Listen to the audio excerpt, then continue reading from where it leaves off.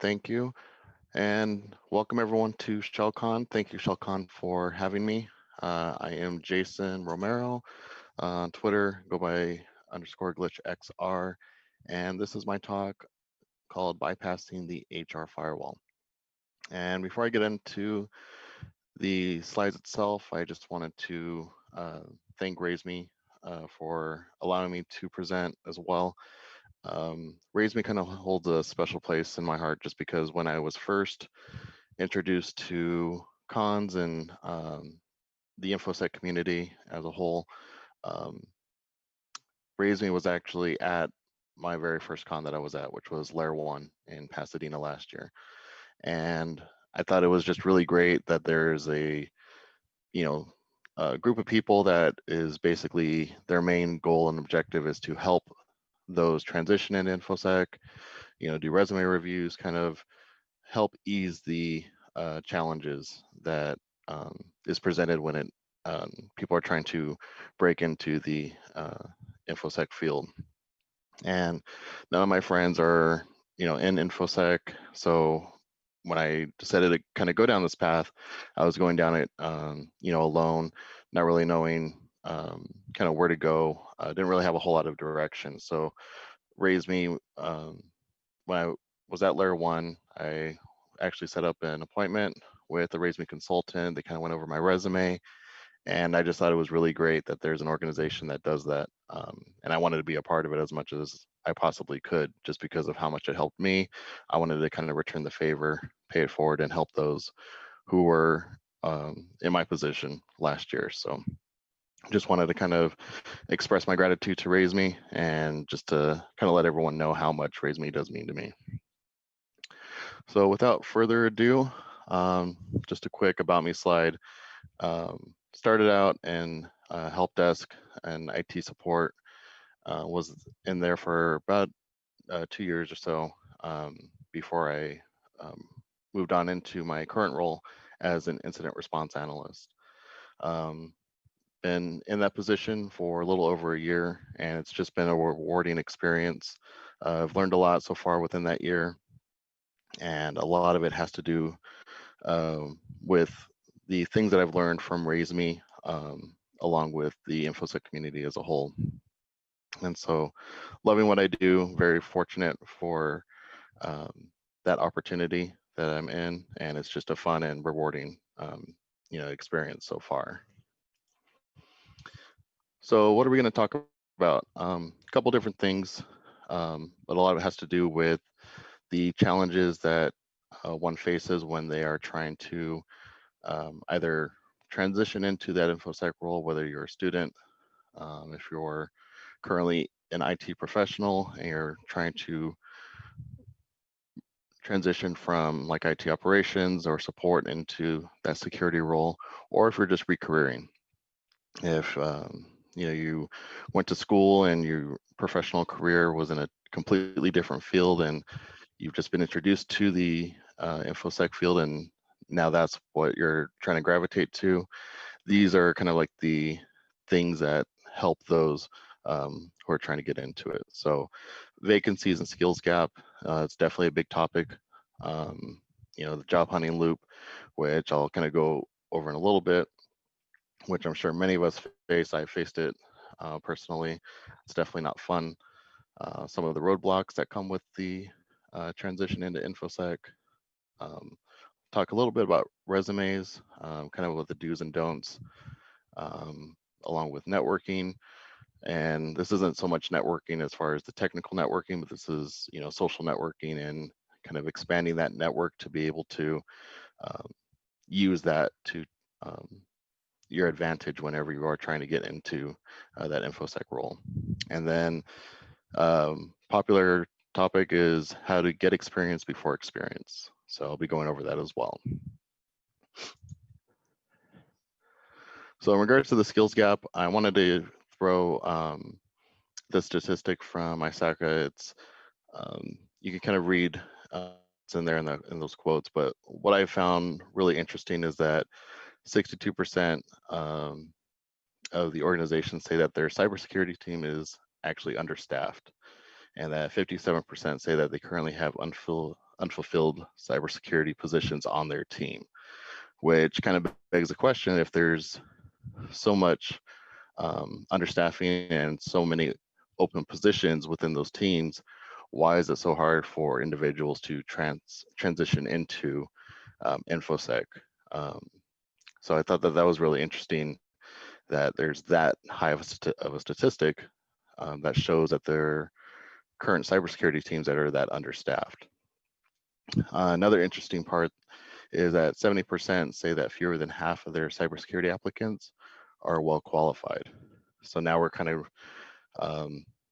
transitioning into that, how many open positions there are, but how many of the applicants that are applying for those open positions aren't as qualified as what those hiring managers that would be enough to satisfy those particular roles. Excuse me. And then 72% of cybersecurity professionals believe that their HR departments don't actually understand the needs of their position, which kind of shows a disconnect between the actual InfoSec teams that are out there and the HR departments that are putting out these job postings. And I think that's where a lot of disconnect will show whenever the people are looking at those job descriptions, seeing that there's unrealistic expectations that are out there, which really does a disservice to the applicants, because whenever they are seeing those job descriptions, they're thinking that they're not as qualified as what they might actually be. So now in regards to the jobs shortage, I actually found this interesting bit in regards to 2.8 million professionals work in cybersecurity jobs globally, but the industry has a need for another 4 million trained workers in order to properly defend organizations and close that skills gap. So this is definitely a field that isn't going to suffer as far as too many people saturating the market. There's definitely going to always be a need for cybersecurity professionals. And what I'm discussing in the next part of my slides is just how you can use what you currently have and what things you can change in order to put you into a better position to get into that cybersecurity role. And throughout the slide, I'm going to use cybersecurity and InfoSec interchangeably. They're basically the same thing, it's just different terms, but they have the same meaning. So this is the job hunting loop that I was discussing in the beginning, and I'm sure that there's many other applicants out there that have kind of gone through the same loop. I know I definitely did when I was first applying for a lot of the roles when I was first starting my job hunt in cybersecurity. And basically it would start from me just looking for a job, browsing those job boards such as Indeed, Monster, what have you, and finding a certain job that you feel that you're qualified for, whether it be you're checking off a lot of the checkboxes on the soft skills that they're looking for, things that you may know technically, but don't have the professional experience to back it up, but you have a lot of experience, whether it be through school, through your own home labs, things like that. So finding that job based off of what you feel you're making or you're checking off on those check boxes. So once you actually get to that point, you go ahead and apply for the job, send your resume, fill out the sometimes very lengthy job applications, which almost kind of seems like a job in itself when with some of the companies and the applications they have out there. But you go ahead and apply for those jobs, and you're waiting for the response back from the recruiter. Sometimes you'll send out an email just wanting to check in, say that you applied for this position, wanted an update, but you're still waiting for a response. And at this point in the stage of that loop, any response is what you're looking for, whether it be, hey, I like what you put in your resume, I think you have enough experience, let's go ahead and bring you on board for an interview, or the thanks but no thanks email. Eventually you get to that stage where you receive that rejection email, and now you're back to square one, where you're looking for that job, finding the job, going through that endless loop, which can seem almost daunting and unmotivating at times, because you're in your mind, you're thinking that you're well qualified for the positions, or you check off enough of those check boxes where you feel that you could do the job, and all you need is that chance for someone to take on you. But you still find yourself in this endless loop of applying for the job, waiting for that response, and then kind of just going back to square one. And so hopefully the things that I talk about today will kind of alleviate this loop from happening, and will definitely kind of yield different results than what you may have experienced in the past. I know once I started to kind of change some things and take action on some of the things that we'll be discussing, I did notice a lot of different results from that. So hopefully this will help you as well. So the reason why we come across those that loop is mainly because of the roadblocks that are in place. Some of these roadblocks consist of either certificates, lack of certificates, or unrealistic expectations that are in place on those job descriptions for certificate requirements.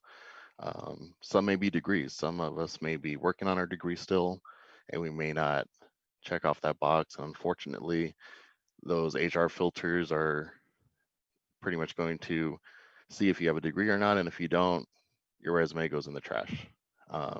So unfortunately, that's also a roadblock as well. Experience is another big roadblock.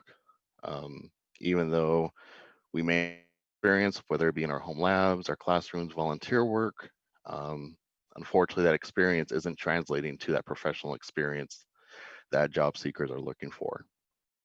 And that tends to be another roadblock as well.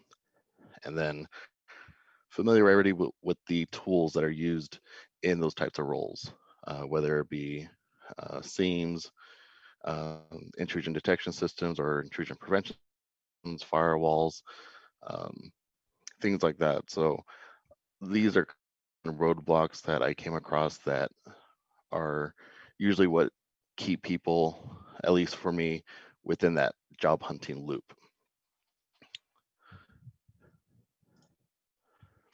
So as far as certificates go, there's definitely a big disconnect between what employers think entry-level certificates are and what is realistic for a junior role or an associate role when it comes to an information security role itself.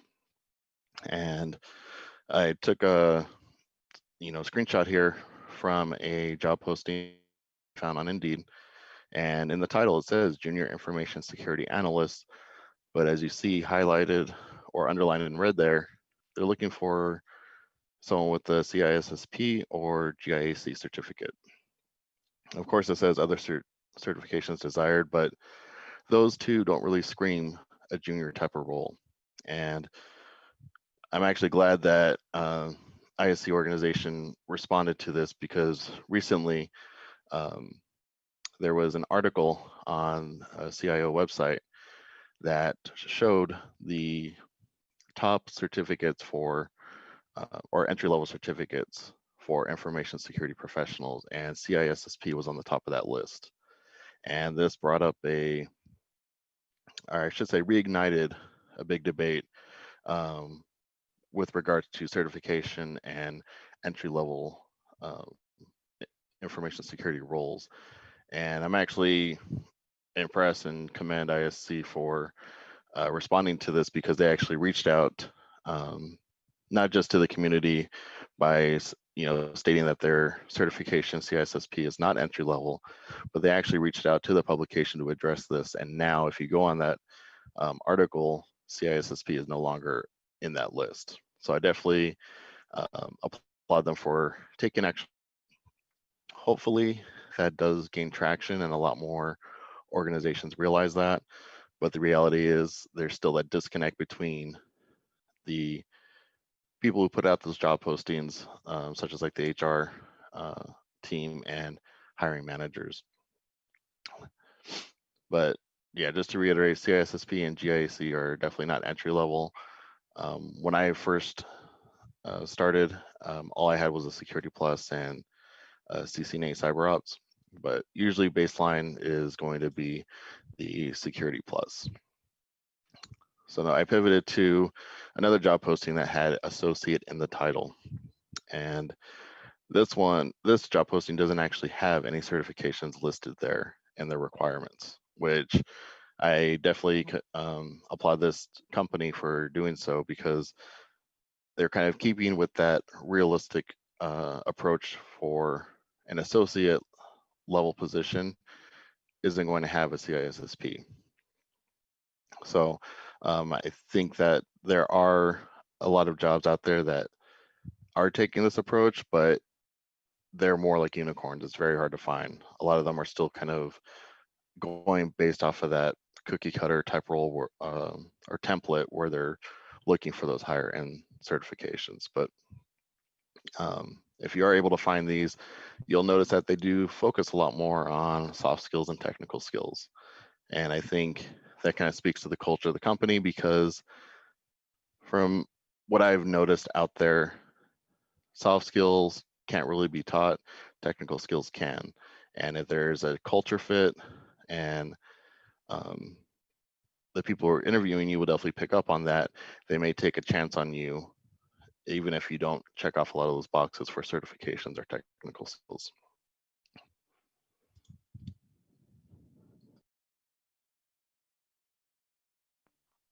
Now for the degree roadblock. So most companies are going to require some type of degree. The most common is going to be a bachelor's degree. The ones that aren't as common are going to be masters. But there are a lot of companies out there that will take a chance on you if you do have a degree in progress. And so even though in your resume or when you're filling out that job application, it's still always good to include that you're currently going to school, because sometimes companies will see that you're able to handle going to school and still wanting to work in the field. They're going to kind of see that as someone that can handle a lot and is ready to kind of take that next step. So definitely don't shy away from indicating on your resume or whenever you are speaking to someone about a position that you are currently going to school, just because that might stand out more than someone who didn't complete a degree or who may already have a degree.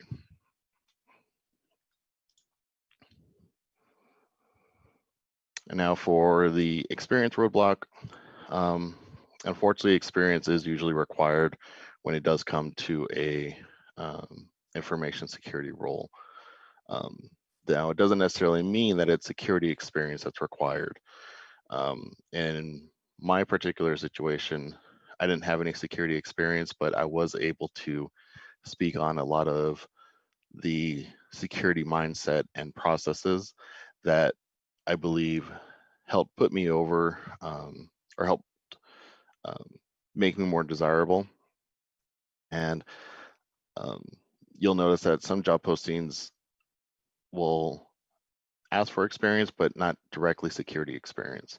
And even though this isn't necessarily a junior type role that I took a screenshot of, it is asking for analysis experience or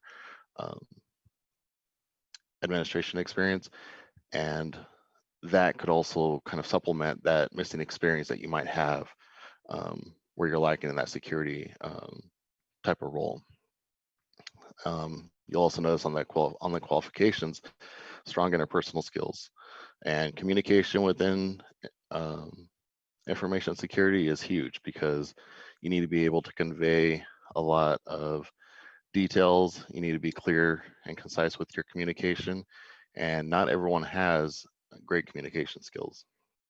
And that might be a positive that you might be able to kind of shine on whenever you are filling out that job application or revising your resume.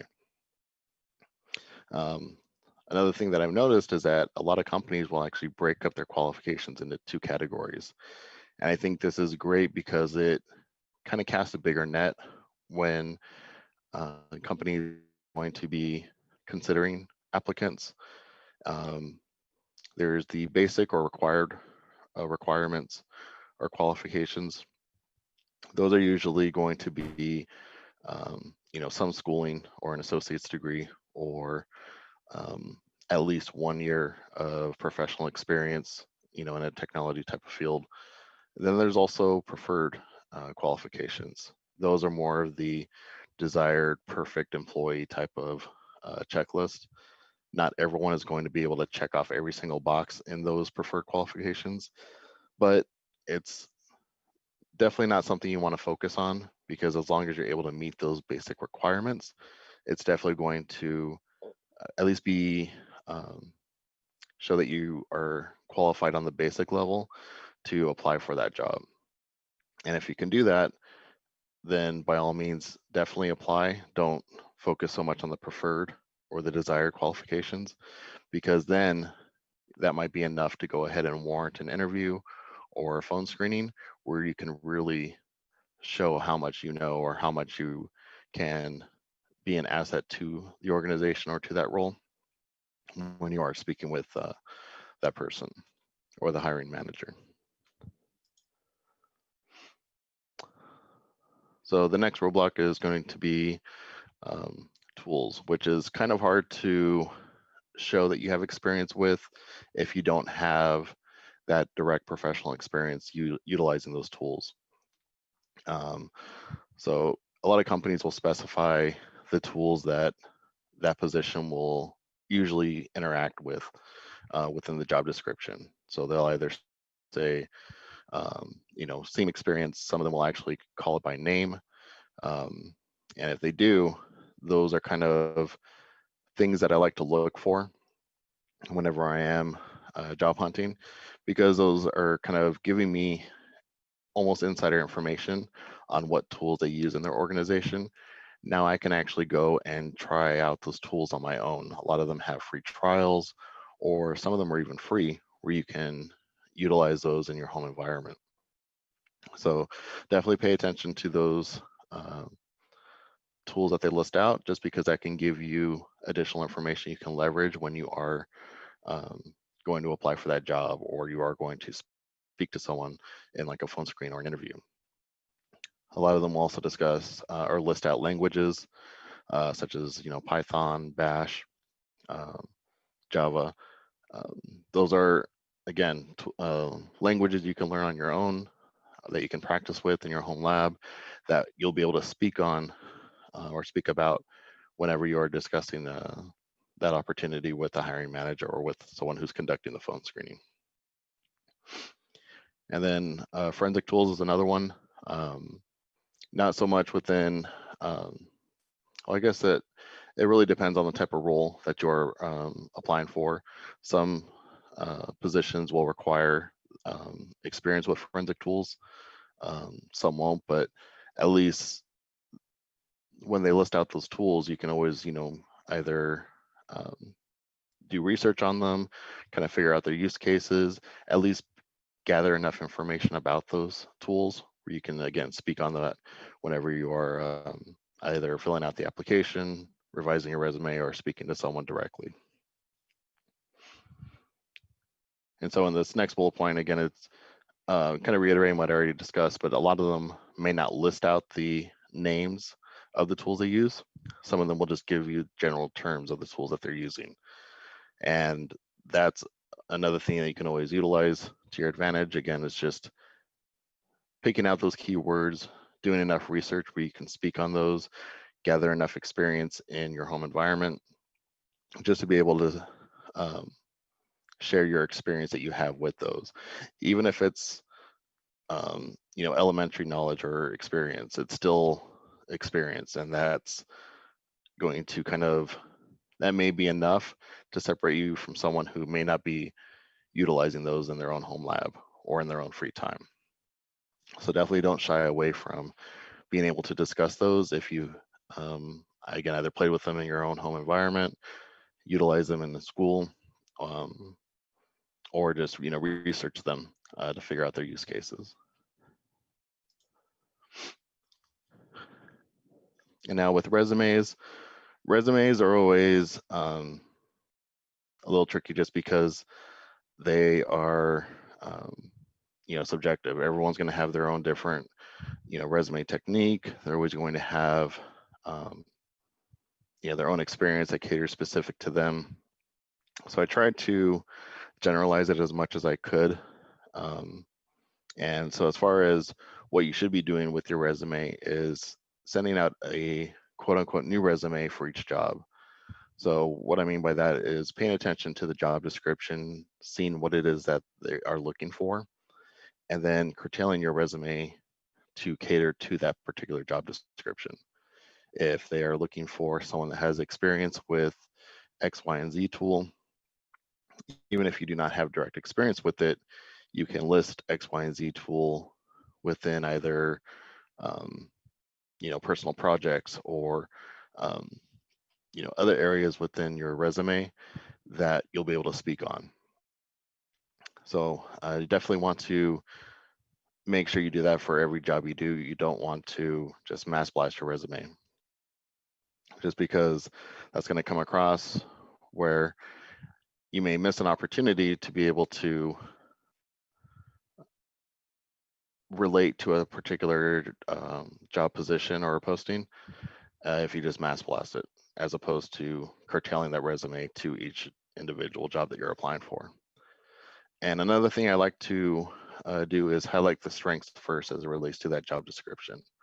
If I have experience with a set of tools that is listed in that job description, the first thing I want the person who's looking at that resume to see is the tool section, because that's going to speak about, or I should say, relate to the job posting more directly than, say, my prior job experience. So definitely highlight those strengths first as it relates to the job description, because as long as you're able to capture the audience's, in this case, the hiring manager or recruiter's attention, they're going to want to keep reading. You don't want to give them information up at the top where they're thinking, all right, this person's job experience doesn't really relate to what they're applying for, so we're just going to go ahead and move on to the next applicant. So I already touched on, don't mass blast your resume. Another thing you don't want to do is keep it to yourself. What I mean by that is you definitely want to have your resume seen by multiple people. When I was hunting for my first InfoSec role, I must have had at least a couple dozen eyes review my resume.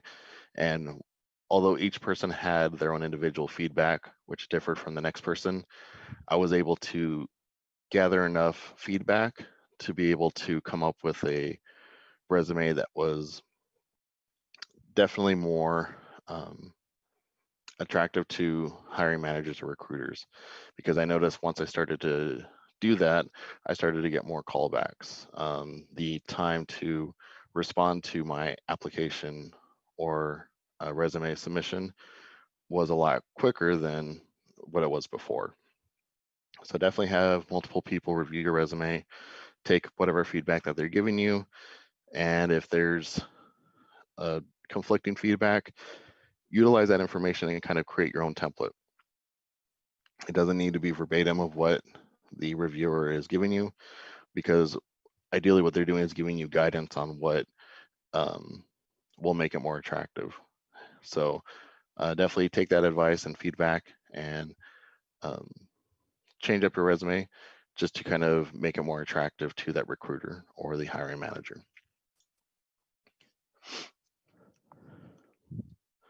And now with networking, I didn't go into specific details as far as the networking, I guess, subtopics that I have listed here, just because I feel that they all kind of connect together, which ironically is what networking is. It's just a connection, multiple connections. So what I wanted to do on here is kind of show how all of these relate. But the first is just making, whether it be at conferences, whether it be on social media, there's LinkedIn, Twitter, that has a large InfoSec community attached to those social media platforms.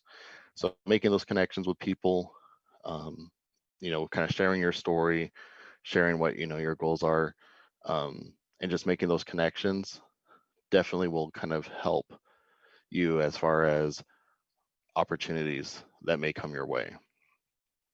Another thing that you can do is join local meetups and attend conferences. Those are really big within, especially the InfoSec community.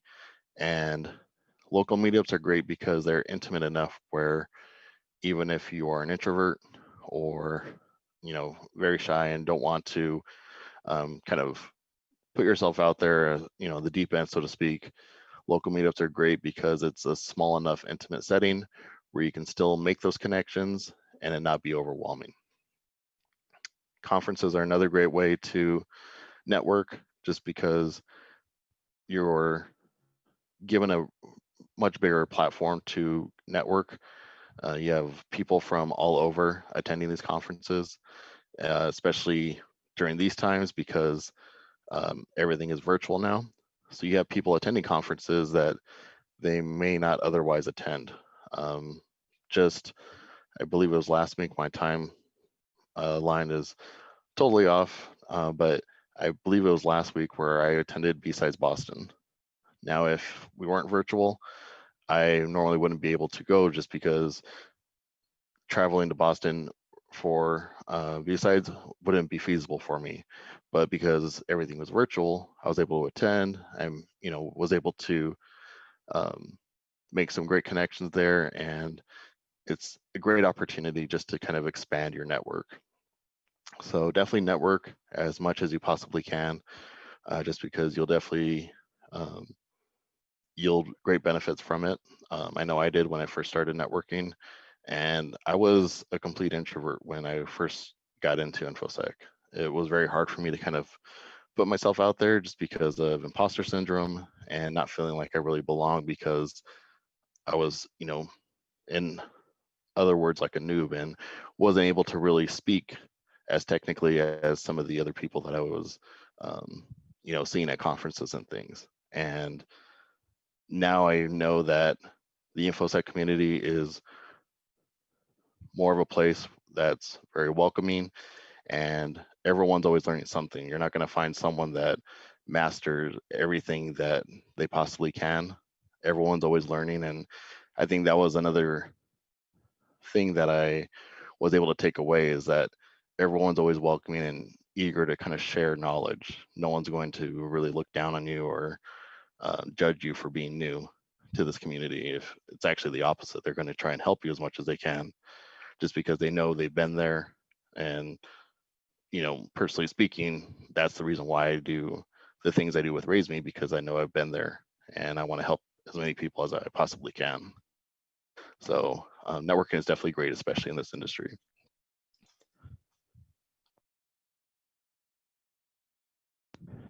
And now for the, I guess, the exciting part of this slide is how to get experience before experience.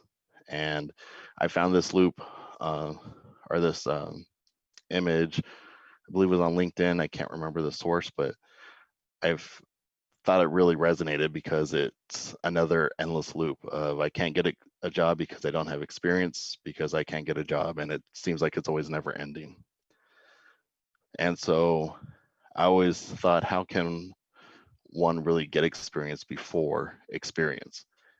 And so that's where I kind of figured different ways that you can get that experience that will show, one, that you're passionate about information security, but two, it's going to help set you apart because even though you may lack the professional experience on paper, this will make up for that because it's showing determination, passion, and motivation to want to immerse yourself in this field. So the first is volunteering at conferences. And that was the very first thing that I did.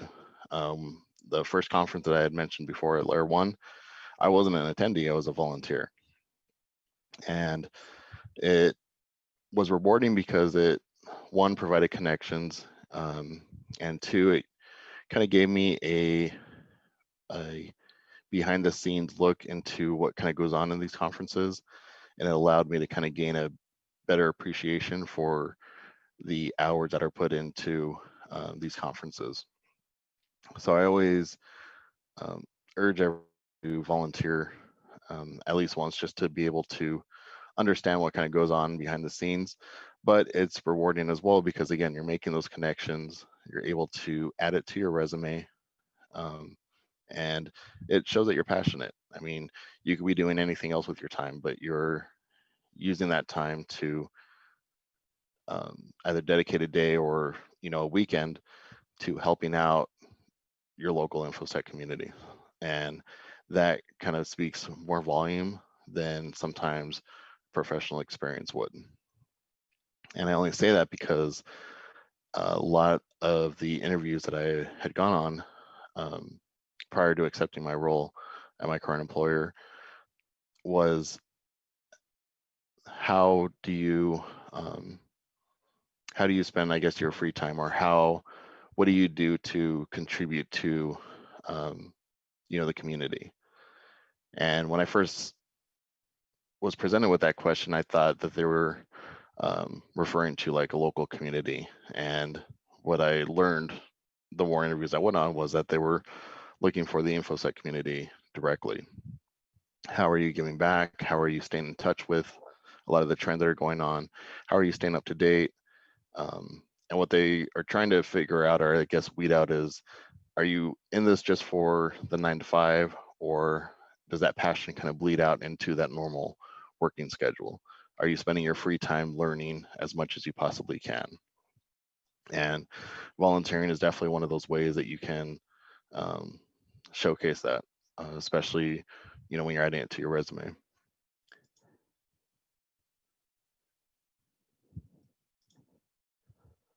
Oh, did I miss one? Nope. Okay. Another is capture the flag, and this is if you haven't done so yet, ShellCon has a capture the flag, which I encourage everyone to participate in, even if you have no experience with capture the flag events prior to this. It's definitely meant to be fun, and I think that's what sometimes escapes some people whenever they see these capture the flag events at conferences, is that ultimately they're meant to be fun. Sure, there's a scoreboard, prizes for it, but as long as you're able to take away something new that you may have learned, or maybe even a small accomplishment, from those capture the flag events, ultimately it's meant to be fun. And that's what you should be taking away from it whenever you do participate in those. Another thing is that it's great skill building. You may either doing it on your own, or whenever you are part of a team, you're going to learn some new things along the way, when you're doing it. And so I always encourage those just either by themselves or collaborate with others as part of a team, just because you're going to definitely build skills that you may not have, or kind of enhance your current skill set. So if you haven't done so yet, definitely sign up for that here at ShellCon. And again, just have fun with it. Don't worry about any scoreboard or anything, because at the end of the day, it's just meant to be fun. And yeah. So the next thing is the virtual lab. And this is probably one of my favorite things to do, just because I'm able to do it within the comfort of my own home. You're only limited to the current hardware that you have.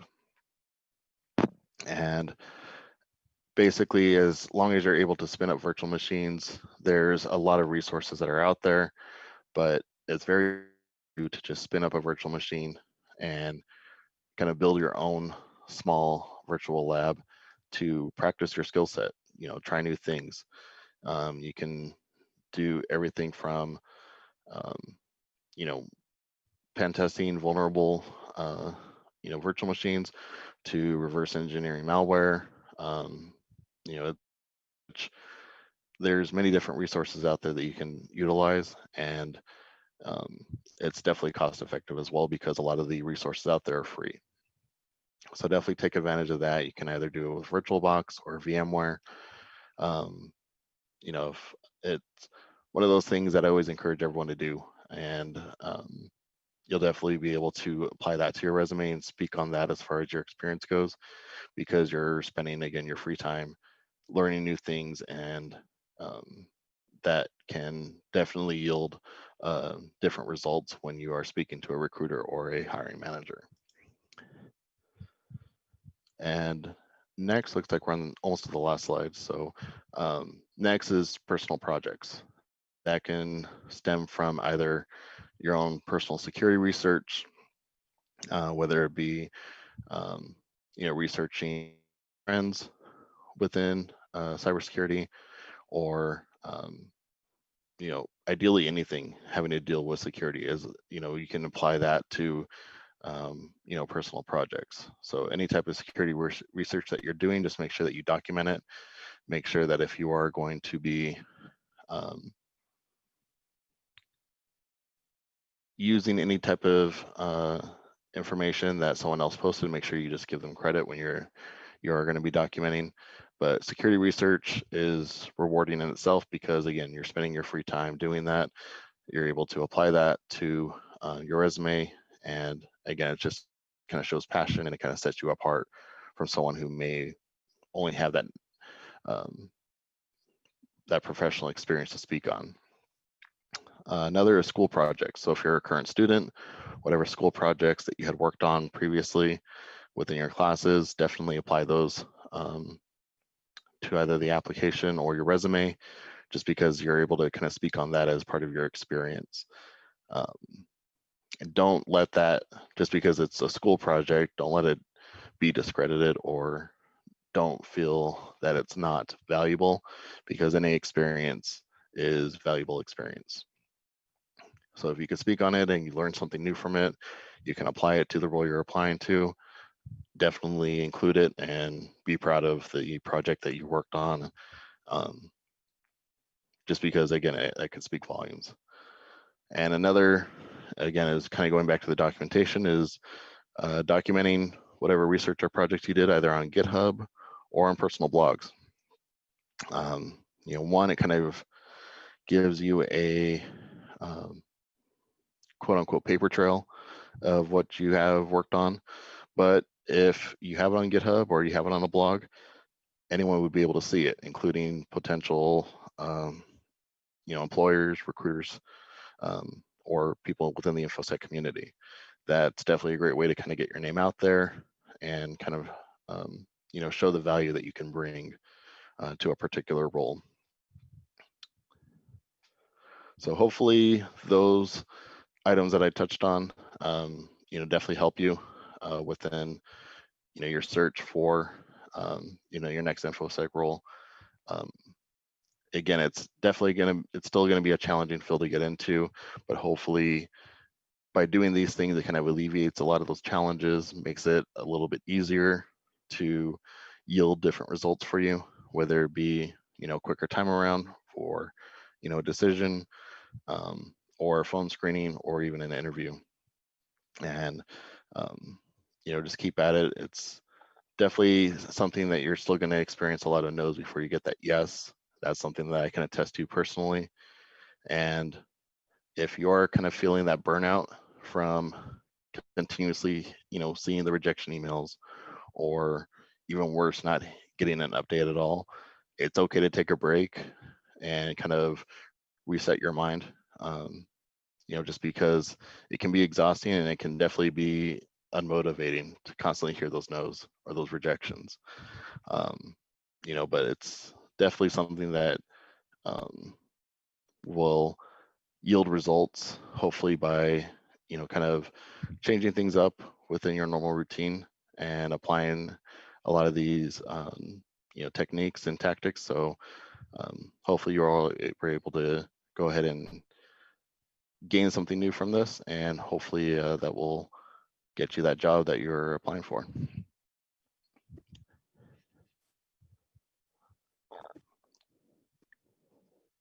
It's just Red. Hey, Red.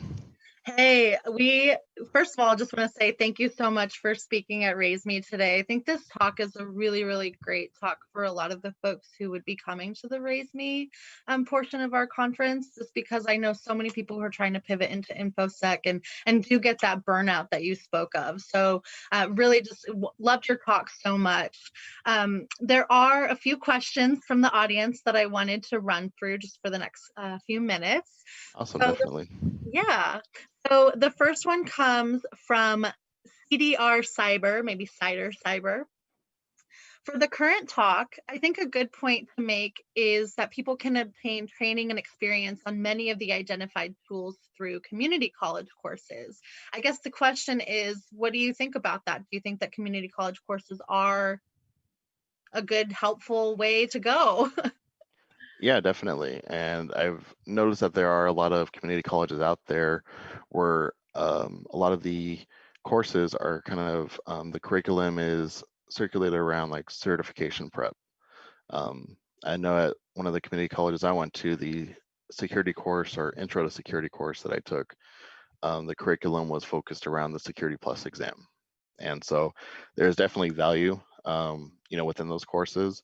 Um, just because it's a community college shouldn't, be discredited, for the level of institution, just because, again, experience is experience no matter where you get it. As long as you're able to translate that onto your resume or when you are speaking to that recruiter, um, yeah, I mean, it's going to be valuable no matter what. So definitely don't be shy from including that. Yeah, totally agree. Totally agree. Another question comes actually from Lori, one of our staff members. When a junior person is networking at meetups or conferences and they hear that a manager is hiring, what do you recommend they say? Everyone else around them might seem so accomplished. Um, Definitely don't be shy of saying that, you're new and trying to get into the industry. Like I discussed, prior, is that the what's great about the InfoSec community is that a lot of people are willing to share information and help out people who are new or looking to transition into InfoSec. And I know when I first got into it, I was a little bit shy to say that. And the more I kind of realized that the community is so welcoming, I mean, I kind of almost wore a shirt that just said, "I'm a student, come help me." So, I mean, it's I love that. definitely, something that you shouldn't shy away from just because you may end up getting more help than you had originally anticipated. Totally, totally. I definitely agree. I think in general, people are really forthcoming and want to offer that advice. That's been my experience as well, because I pivoted to InfoSec almost 5 years ago from a completely non-technical background myself. And Hmm. so I also can attest to that, that if you really just come with open engagement and good energy, that people will be really willing to help you, and you might surprise yourself. Um, we do have time for one more question. Hmm. So this one also comes from Lori. I think she wants to make sure to get some talking points in there, which is great. Lori, we got you. So if a student has the chance to contribute to an open source project, what do they do to leverage that experience to get a job? And are some projects better than others? Documentation is definitely, key to this. With it being Flores, I would assume that documentation would um, kind of be the standard, just because with GitHub everything is pretty much open source that's on there. So definitely being able to kind of showcase that, whether it be through sharing that GitHub link, sharing a blog about it, or just mass blasting the link saying, hey, I did something, come check it out, give me feedback. um, I think that kind of will make the rounds within the community, just because everyone's so great about wanting to share knowledge with one another. um, I think that would definitely be helpful. So yeah, if you are working on an open source project, don't be shy about wanting to promote it, just because you're one, going to get feedback, but two, you're going to um, kind of get that attention that you either may not want or you may want, depending on how confident or new you are to I guess the field or the community. Yeah, that's a good point. Maybe cycle your project through a few friends and get some peer review going before you There you publicly go. push it out. That's funny. Excellent. Well, Jason Glitch, you know I love you. We're so grateful to have you here kicking things off for Raise Me at ShellCon. Thank you so much for your wonderful talk. I hope you have a great rest of con. Definitely. Thank you. And thank you again, RaiseMe. And thank you for everyone that tuned in. Appreciate it. Sounds great. We'll see you soon, Glitch. Thank you. All right. Bye-bye. For those of you who are watching on our YouTube, thank you so much for joining ShellCon today. I'm Red. I'm going to be hanging out in this track for a little bit. You might know me from all of the social media accounts from ShellCon. So if you've ever messaged us on Twitter or Instagram, you've been talking to me. We are just a couple of minutes before our next talk with Brian Rutkin. I'm going to go ahead and make sure that he's set up. While you're waiting for this transition, feel free to pop over to our Discord channel where we have tons of discussion going about how to get a job in InfoSec or resume reviews, career consulting, anything you might need. I'm sure you've seen the link everywhere, but shellcon.io/Discord will take you directly to it. I'm going to pop off. I'll be back in a few minutes for our next talk from Brian Rutkin.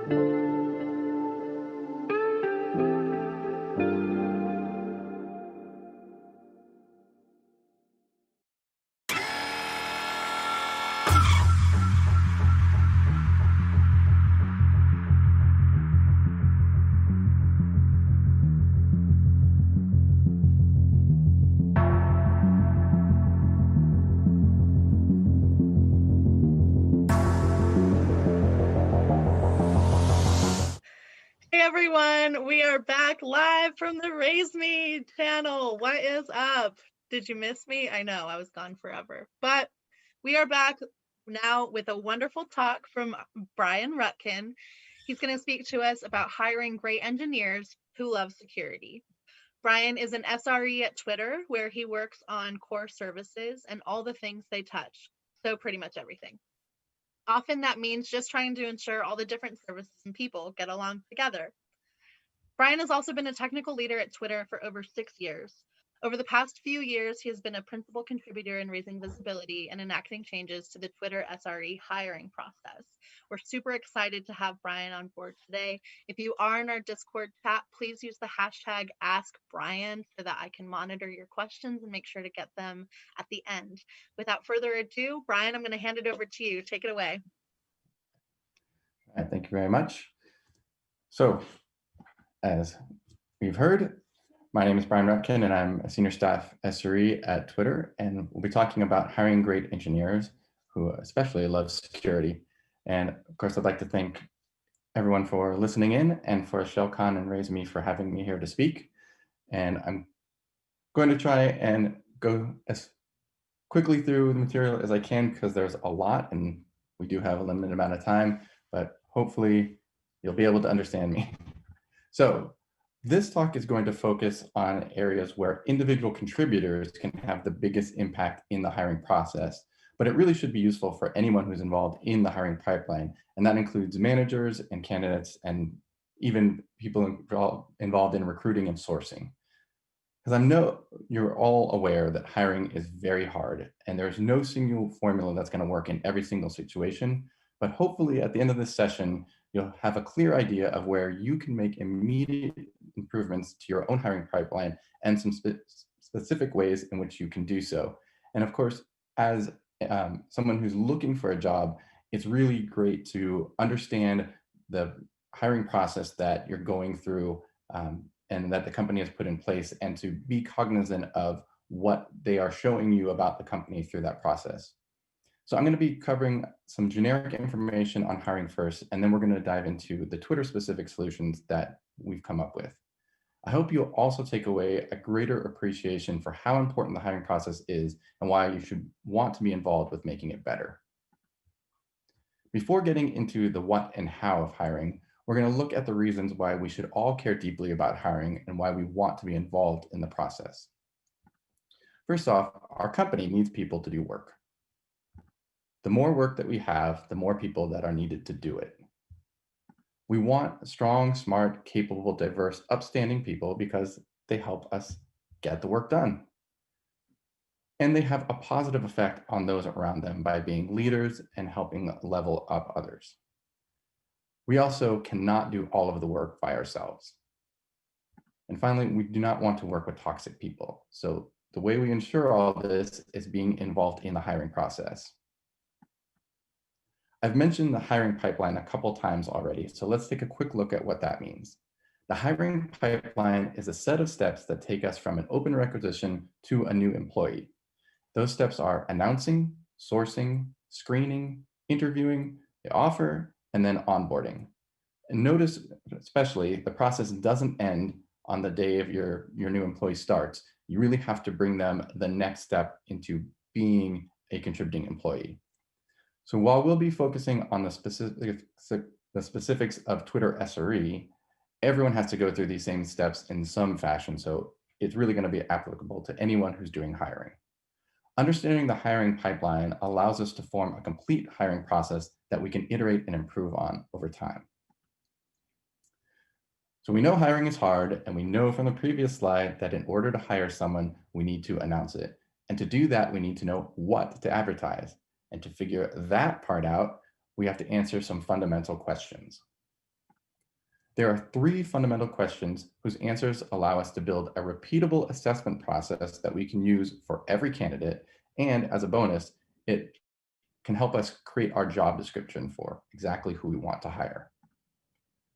So question number 1 is, will the candidate be able to do the job we want them to eventually? So the job we want them to do should be a future goal, and that bears repeating. The job we want them to do should be a future goal. And there are 2 aspects to this statement. First, no one walks into a new job and is contributing on day 1. Even a senior hire should probably be doing so within a few weeks in some capacity, but a junior hire may take months to truly be handling tasks on their own. Another way to think about this eventually is the warm body problem. Do we need any warm body because there's just so much work to do, or do we need a specific person? If we are looking for a specific person, we want to look at the full sum of who that person is, their interpersonal and technical skills. Or we specifically need someone that's going to manage our old NetApp filers from 2002, right? Which job are we looking to hire for? Second, and something we often overlook, is how will this person grow at our company? It is unlikely that the junior button pusher we just hired wants to push the same button for their whole career. So part of our eventually should include evaluating their ability to go from our junior button pusher role to senior staff button pusher engineer. And these are all things that we should be considering because we really want our company to be able to grow. And in order to do that, all of our employees need to grow with it. The second question is, how long do we expect it to take them to reach this eventually that we've decided on? And this ties directly into our first question, of course, and is where we must understand the needs of our business and also take stock of our own environment. So what I mean by this is we have to look at what we are offering someone who's coming into our company, such as how standard is our environment? Is everything bespoke, artisanal, in-house, and handcrafted? How complex is it? Do we have training? Do we have mentorship? Do we have good management and leadership in place? How much and what quality documentation do we have? How many hours will be needed to be devoted to our new hire to get them up to speed? How much help will they actually have access to? What level in coding, tools, troubleshooting do they need when they start? And what do we, as the business, need them to do in a reasonable amount of time? And of course, how soon should they be doing these things? And what kind of leeway do we have in that? So essentially, will we be setting our new employee and thus our business up to succeed? And remember, our final step in our pipeline is onboarding. So our onboarding process tells us how junior or senior of a candidate we can hire at a specific time. And our third question is this someone that we are excited to work with, possibly for years?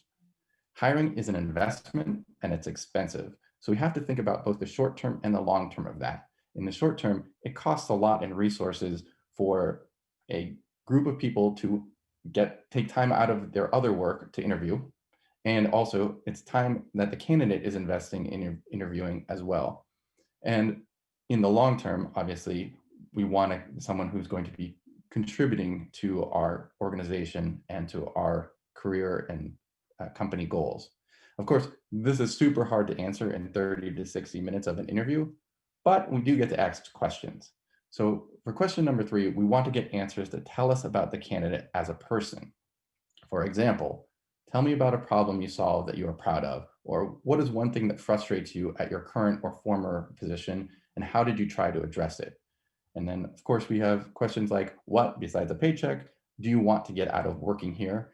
And what aspects of the job are appealing or exciting to you? So before we can actually hire one, we need to know what does make a great security engineer.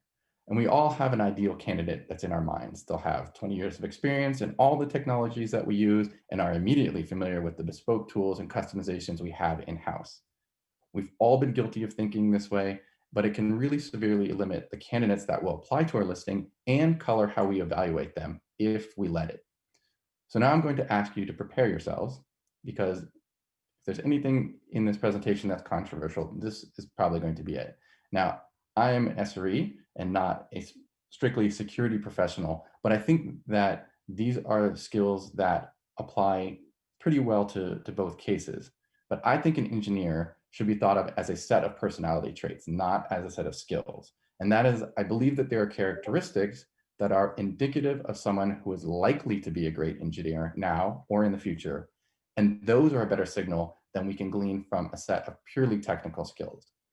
And that means that there are specific qualities we can look for to help us identify candidates that are most likely to be a great engineer, which is not to say that all of these traits cannot be learned, only that they're an additional signal that help us evaluate a candidate. Very quickly, here's my list of traits, and I generally look for when I'm running an interview. And this is not to say that all of these are default positive traits. It's really a trait that is inherent to the person that we want to look at how they take that trait and apply it to their work. So first, someone who has a breadth and often depth of knowledge that applies to many different areas, particularly around developing, deploying, and running services. Now, some of that, it applies more to SRE than security, but I think the gist is still the same. Has a strong feeling of ownership and care for the things that they're responsible for, and for the things that are adjacent to those.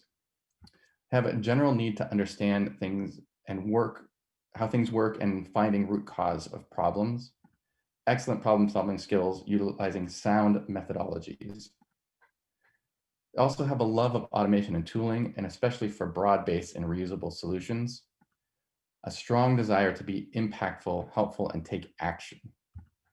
They're willing to be a hero or a martyr for their service or system. Now, again, there's a whole different talk we could go into about this, but it's the desire part of this, a trait that we want, and not necessarily the person who is actually acting as a hero all the time. We also want someone Brian, who, I'm so sorry to interrupt you. This is Red. I just realized that the screen is not actually changing your slides. oh, well, Your talk has been wonderful so far, and I'm so sorry for that technical challenge. There we go. Okay, perfect. that's interesting. But if I Yeah. go back over here, all right, apologize for the slides. Yeah, changing. everyone, Much we more will exciting share with that, slides after the con. So you'll still Perfect. be able to get all of that wonderful information on the slides. Brian, I'm going to go back on mute. Thank you and sorry. Okay, let me know again if they're still not changing. For sure. All right, and so again, we want someone who's curious and continuously seeking knowledge from many sources, including outside of work, but often that doesn't have to be in a technical area. So how do we find these answers? So we have some idea of the kind of person we're looking for. How do we answer our three fundamental questions? We need to decide which things that we, the business, need in a candidate and which things are just nice to have. And as a note, this list can be used to come up with a good job description, if you remember back to our first step in the hiring process. So we need to determine what we really need our candidate to do. So we have to decide if we are hiring for a specific function or hiring a specific person. Is there a specific skill set that will have a dramatic impact on their performance? And how fast would a good candidate be able to pick up that skill if they don't already have it? Next, we need to figure out if our applicant needs experience with our specific tech stack or just things that generally look like our tech stack. Because security engineers tend to have a breadth of knowledge that can be applied to many different positions, we need to decide if a candidate's knowledge of specific tools is going to apply to others as well. So we need to not forget that we can specifically ask too, if something is not on someone's resume or it seems like they are not as strong as we'd like, we can ask them about it. We can ask specific questions about a technology, or we can ask them questions that are more general and see if they can apply their knowledge to fit into what we're looking for. And then finally, we need to determine what skill level we really need and how quickly. Do we actually need 5 years of experience, 10 years of experience? What kind of learning and mentorship structure will they have when they start? Are we going to be able to facilitate their learning? And also, can we afford to hire someone who needs a lot of help or time ramping up? There are so many things that are more important than how long you've been doing something, because time brings experience. It doesn't always bring wisdom. And it's important that we do not conflate the two. We can spend a long time doing the same thing without learning or evolving. And this is where having a rubric can keep us focused on what a candidate knows and not how long they may have been doing it. I want to add a quick note about junior applicants here. There's often a subconscious bias that it's hard to hire junior people because they don't have enough experience to be impactful. And this is where, again, a good rubric will really help us. Are you starting to sense a theme? So let's take a moment to look at some reasons why evaluating a candidate is so hard, even when we know what we're looking for. We generally have 60 minutes or less to evaluate the sum total of a person's life and experience, and then decide if they are both technically capable and someone we'd like to work with. We also don't do it very often in most cases. Think about the % of time you spend interviewing versus all of your other work. We often aren't methodical and we don't evaluate candidates in the same way. We also don't always treat interviewing as a fundamental and important part of our job, even though we might implicitly know that this is true. It sounds like these are all problems that we can address, right? So let's see how. Like many companies, Twitter holds a series of phone screens followed by a series of on-site interview panels, concluding with a hiring huddle. That ends with the thumbs up or down decision on a candidate. When everything goes smoothly, the huddle usually takes 10 to 15 minutes because that means that everyone felt that they got a good signal from their interview and are in really close agreement on the decision that they're making. It's close to a formality at that point. It also means that we're all confident in saying yes on candidates instead of wavering and going with an overly cautious no. We also do get to know a lot faster when a candidate does not meet our requirements. We can all get to this point with a good interviewing strategy. This is how we're running things in Twitter SRE these days, and I'm going to tell you how we got there. The first thing, of course, is simply to have a strategy and to use it consistently and iteratively. So we have to publish our strategy and make sure that everyone is following it. Create documentation and interview training if you don't have any. Make sure to include the goals of your strategy. That includes things like better candidates, clearer signal, higher quality hires, better fit for your roles, whatever it is that you want to get out of your next candidate. You have to use this system, very consistently. Evaluate every candidate using the same criteria, for example, by using a rubric. And then we can create templates for doing our scoring, and we can use things like weights for different parts of our rubric to make sure that the scores are based on role and experience. We also need to evaluate our strategy regularly. We need to examine each step in our hiring pipeline and make sure that each step is fulfilling its role in meeting our hiring goals. Are the people that we're hiring meeting our expectation? Are we getting enough people into our interviews that we can pick someone who really fits our needs? And of course, rinse and repeat. We have to continually tune or drop things that generate noise and promote and iterate on things that boost our signal. So let's talk about the Twitter SRE interview process. And we're going to go more specifically into our on-site process. That's mostly due to time constraints. Our on-site interviews are a series of panels led by 2 interviewers. Each panel is designed to dive into a specific domain of experience like monitoring, troubleshooting, network OS, distributed system design, and domain-specific programming. For some roles, we also may have a more specific panel like database or application design or security. And obviously there are different parts of security, so it would depend on what team is running the interview. There's also a top grading panel that's led by the hiring manager and another engineering manager. Having specific panels has the benefit that different interviewers don't ask the same questions to the same candidate, and we ensure we get a broader signal of what a candidate knows. It also means that interviewers can practice and train on multiple panels, which allows us to grow our pool of interviewers. While we prefer that our interviews are more conversational than question and answer, we also provide helper questions for prodding the interviewer or interviewee, and these can be used to ensure that all areas of our rubric get covered and a good signal and evaluation can happen at the end. Each panel has its own rubric, and each rubric is designed to ensure the highest possible signal. The 2 interviewers will fill out their own rubrics and do not confer on the scoring, though they may discuss the interview itself to ensure that they got all of the details down accurately. Why 2 interviewers? Well, 2 interviewers means that we get more perspective and gives a better signal in the end. It's also much easier to keep an interview flowing when you have 2 people who can be involved in facilitating that conversation. It's also hard to lead an interview and remember everything if you're trying to take notes and make sure that the candidate is able to have a good experience and answer the questions to the best of their ability. And to that end, 2 different brains can really help you ask, explain, or rephrase things better, so that because not everyone understands things in the exact same way. So sometimes asking a question differently will get the answer that we're looking for, even though we had to rephrase it. We also get to expose the candidate to more potential colleagues who they can also ask questions of, because part of the interview process is the candidate that we're interviewing deciding that they want to work at our company, which means that they want to work with us. It's also a far more efficient use of the candidate and the company's time to have 2 people at a time rather than 1 and 1 and 1 and 1. So we can compress our time a little bit that way. So we're going to look at the actual rubric format that we use for Twitter SRE in a second, but first let me tell you about the ideal interview for Twitter SRE.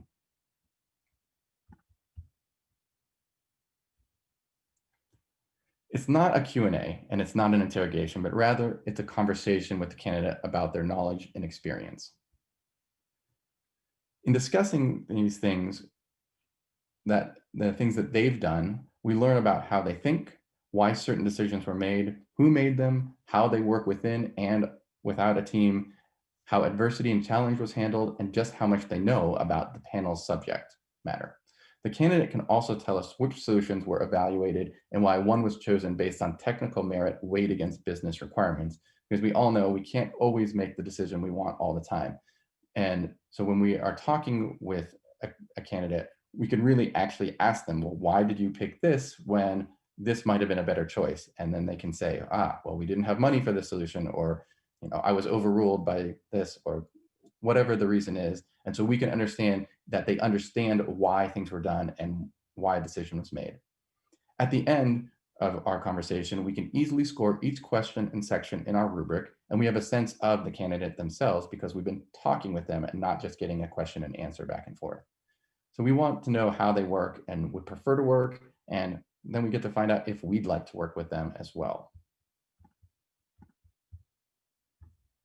So here's a sample rubric format, which is very similar to what we use when we are doing our evaluation. We want to evaluate every candidate using the same criteria in a rubric. And with Twitter SRE, and I want to give a shout out again to my colleague, Chad Dollins, who did the vast majority of the work in getting our rubric system and our interviewing process using them in place. We've been iterating on this for about 2 years now, and we continue to refine and improvement. We settled on this formula, and it's been working pretty well for us in terms of how happy we are with the candidates that we've ended up hiring and how they've done after we've hired them. This is something that you can evaluate and iterate on yourselves because certainly one size does not fit all.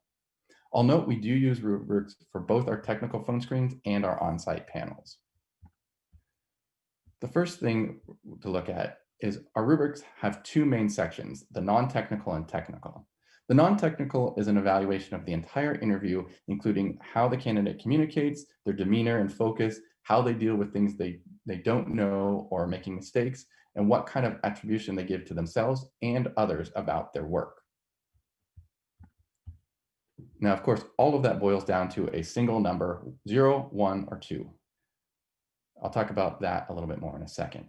In the technical section, we'll have 1 or more subsections, each with some number of topics depending on the panel subject itself. Each of these will also receive a score of 0, 1, or 2. 0 generally means the candidate is unfamiliar or makes a lot of mistakes with this particular subject. And 2 is generally reserved for candidates who answered everything correctly and above and beyond what we'd expect for that level of the role. Topics here can be very broad.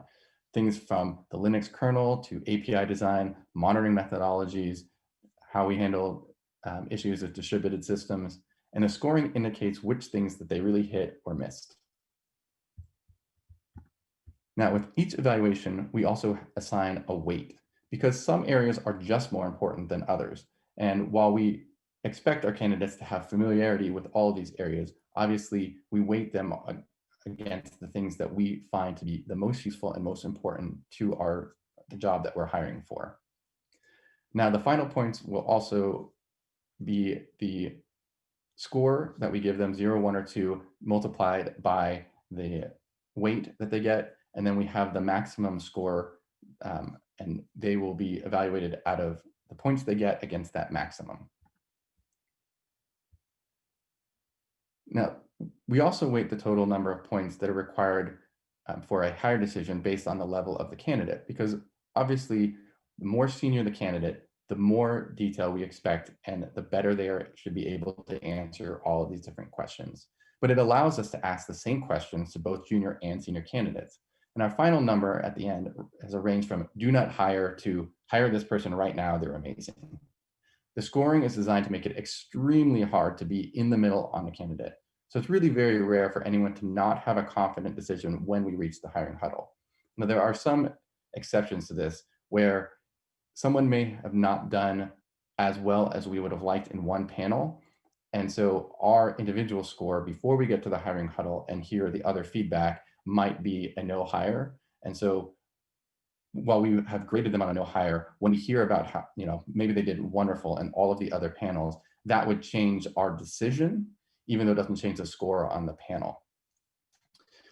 And although our scoring generally accounts for this, it's also if someone did poorly in one panel, that is not necessarily enough for a no hire decision when it gets to the huddle, because we are looking for candidates that are going to have an impact on us. And that doesn't mean that they know everything right away. Nobody knows everything. Nobody gets 100% of all the points when they go through an interview. It's just not possible.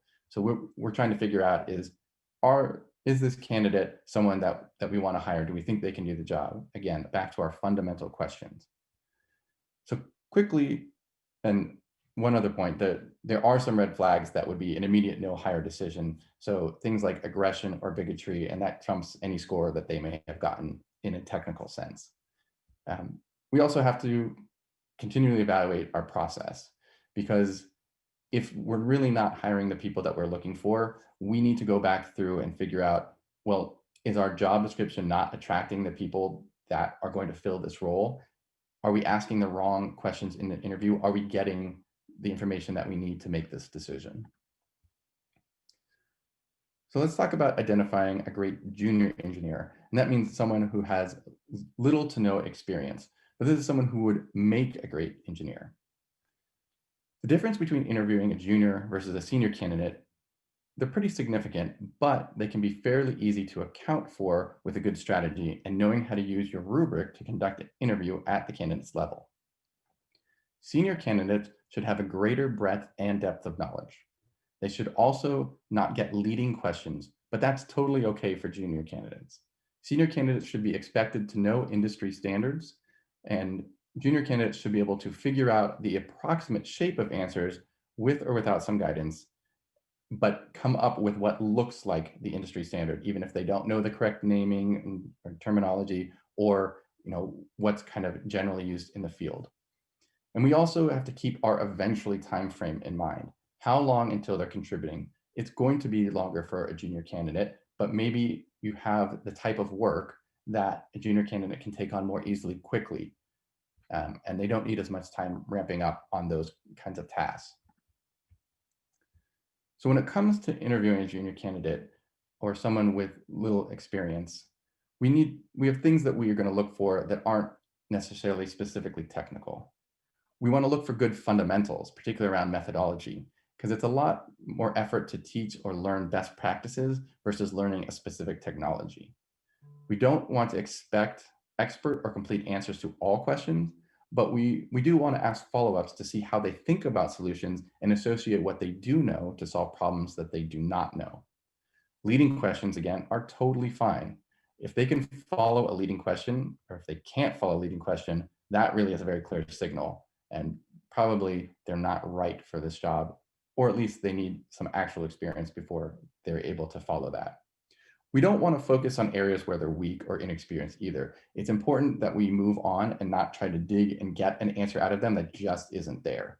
That's not a problem for junior candidates. So let's find out what their positive strengths are. We also want to try and figure out, based on their strengths, whether they are likely to address their weaknesses as they gain experience. And this, of course, also goes back to whether we're setting up new hires to succeed. Can we help them fill in their gaps quickly? Or is that something they really need to have before we can hire them at our company? And remember, above all else, and of course it applies to any candidate, we are evaluating their future performance and not everything that they know right this second. Finally, I want to talk about the interview itself, because we really need to sell ourselves, our org, and our company. Because as part of the interview process, we need to sell the position to our candidates and make it one that they really want to have. Interviewing is a learning process for both parties. So keep in mind that candidates will be evaluating the entire hiring experience from start to finish, which means that we need to do so as well. So first, sell yourself. You're determining if this is someone that you want to work with for a long time, and a good candidate will be making that same determination about you. Sell the great aspects of your company or org and play down the bad ones as much as you can while still being honest. Sometimes acknowledging challenges is actually great inspiration. We have this really hard problem, and that's where we really like you to come in and help us solve. That can be something that the candidates really gravitate to. Here's something that I can really tackle and help with right away. And of course, we need to treat all candidates, even the ones that we know we aren't going to hire, as if we would. Be cognizant of things like the internet, things like Glassdoor, Facebook, Twitter, Recode, because people talk. Who knew? I think it's also really useful to go through these steps in your hiring process and look at them as if you were a candidate. What kind of experience would you be having? Does it make someone want the job, even if it isn't exactly what they're looking for? Or do they run away screaming because your process is so onerous? You come off as organized, warm, and inviting. Does the candidate feel like you really want them to be there and to join the company? All of these are important parts of your hiring pipeline. And I'm going to leave you with one last thought. I was once told as a musician that there are 3 aspects to any gig: the music, the people, and the pay. You need to have at least 2 out of 3 or you should pass on it. And the same really applies to working in tech. So make sure your candidates leave the interview knowing how great the work is, whether it's the projects, the career growth, the learning opportunities, the positive impact on society or the industry. Make sure they know how wonderful the people and the culture are that you have, how great it is to work together. And of course, how amazing the compensation is. And that can be monetary or perks or just self-fulfillment. It doesn't all have to be about money. So thank you very much for listening. Once again, my name is Brian Rutkin, and you can find me at a rock nerd on Twitter and at Brian R in the Discord channel. So stick around, I'll be answering some questions here, and then also I'll continue to answer questions in the RaiseMe Talk questions channel if there are more questions when we run out of time. All right. Thank you so much. That was a great talk, especially about the interview process. And we definitely have some questions from the Discord channel. And someone asked, sometimes managers are reluctant to do interviews, even though it's an important part of the job. If they are grouchy, they can make the company look bad. Even, do you have a mitigation strategy for this? That is a very good question. And I don't know that there is a specific strategy that's going to work for everyone, because this is sort of about an individual in particular.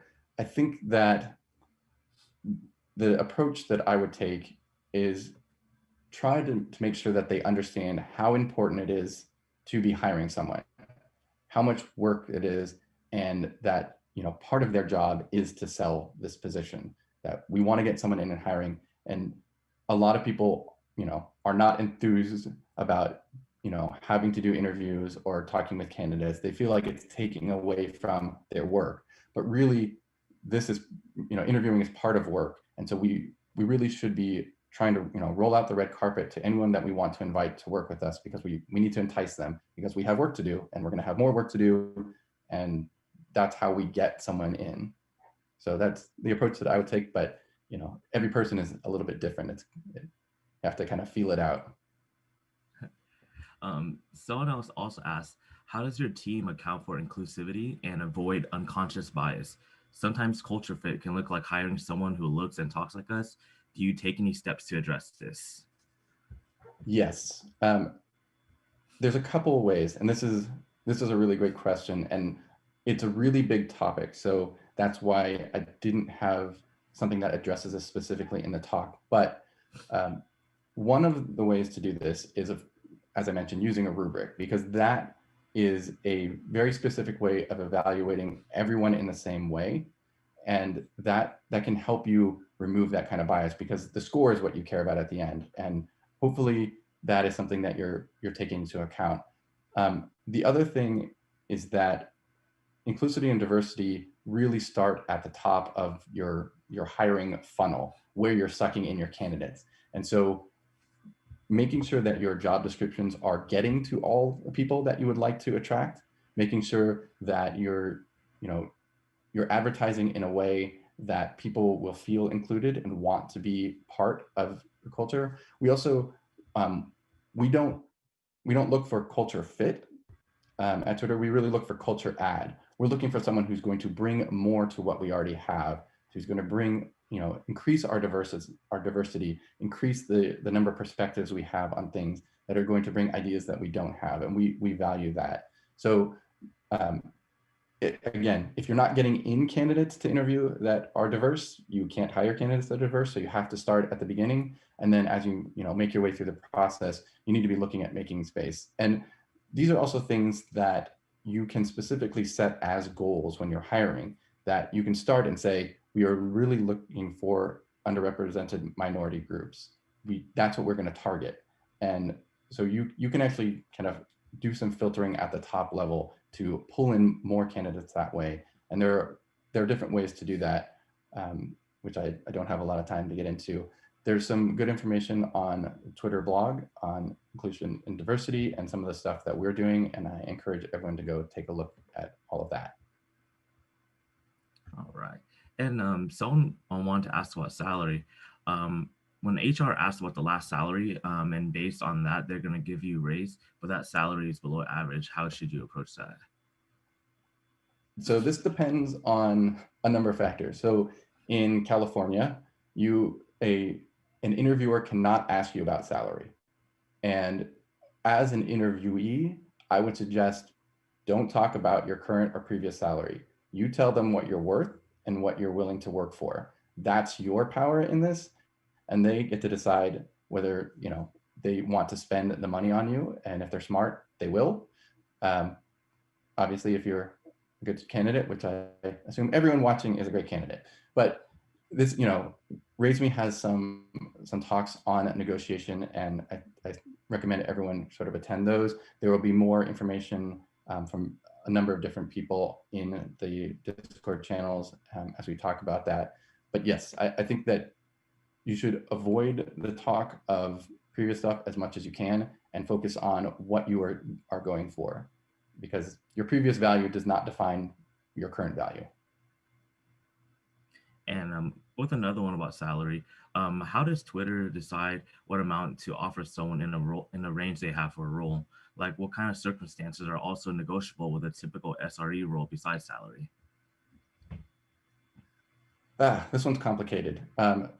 So some of this stuff is not 100% transparent to me because I don't deal with that part of it. That's really with the hiring manager and our recruiting staff and finance and all that. But in general, when we talk about large companies, as Twitter is, what we do is there's a company that actually aggregates data from lots and lots of different tech companies. And so you basically put in your role and what you're offering, and it tells you what percentile you are offering compared to other companies. So with Twitter, we try and stay in like the 95th percentile or something to make sure that our salaries are competitive with what we consider our kind of competitors in the space. And then within each role, we have a salary band, and that's going to depend on a number of different factors. With our now full-time remote climate, that makes things a little bit different. And certainly we at Twitter and lots of companies do adjust salary based on location for cost of living and things like that. And so if that is something that's going to reduce your potential salary, those are things that you can bring up and negotiate. I mean, I'm sure a lot of people will say this as well. Everything is actually negotiable. So there's no rules, and they will tell you, oh, we only do this. But if they want to hire you, they will always make an exception if they really want you. That's just how it works. So you need to decide whether the offer is, something that is acceptable to you. And if not, then you need to push for what you want or need. And there's always wiggle room to some extent. Gotcha. So someone asked, and this is going to be a little more directed towards you. Have you ever made a bad hiring mistake? Yes. And I will say that I guess my last mistake that I would definitely consider a mistake was a long time ago, and long before I had really thought about interviewing in this way, and before we had a process like this. I would actually say that my last mistake that I consider to be sort of responsible for was before working at Twitter. The thing that I would say is a mistake since my time at Twitter, and one of the things that I think we've done a pretty good job, particularly in the last couple of years, of fixing, is passing on candidates. And I really, like, I have some sort of long-held regrets on some people that I interviewed, 4 or 5 years ago that I thought were really great candidates, but because we didn't have a good process in place, that they either didn't show what I thought they were capable, what I saw in them, to other people who were interviewing them, or that our process did not get us to this level of signal where we were confident. So there were a couple that were definitely on the fence. And when you're on the fence, almost everyone leans no in the end. And instead of taking that chance, and there are some reasons for that. Again, we usually don't hire that many people all the time. So when you pick someone, you're expecting them to be there and for a long time. And so you want to have that really positive signal that, yes, this is the right person. Obviously, we can never know that until we start working with them. And that's just the way that the world is. But that's when I started working on our interviewing process, that was my number one goal, is no more of these no's that maybe that was a good person. I wanted that to be a yes. That's actually good. And someone asked about advanced degrees. Are engineers of Twitter encouraged to earn advanced degrees? And is there more promotability for someone who does, or is promotability more on the job basis? So definitely our promotion is strictly tied to impact. That is something that I'm really happy that we switched to this a number of years ago. I think it was implicit before, but it was made explicit maybe 4 years ago or something. I don't remember exactly. But when we talk about impact, there are a number of aspects of it, and that includes everything from specific projects and how they relate to the company, dollar values, things like that, but also what kind of impact you have on Twitter as a company and the people that work at Twitter, because we really value our culture. It's one of, I think, our strongest parts of our company is the people we have in it, and that's what makes us great as a company. And so being someone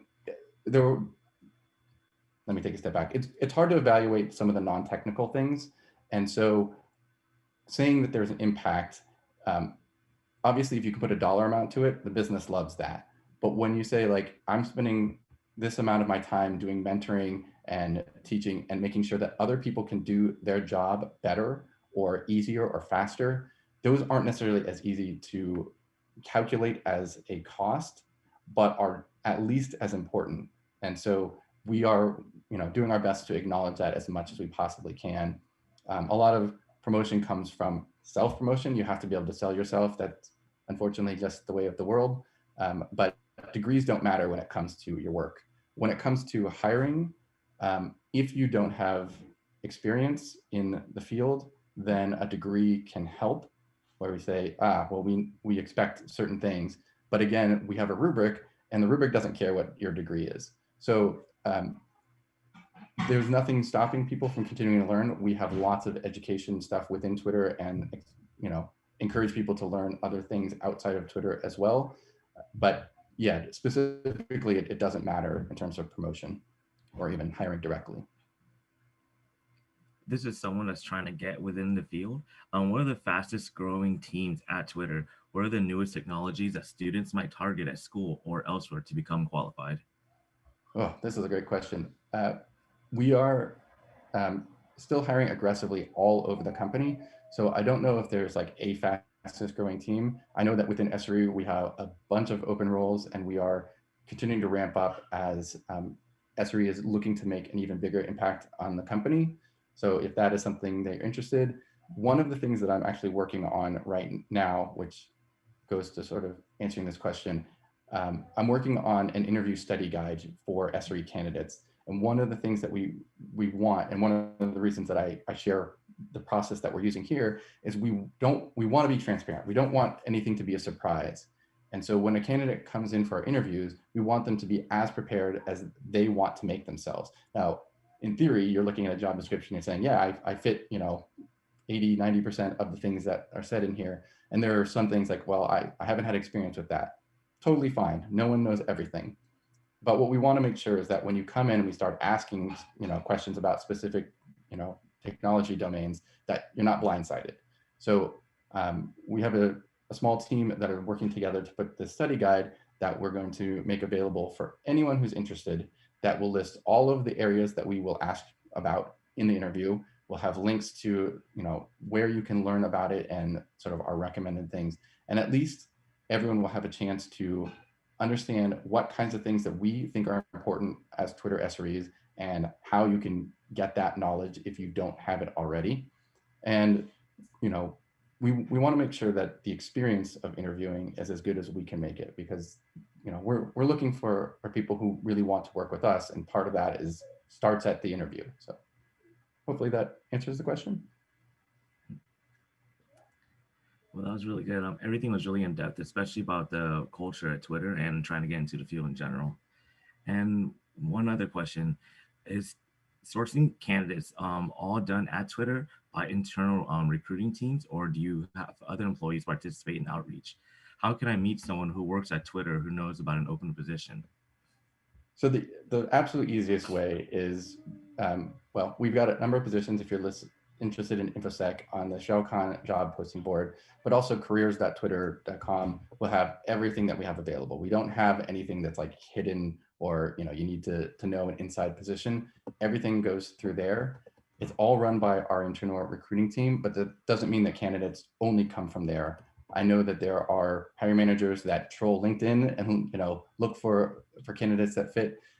One of the things, especially about SRE, and I think this applies a little bit to different areas of InfoSec, is that just because you have a specific job title does not mean you can't do this job too. And there's this lot of, when you are working in a field that requires this breadth and depth of knowledge, you tend to pick up lots of skills that apply. And so we are looking, as I said, we're looking for the type of person that fits this role and not like this job title or this experience, because, job titles, they don't necessarily mean anything. And the same job title can mean very different things at different companies. So we're looking at someone who's going to fit the description of the job that we want to fill and not worry so much about title. So definitely, our internal recruiters do the vast majority, but it's not the only opportunity. Perfect. Well, thank you for everything. That was very enlightening, especially being a student in the field myself. So appreciate all the information. Absolutely. And I'll be hanging out on Discord, so feel free to say hi or ask more questions. Again, thanks for ShellCon and RaiseMe for having me speak. All right, guys. So we're about to be on a break until 1 o'clock until our next speaker, Sciatic Nerd, who's going to talk about leadership and burning out. So stay tuned until then.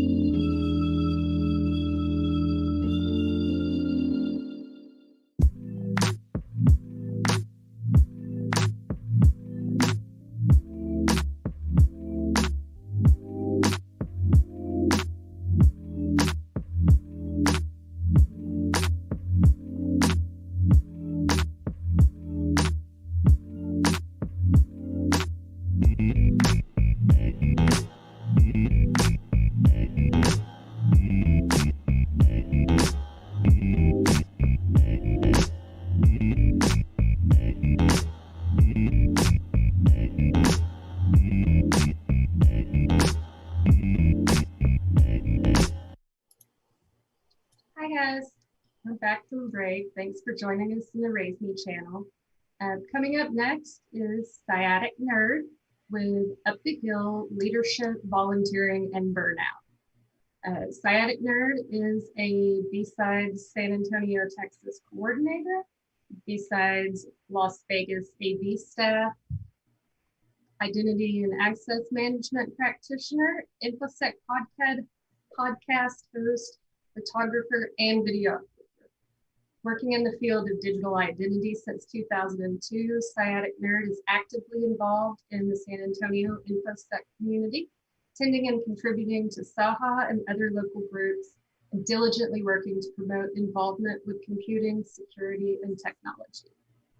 So with no further ado, here's Sciatic Nerd.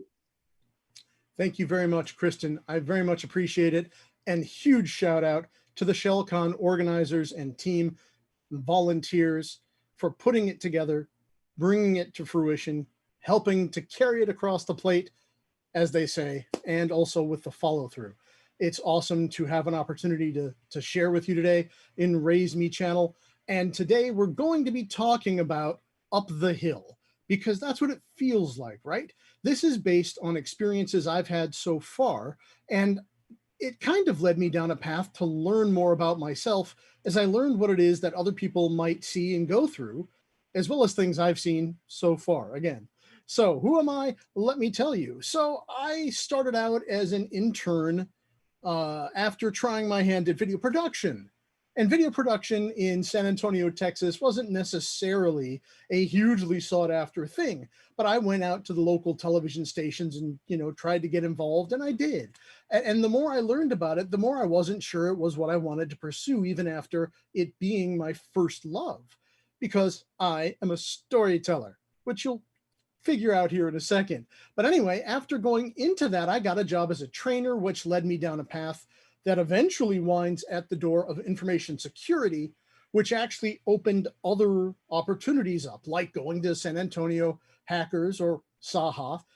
In San Antonio, this is a small group that originally met in the side room of a Thai restaurant. And they had a video projector, and we shared and learned together about vulnerabilities, which I wasn't familiar with. That's not my field.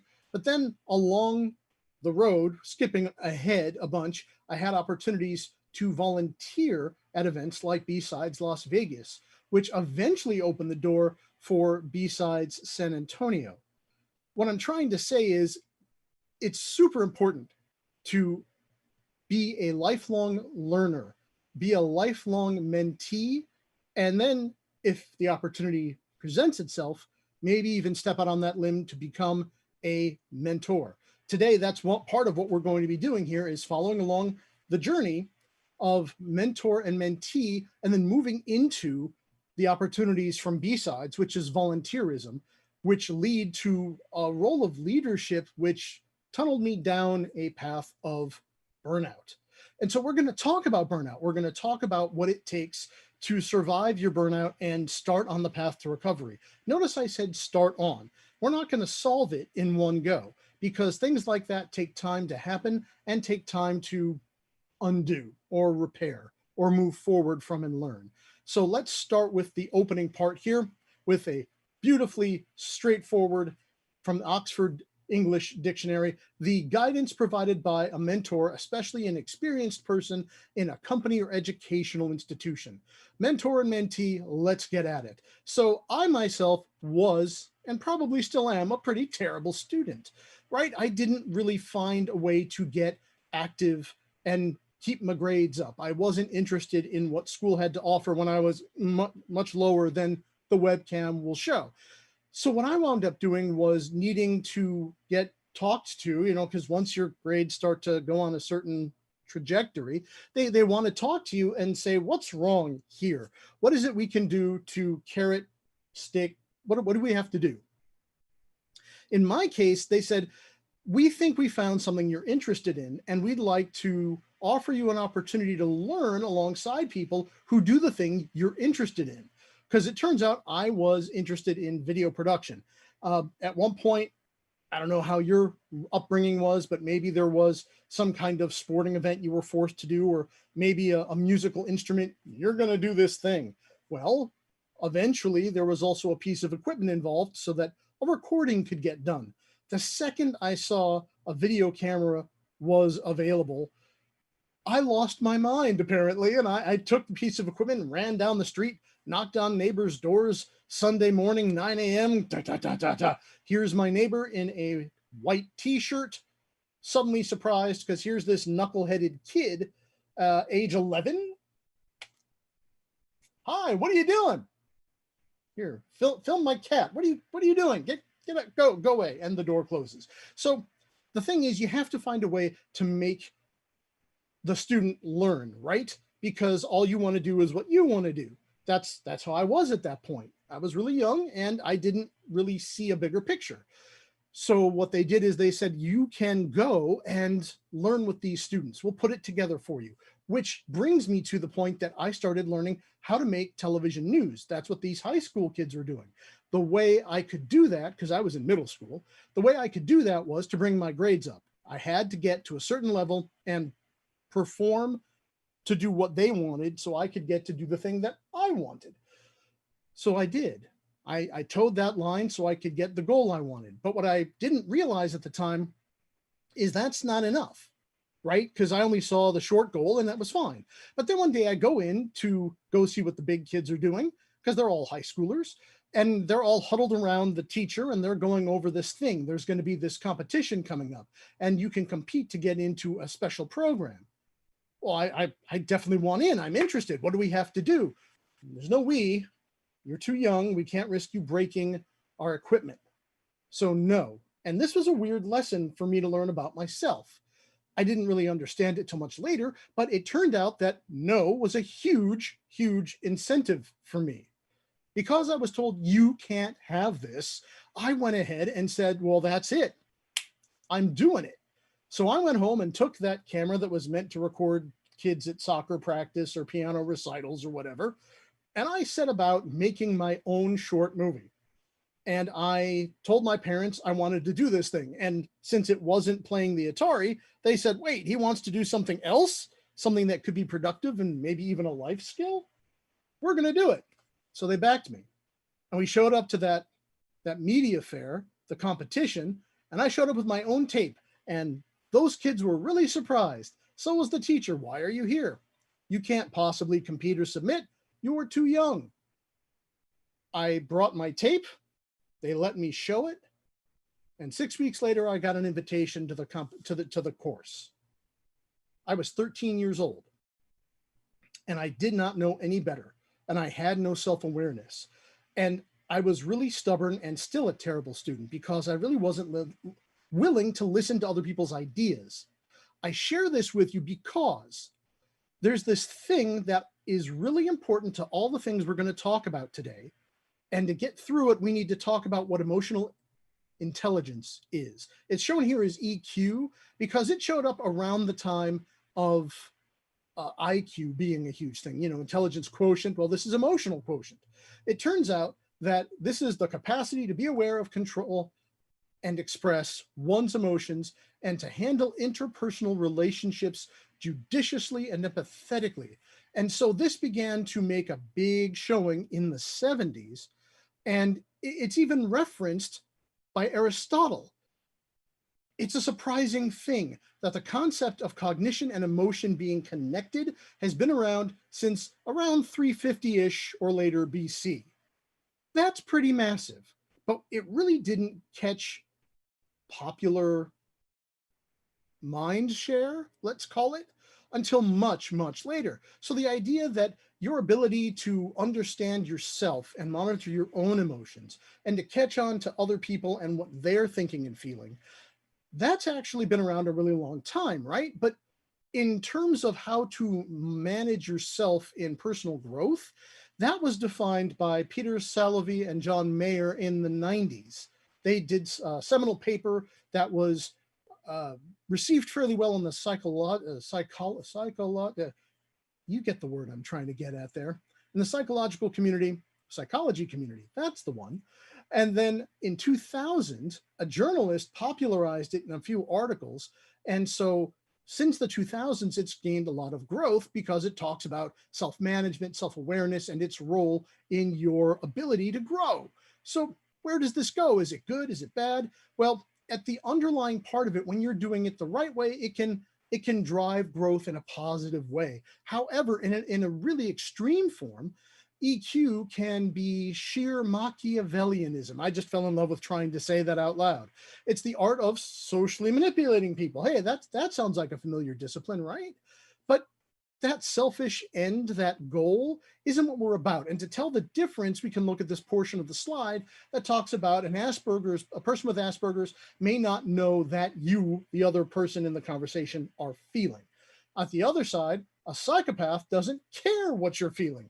And a Machiavellian manipulates your feelings to achieve selfish ends. And if anyone has ever had a Jewish grandmother who makes you eat more than you should, or puts things on your plate when you said you're full, you know what I mean. Now, in context, however, mentorship is a pro-social application of emotional intelligence. The idea that our social application can turn our powers for good. We can build this together. So if you have social awareness, you can see what you're up to. You can stop, take a step back, and try to figure out who you are and what you're doing. How do you feel about this? What is this changing for you right now? Because without that awareness, you may not understand why you're frustrated or upset. And what is the other person doing in this conversation? What are their actions doing? I found myself many a time not responding well to a situation, but that's because I'm not trying to distance myself, to take a step back and process what's happening. I get too caught up in reacting. And that leads to the concept of know yourself. It's important, right? It's important to put yourself in their place, in the place of the other person. There's a phrase that says, we never really know what someone else is going through. Well, that's one way to map emotional intelligence into the situation. Because if you understood that the person you're talking to, let's say it's management, and you're trying to convince them that there is a product that needs to be pursued or examined, you must have a compelling argument, which really means you've got to put it in terms they are going to respond to, right? Some would also call this knowing your audience. This is key to what we're about to discuss. So in terms of mentors and mentees, we're talking about how mentors really are making an investment in their student or mentee. So from that point of view, the expectation or hope is that the mentee turns around and makes an investment in the mentor so that there's growth possible for all people involved. So this has been key to my growth. I grew up and was told that it was important not just to ask for help, but to make the other person a partner. Thanks, Dad. I have to say this is one of the most valuable pieces of information I didn't realize I was being given at the time, just as if you hear an aphorism or quote that said over and over again, one in the hand is worth two in the bush, that sort of thing, which sounds so familiar because we may have heard it a bunch, but actually applying it is something entirely different.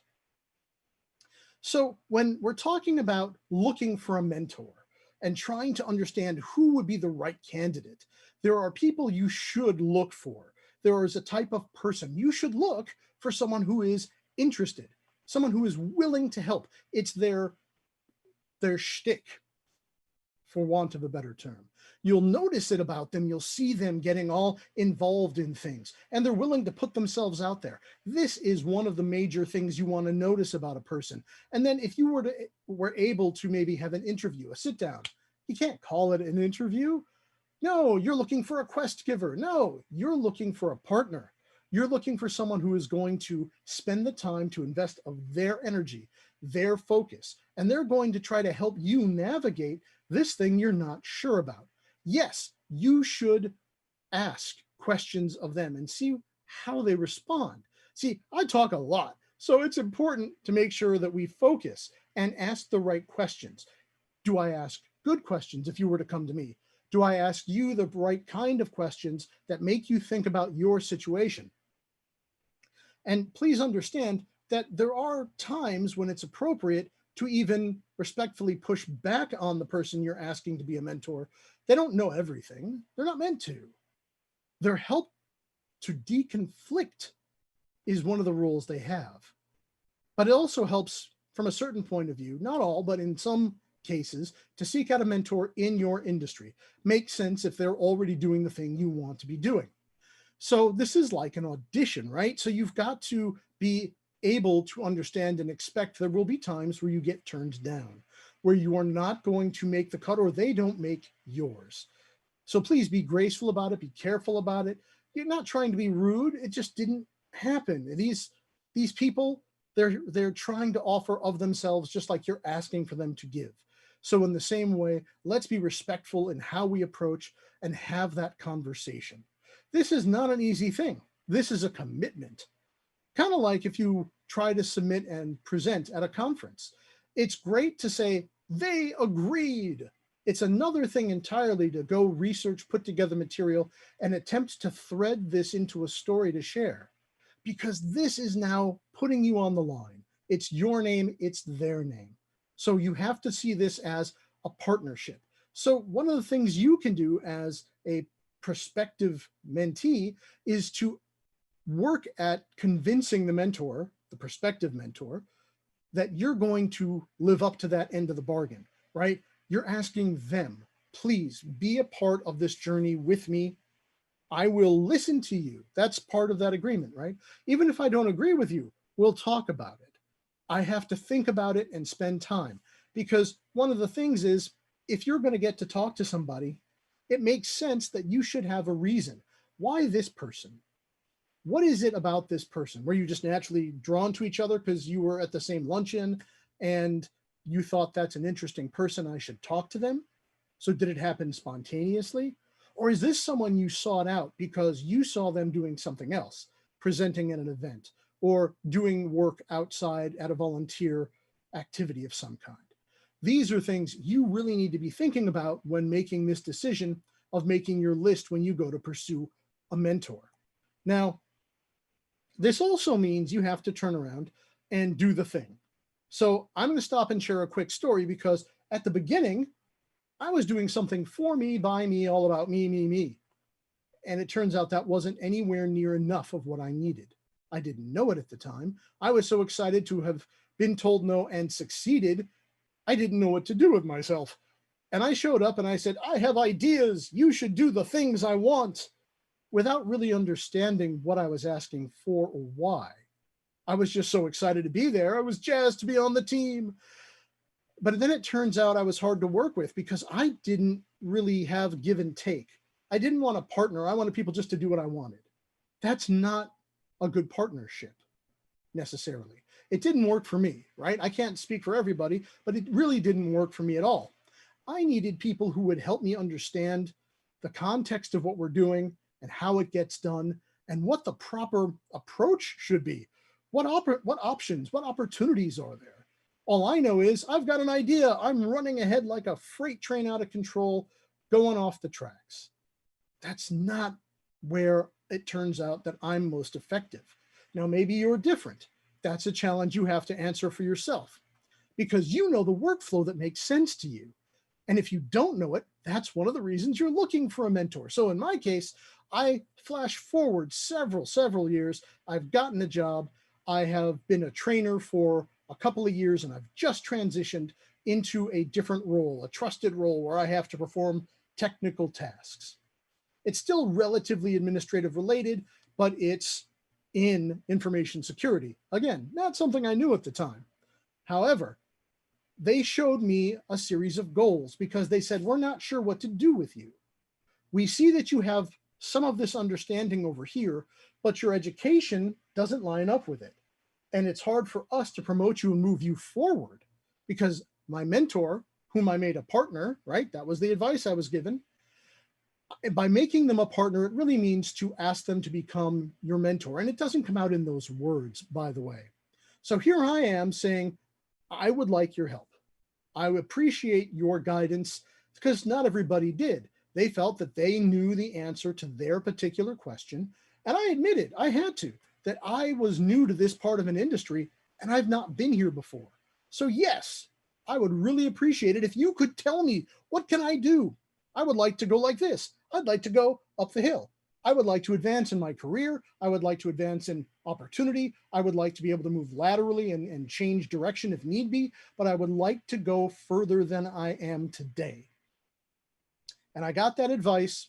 And as a mentee, look at this advice. Know what you're asking for. And if you don't know, talk about what are the options? What are the goals? See, ideally, you have a goal in mind when you approach a prospective mentor. But what if you're new to a complete discipline? You might ask what the opportunities are, and they're going to tell you what they know and hopefully what they don't know. So that turned around to be a huge thing for me. So help meetings be productive. When you go to talk to your mentor, there's a thought that some of the articles suggested, you should go and drive the relationship between you and your mentor. Take it upon yourself to set up the next meeting. Don't be a hard nose about it, but say, hey, we met today. Could we come back together in 2 weeks and revisit this? By then, I'll have more answers to your questions, mentor, because in the time you spend together, there should be an opportunity for that dialogue, that back and forth about what you want to do and what the mentor knows about how to help you get there. And while you're having that, the idea is you are taking responsibility for that part of the relationship. The mentor's part is to help figure out a path, right?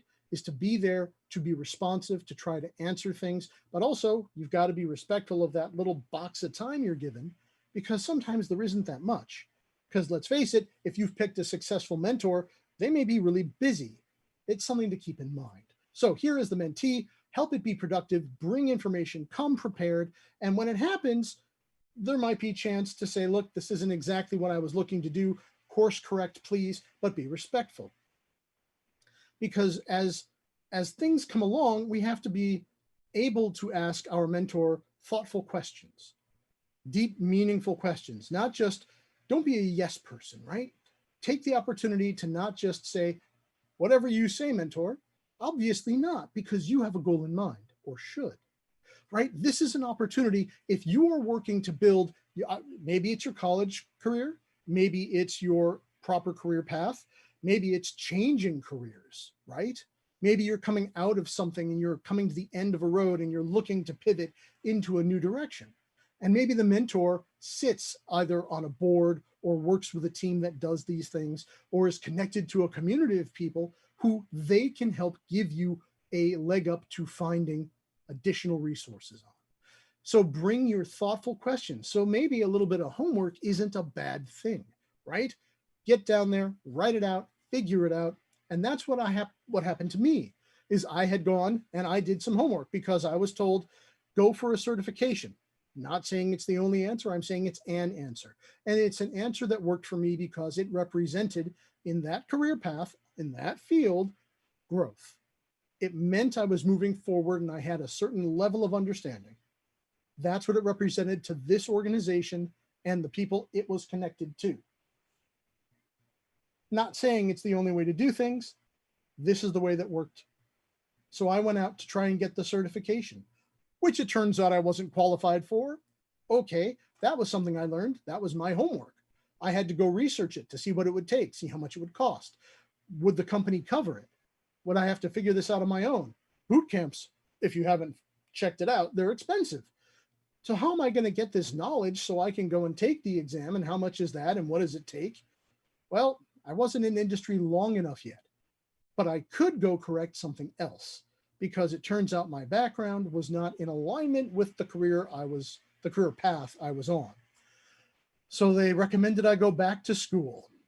I have to tell you that was not a welcome piece of information when I heard it, because I thought, hooray, I'm done with classes forever.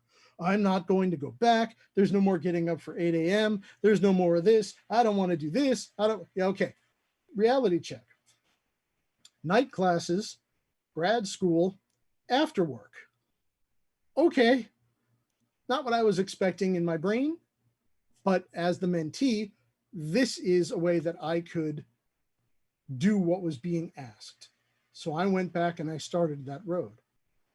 This is the hard part, right? Acting it out, living it out. Set goals, short goals, long-term goals, then follow through with them. That sounds so simple and pat when I know, and you know, it's never that easy. But that's the commitment in a mentor-mentee relationship. And that's the hard part, because it sounds great to say, got a mentor doing that thing, but then you have to actually walk down the path they've given you. So flash forward another few years, and there's this opportunity. I started volunteering. Originally, I would go to San Antonio Hackers Association, go to those meetups. Well, I was in Vegas for another reason. It turns out the same week as this thing called B-Sides Las Vegas. I volunteer there. And it turns out the next year, 2 years later, one of the people that I met at B-Sides Las Vegas was putting on a San Antonio version of the same thing. Wait, I can get a feeling for that experience and that kind of open-ended learning at almost zero cost. I want to help make that happen. I think that would be great and helpful. So, like the eager human I am, I went and I approached the organization and talked to them about how can I help. Well, go forward a few years, let's say, because the original coordinator started it in 2013. And then they said in 2015, they said next year, 2014, they said 2015 is my last year. So let's talk. And through a process and through some discussion and a lot of deliberation, consideration, an opportunity presented itself. And I now coordinate B-Sides San Antonio since 2016. Well, that offered a really strange opportunity. This is a new mentor opportunity. They don't explain that volunteerism, or I don't think it gets explained, that volunteerism is a form of demonstrating leadership, because your willingness to step out there, take responsibility, and help is actually a huge addition. It's a huge positive thing in your favor, because you have put forth effort. You're not just ducking out after the pizza's gone cold. You're helping sweep up. And by doing that and by showing that activity and that strength, you have opportunity to do something even better. But what it felt like at the time when 2016 rolled around was, oh my gosh, it was just over the wall, thrown at me like a cow over the castle wall. That's what the animation's supposed to be. But here we have, that was just the panic on the inside. What it really was an opportunity to do a whole new thing of learning. Now, remember I just said that volunteering means you're willing to accept responsibility. See, mentor-menteeship, same thing. In a way, you're accepting the responsibility of being a mentee, of being a good mentee, of being a good learner, a student, a Padawan, whatever you want to call it, grasshopper. And you're going to accept the learning and sharing and feedback from someone else. We're accepting the responsibility when you get it wrong and celebrating when you get it right is a huge part of going forward. But if you remember at the very beginning of this presentation, I said I'm a bad student. Well, here an opportunity was handed to me and all new levels of panic. See, things changed between that last year and then my first year, because the person who was operating it while they were there and offering to help, I wasn't willing to ask for it. I was freaking out. And by freaking out, I said, nope, if I mess this up, it's going to be all on me. So I accepted very little help, and that was a terrible idea. I do not recommend it to anyone. People at work actually stopped me in the hall and said, you don't look well. What's wrong? Fine, I'm fine, I'm fine. I'm normally this pasty. And while I may be, it's really not. My health was definitely took a hit when I was doing this. But what happened? What actually happened? I went back to that local meetup and I told them that, hey, our event is coming up here and here. People logically had questions. Oh, when is it? Where will it be held? What kind of things are you expecting to do? Right? Those seem like logical questions if you're putting on an event, of which I had zero answers. None. Still working on it, guys. It's not a good answer. People thankfully saw I was sinking and slowly had put an implement around my neck and was dragging myself down. And through this actual moment, the community here stepped up, and I met people who are still helping out today, 5 years later. That's huge to me. They committed, they took responsibility. They helped, someone else in the community helped us locate a venue, helped call around because they happen to have inroads at multiple locations, new people. That, I got to tell you, when someone sees you sinking and lets you sink is a totally different thing from when you see people stepping up to offer their assistance. And this is something I could not do alone, but somehow that amounts to leadership. And it seems an odd connection, but I'm asking you to stick with me because what is leadership, right? It's the act of leading a group or group of people to, the action of leading a group of people or an organization. And I think in my head, because don't worry about, this is the way I have to internalize this so that I can sleep at night. This is not reality. This is just a sciatic nerdism. That people saw I was willing to take a chance and they didn't want to see it fail. It's not about me, it's about the event. It's about they want to see our community grow. And so that meant if you're willing to hang that implement around your neck and take responsibility for it, we're willing to help keep you from sinking.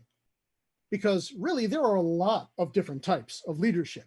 And again, the idea of looking for that mentor-mentee relationship requires, in its most effective form, in my opinion, that emotional intelligence we started with. See, you have to thread the pieces together, because if you don't understand your mentor, if you don't have a good relationship with that person, it's very difficult to communicate effectively and get the next step going. Because if they say, take a class, and you say, can't do it, not possible, you're not working with the person. If they're offering you, I know someone who runs a class, would you like to speak with them? I would appreciate the chance to do that. And you have to look and listen and see if you can understand what they're trying to get at. What is the larger goal? Respond to it. See, that might not be something that's right up in front, because not everybody is wired the same way. And leadership doesn't work in only one direction either. It comes in lots of shapes, sizes, tastes, and textures. And it turns out, although I would love to believe I was doing transformational, no, really what I'm at is something else. It turns out it's more democratic, because I bring an idea up to the team because we've built a team in the time. See, when we started B-Side San Antonio or rebuilt it, under new management commonly means a lot of change in the people who are on the team. And this time was no different. So I had new people who were helping. We had someone who stepped up to help us review papers, calls for presentations. And we had someone else who was willing to help organize social media. These people are amazing people. If you ever get a chance, say hello to the Dr. Pinky and look for W.J. Woodson and thank these people, because they are a large part of how come these events come off, because it's the team at large. See, if it fails, it's on me. If it succeeds, we celebrate them, because this isn't about me. This is about you. This is about your journey. This is about you having the opportunity to grow beyond yourself, grow beyond the one stop. But sciatic, I'm not a social person. This is not something I do naturally. I was a kid who hid out in the AV room in 7th grade, who enjoyed rolling out the film strip projector that went boop, because it meant less interaction. It can happen. It is a choice. It is an uncomfortable, nerve-wracking choice, but it's important because that promotes your growth. Well, why do I want to grow? I just want to eat popcorn and watch reruns of my favorite show. Maybe so. But does that really get you where you want to go? Maybe that's not all that you can do. There are opportunities and doors that can open that you have never imagined. And doors will shut too, because things don't always work out. But if you look at the styles of leadership, they might help you determine which one you should avoid being, depending on the team you're working with. Because through it all, you don't want to end up being lumbered and just Well, maybe you do. That's your business. I didn't want to be Lumberg. I wanted it to be more, well, according to the documentation, democratic. I wanted to have participative leadership opportunities. Hey, you're doing a thing for our social media. Great. Here are the tools. Let me know what questions you have. You want to talk about what ads we could put out? Terrific. Let's talk about community outreach. Let's talk about what papers are getting accepted. Let's move forward, says the person running that, and says, let's do a blind, double-blind review process. That's amazing. What can I do to help? And that's one of those weird things, because I also like the idea of servant leadership. So is what we're doing in B-Sides leadership? Because I said, I don't see it this way. To me, I'm just doing whatever it is that makes the most sense, and people seem to like it. But it turns out that responsibility, learning to accept that and be responsible for it, hanging on, making it work, that is where you need to be if you're the leader. And if you're already doing it, congratulations, you are the leader already. You just don't know it yet. And don't let that scare you. Instead, take the opportunity to learn about yourself and learn what type of leadership makes the most sense for the organization you're in. Whether it's an anime group, a drawing club, a stitch and kvetch, whatever you want to do, involve yourself in it and learn from it and grow from it, right? Because that growth can inspire change in your personal life. It can inspire change in your work life. And it doesn't always come together the way you'd expect. One of the things I did learn, and I've always been, in the circle of friends you have, are you the friend that gets invited back after going to dinner? When you went to a friend's house and they made meatloaf or whatever the meal was, were you invited back, or were you never allowed to darken their door again? I always tried to be the kid who wanted the extra helping of food. That's how I got this way. But the point was, be nice, be polite, be presentable, be kind. And I found I was invited back pretty frequently, which again contributes to a healthy shirt size. However, celebrate the accomplishments of the team, take time out to thank people and give credit where it's due, because coordinating an event like a B-Sides is not the same thing as being, let's say, the agile product manager in a work stream. So I hadn't done agile before, and my new job that I had transitioned to with a different firm decided that you run B-Sides, outstanding. You can help control and direct and organize all this stuff. You must be, well, let's face it, there's a reason my title is coordinator. I may not be the most effective organizer you've ever met. And that's the point, is that there are different types of leadership and different ways to help things move forward. Just because you cannot do one does not mean you are not effective at another method.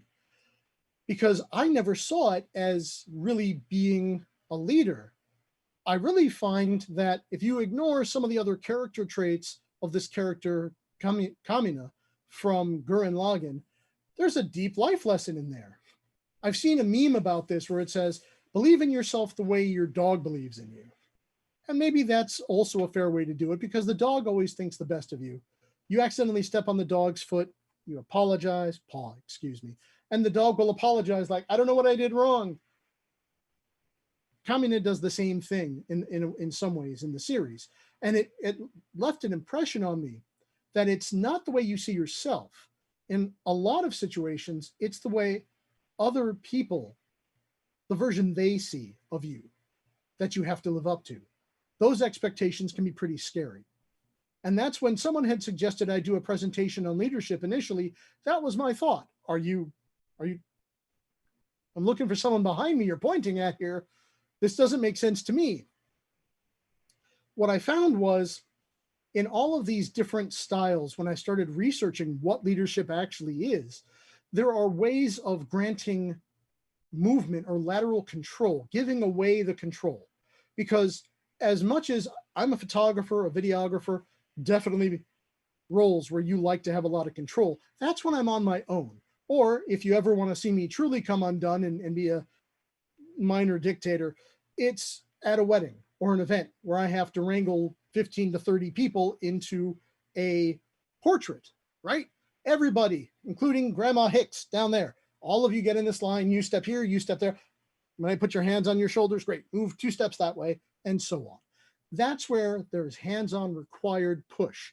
And there are moments like that in all roles, I think. But this overall, if you look at this graphic, you're going to see that there are varying sliders of adjustment here. And I prefer the idea of freedom, the idea that we would define limits for certain roles or just outright delegate directly. You know what you're doing for that. Let me know how I can help you. I just want to do the thing I can do. I help. I want to help. And whatever it is, it's mostly the willingness to persevere and keep going when things get ugly. That really defines, to me, the idea of a leader who succeeds, right? Success is based on outcome in a lot of ways. In Hollywood, it's referred to as you're only as good as your last picture. I'm not about that. I want to say that if we completed and delivered an event, sure, there might have been some sound issues here or there. Maybe there was some internet connectivity problems, but overall, we carried an event. Did we give people a place to come and learn and share with one another, to impart knowledge and to receive it? That's success. And be open to constructive criticism, because it's going to come at you. There will also be negative parties who just want to tear you down. And if it's possible, put that away, or you take that and you set it so far away, or better still, designate someone who is your first line or first run contact for that. And then take time and interpret it. Because right in the heat of the moment, it's really hard to be objective. When you are faced with someone shouting at you or being unspeakably rude, it's difficult to maintain your composure and your calm-headedness. And you've got to keep your wits about you, because leadership has its responsibilities and bad things can happen. So make a plan. Make plans. Work with your team to set aside the time. We just had a meeting last week. We set up a committee. Why? Because we had an opportunity to improve the way things go. And we've watched other events and we try to learn from them. We try to get out ahead of those things. It's not easy. At any given moment, there's that fear at the back of my mind is, maybe they see that I'm nervous about this.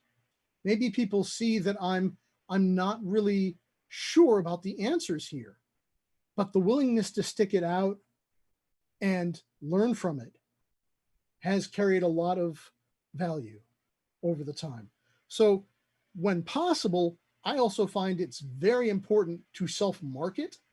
So get out into your community. If you are in InfoSec, for example, probably a good idea to look for the local ISACA or ISC Squared or other, whatever the organizations are that are active in your community. Go to those luncheons when it's safe to do so. Participate in virtual meetups. Go do the late night karaoke event. Go watch the movie with people online. Get connected to the community you're interested in. It's one of the best ways to understand what is going on or learn what's going on. Because I didn't know bupkis. And I went to a Saha meeting and I stood up in front of people and I said so. And I was told that I'm not allowed to speak badly about myself and my lack of knowledge. Instead, I was encouraged to turn that around and start learning. The one responsible for getting there is me. And if I do the work, there were people in the local community willing to help me with things, as long as I'm demonstrating that I'm not asking you to feed me Seymour, right? I have to do the work. And that's what leadership, it turns out, has been, is doing the work. Be there with the team in the trenches, figuring it out, staying up till midnight to print the badges, whatever it happens to be. But that leads to another risk. And the hardest part of this presentation for me, because I like upbeat, happy things. And this isn't about to be happy, because exhaustion of physical or emotional strength or motivation, usually as a result of prolonged stress or frustration, is called burnout. And once you've realized that you've overextended, grossly overextended, you find that you are in your own personal dumpster fire of misery. I found that there were things I couldn't control. Burnout is the result of too much energy output and not enough energy, self-invested. I don't necessarily enjoy reading the slides, but for some of these, it just makes the most sense. There has to be something you do to take care of yourself in between. You cannot just keep digging the trench. You eventually have to stop. You will run out of steam. And I did. And when I ran out of steam, oh, by the way, before we get into that, not a mental health professional, okay? I am a person who has gone through some burnout and is still fighting in recovery mode right now, this very minute during this talk. And in some ways, this is part of my recovery in my mind. But the hardest thing can be getting help, because if you're in the middle of going through it, you're really not thinking about, I think I'm in trouble here. TV shows make that look good. TV shows like Scrubs, where they suddenly stopped and had a light bulb moment. Well, human beings don't always. It's terrific when that happens in a writer's room and comes across in an episode and it's all solved in 23 minutes or less, but that's not real life. Please check on the people you care about. There is a link right there that has a link to more than 24 helplines, hotlines. Please, if you need help or know someone who does, take advantage of that resource. Moving on. Okay, there are several states of exhaustion that kind of contribute to what is known as burnout. So you've got your mental, physical, and emotional stuff, and they all come from different places. You work super long hours, you are constantly under stressful deadlines, but it's not all the same thing. Because if you see someone who every single day is the worst day of their life, then that's probably someone to keep an eye on. Are you exhausted all the time, or is someone you know exhausted all the time? And if they always seem like things are just too far down, then it's possible that they're either dealing with lots of stress or they're already burned out. And there are some significant differences, okay? So stress, okay, fine, you've got overexertion, engagement, if the person's always hyperactive and always over the top. So I might appear to be in danger a lot of the time because I like to be over the top. But stress itself can lead to a lot of its own issues. Burnout, however, burnout is when it's gone too far. There's nothing left in the tank. By nothing left in the tank, I'm referring to, we're not just talking Eeyore. It's gone beyond the level of that Winnie the Pooh character. There is something about that person where even the smallest nudge that reminds them, it's like rubbing a raw nerve, and it's explosive. That's not a good place to be. And there are several places this can crop up, right? So it could be from work. And if it's at work, well, then it just means that it could mean that they feel they have little to no control of their environment or their workload. They're constantly under tight deadlines with very little downtime, and everything is super demanding. And it's that late overnight, I'm the only person who can fix this situation, right? If you're that person, beware. Hopefully you're aware of it. If not, maybe it's time to take a step back. So there's lifestyle stuff when you've just got too much happening at home. Maybe you're trying to take care of 42 dogs, cats, kids, birds, tarantulas, whatever you've got going on. Be careful not to just create so much of it because there's some other emptiness. There's a huge risk there of going so far and then everything becomes too much. And when things get to be that way, it might damage your relationships with people you have, or you push them away, or they feel they can't help you, or worse, you can't even get rest, and there's no way to recover. There's no way to get a foothold and start digging your way out of this. And some of the things that can contribute to this is if you're an extremely type A personality, there are huge risks here, right? There are problems with perfectionism and a low view of yourself. And I went and I did some research and looked up ways that people cope with this. And you're looking at people who have found ways to adapt. And these were the successful ones from their list. This actually comes from a study of first responders in Riyadh, in Saudi Arabia. And they had said that they found most effective Black humor, talking to colleagues, someone there in the trench or the barrel with you, so that you can commiserate, because that's, misery loves company. It's true, because it helps to de-conflict. It helps you to de-stress. And looking forward to getting off work is a huge way to go forward. But if all you see are on-call shifts, one after another, it's time to talk to the manager, because if you're that far down that you need more than a couple of days off to recover, there's an issue there, right? If there's a chance to talk to a manager who listens, and there are going to be managers who don't, and they just push harder. And at that point, there are other issues that might need to be addressed. Because if you can't go up through your chain of command, it might be time to start talking to HR or additional resources if there's either an ethics team or a wellness team. It depends on your organization. And if you work for yourself, oh, there are no harder bosses that I've ever heard of. So talking about these things, there have to be ways that you can fight back. And one of the ways that you can fight back is taking regular breaks. Sounds simple, I know, but I am one of the worst people about getting the right break. If I get focused and tuned into something, I don't want to get out of the groove because I'm getting somewhere. But it can also push down so hard on you as to leave you bereft. Yeah, that's a strong word. That's a big quarter-size word right there on the page. But the point is, if you are so far down that the thought of even doing another minute of that kind of work is going to leave you angry or suddenly give you an outburst, make you so sad that you start crying, hey, heads up, you're way beyond that line. The line's back there and you're standing on this side of it. And it's time to get help, some kind of help, or make a change. Write a confidential email to your supervisor, or talk to a friend, or get up and get a lollipop, or an ice cream bar, a popsicle, whatever it is. Take a break, take a walk, go move. There are job recovery strategies that make sense. There are some good pieces of advice in the article at the bottom of this slide. I also have a sources slide. I will make sure these slides are available after the presentation down the road. Look to delegate some of the work or partner with a team. Make sure you're getting the right amount of work, not just all the work. Because as they say, if it rolls downhill, try not to be just at the bottom of the hill.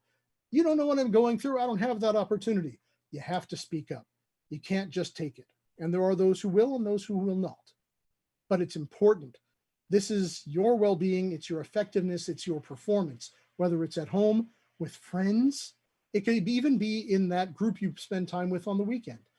One of the tricks that I still am struggling with making happen is setting up calendar blockout times to get tasks done. Take that to-do list you've got that seems this long and block out parts of your calendar during the week. Now, maybe this is something you already do, but maybe it isn't. It's the opportunity to try to fight back because you have to gain ground against this. Otherwise, it rolls you over every time and it will feel the same and harder every single day. You may not even be willing to get out of bed, but this is the problem. You can't just take this. This is, as I fought through it and have gone to it, I arrived at a point where I didn't want to go to another conference. I didn't want to see people. I shut down. And it took, I'd say 8 months, maybe longer, to start turning around again. And it made the next year's B-sides suffer because I'd come off of a run of doing 11 conferences in attendance in a row, right? In a year. And I helped put on 2 or 3 events and volunteered at a couple of others. It was way too much. And people warned me and I didn't listen. So now it was struggling to get out of bed to go to work because I felt like I'm just so exhausted and there was no recovering from it.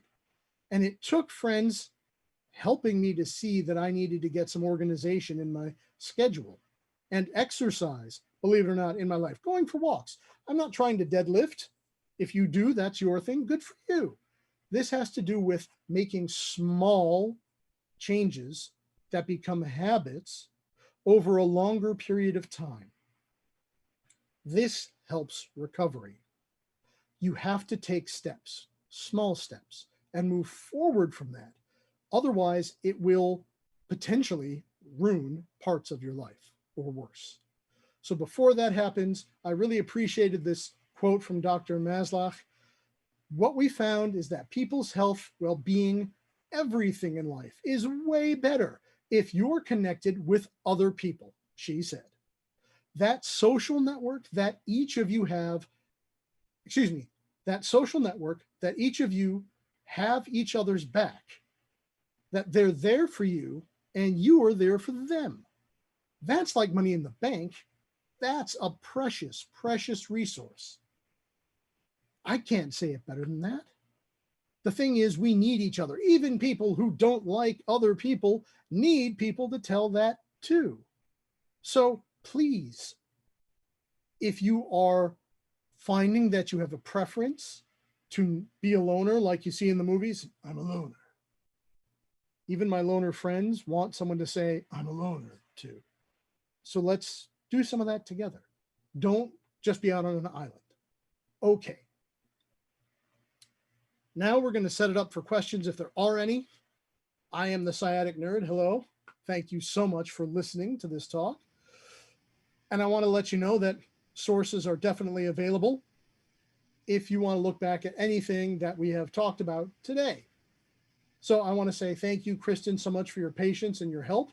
And are there any questions that have come up? Yes, we've got a couple of questions. So would you apply different types of leadership to different people, or does your leadership style dictate how you lead? So if we're asking specifically about me, no, this is about, so it depends on the group you're working with. That's part of the emotional intelligence and reading your room and your audience, because certain groups will respond to a democratic style.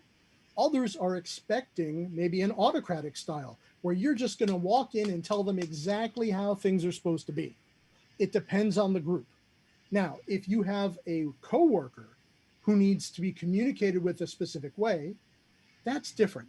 That's one-on-one communication. I don't know who asked the question, but can you also help specify what the situation is? Because I think that will dictate how the better response should be. Pat of Lori, can you clarify that? And while we're waiting, another question. When you talk about burnout, can you still find inspiration to turn it around? So that's a huge thing. So normally I would strongly encourage, and the articles encourage, find a hobby. It was on the slides. It's the absolute truth. Find something that is separate from what it is that you do and find worth in it, find value in it. Jack Daniel will talk about do work, but do work that matters to you, right? So it's finding the work that suddenly will bring you back, because maybe you enjoy building things in your shed. Maybe you like 3D printing. Maybe you start making sourdough, or you start an herb garden. Whatever the thing is, find something small to start with and explore it. Take that break, because if you're just grinding against the grindstone all day, pretty soon there's nothing left. So it is super important to find a way to turn it around. And that's one of the ways I found to turn it around, was finding other things to do, because all of my hobbies are work of some kind. So I had to go and get outside of that. I think that is a big problem for a lot of us is, yeah, our hobbies are more computer related stuff. You never actually get away from work. There was a fantastic video that I was shown earlier this week on Twitter that showed if doctors were interviewed like developers, and it says, what do you mean you don't like to work in your off hours? And it's a beautiful example of exactly that, where it's a bad road straight into the ground if you're not careful. Let's see, I have another question. How about people who are really motivated towards something, and then all of a sudden they're getting really bored with life, and now they have nothing to do with that particular motivation? Is that like a burnout symptom as well? What I would like to do is I would love to take that in the chat room in the Discord, and let's continue that, because I want to be respectful of the next presenter who's coming up. So any remaining questions, please, I'm going to go right over to the RaiseMe question section, Q&A section in Discord. And thank you so very much for the time today. ShellCon LA, RaiseMe channel, thank you so much, everybody. Yes, and thank you, Sciatic Nerd, for the talk. It was fantastic. All right, guys. So next we have, coming up on the RaiseMe channel, is Chris Rides with Cove. I can never say this. Cove did not bridge the skills gap. And we'll be back in a little bit.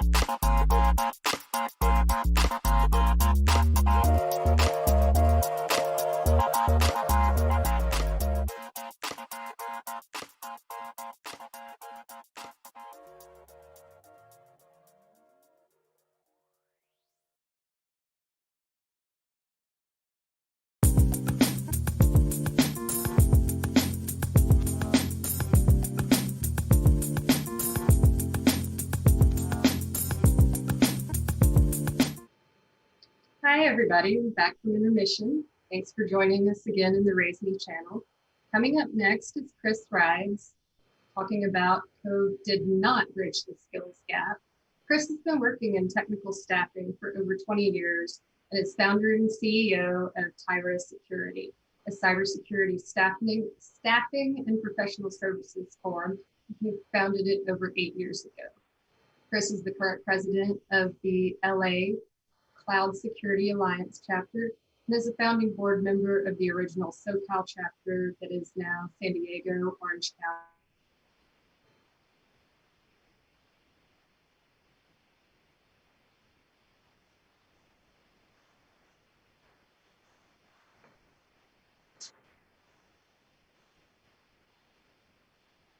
I'm not sure whether we lost you, Kristen.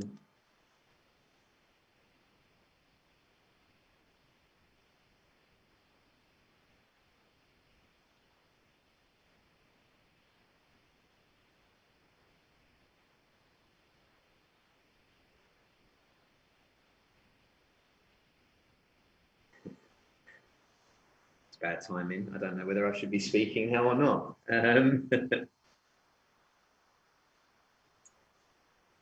Let's go ahead and get started.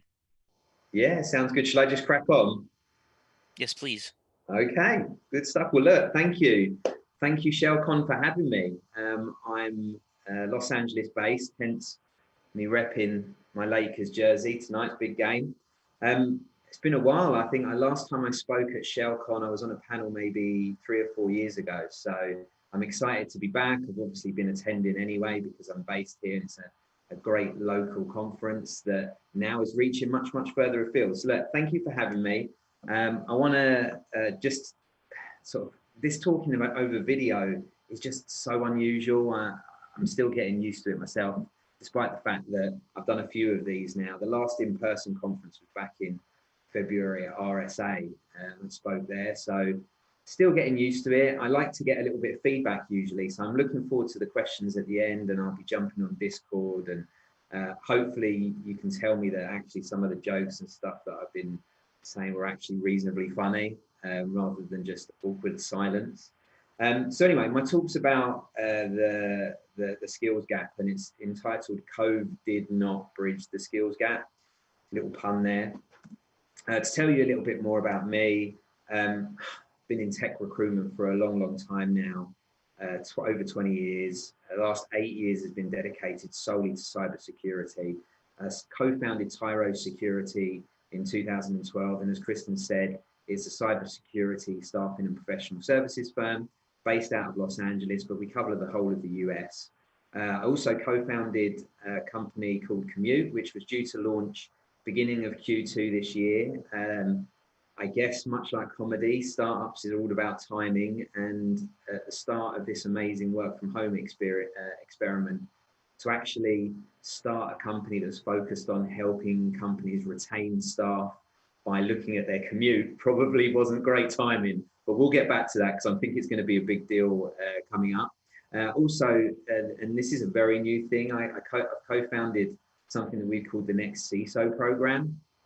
And it's an apprenticeship program taking people from outside of the tech industry and training them up and giving them commercial experience and commercially recognized industry certifications, and then helping bridge the gap by putting them in. It's completely free of charge and it's aimed at people that and groups that are underrepresented. So I'm really proud to have started doing that. It's not been officially launched. We've got a lot of exciting partnerships that I can't quite talk about yet. So that's going on. Kristen mentioned I'm one of the founding board members and current president of the Cloud Security Alliance, SoCal chapter, now the LA chapter. I'm also on the advisory board member of the NSITE Center, which is the National Cybersecurity Training and Education Center.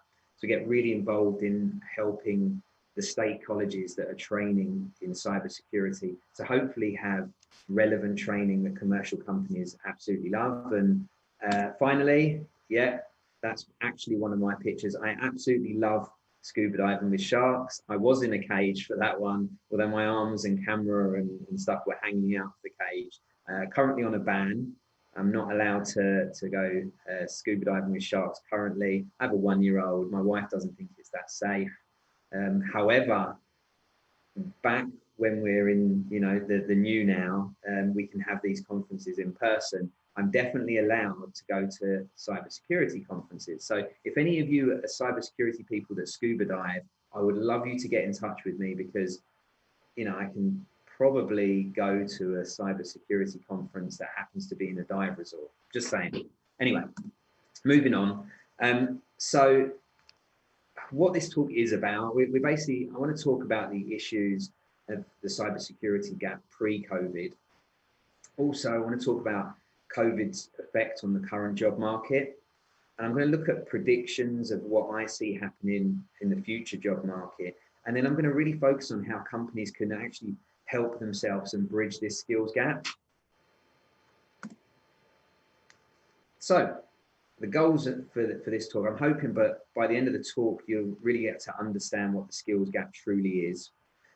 You'll also understand COVID's true impact, and also come away with some usable actions that will help you build a successful cybersecurity team. So really, you know, this is great information for candidates that are out there, but it's also really aimed at helping hiring managers, you know, try and do their best to find the people they need.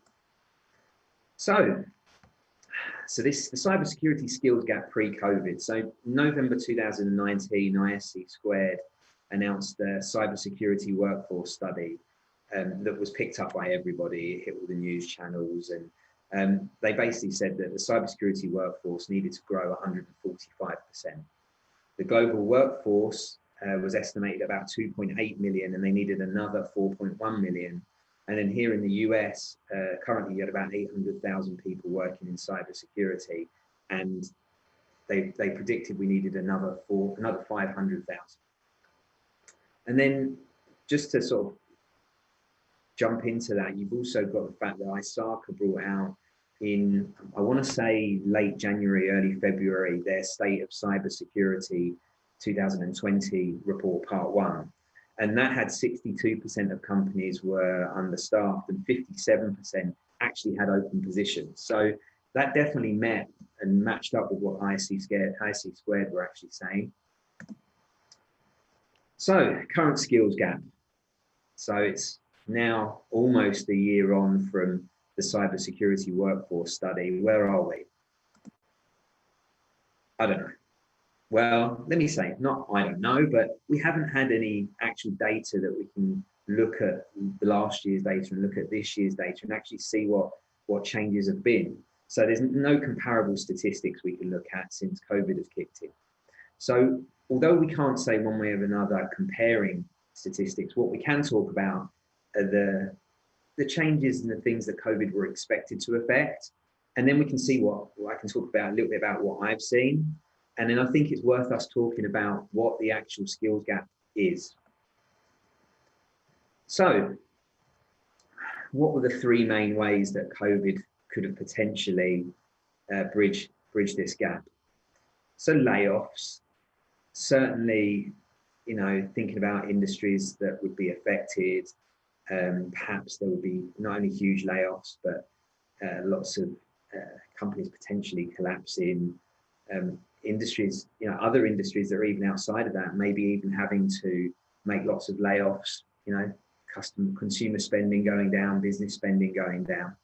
The second way was less jobs actually available, you know, so the jobs that are actually left are maybe taken up by the people that have been laid off, and there just isn't as many jobs available any longer. And then the last way, I think people were pretty excited about remote working, and you know, the extra access that there was going to be to more candidates as there was less restrictions on location.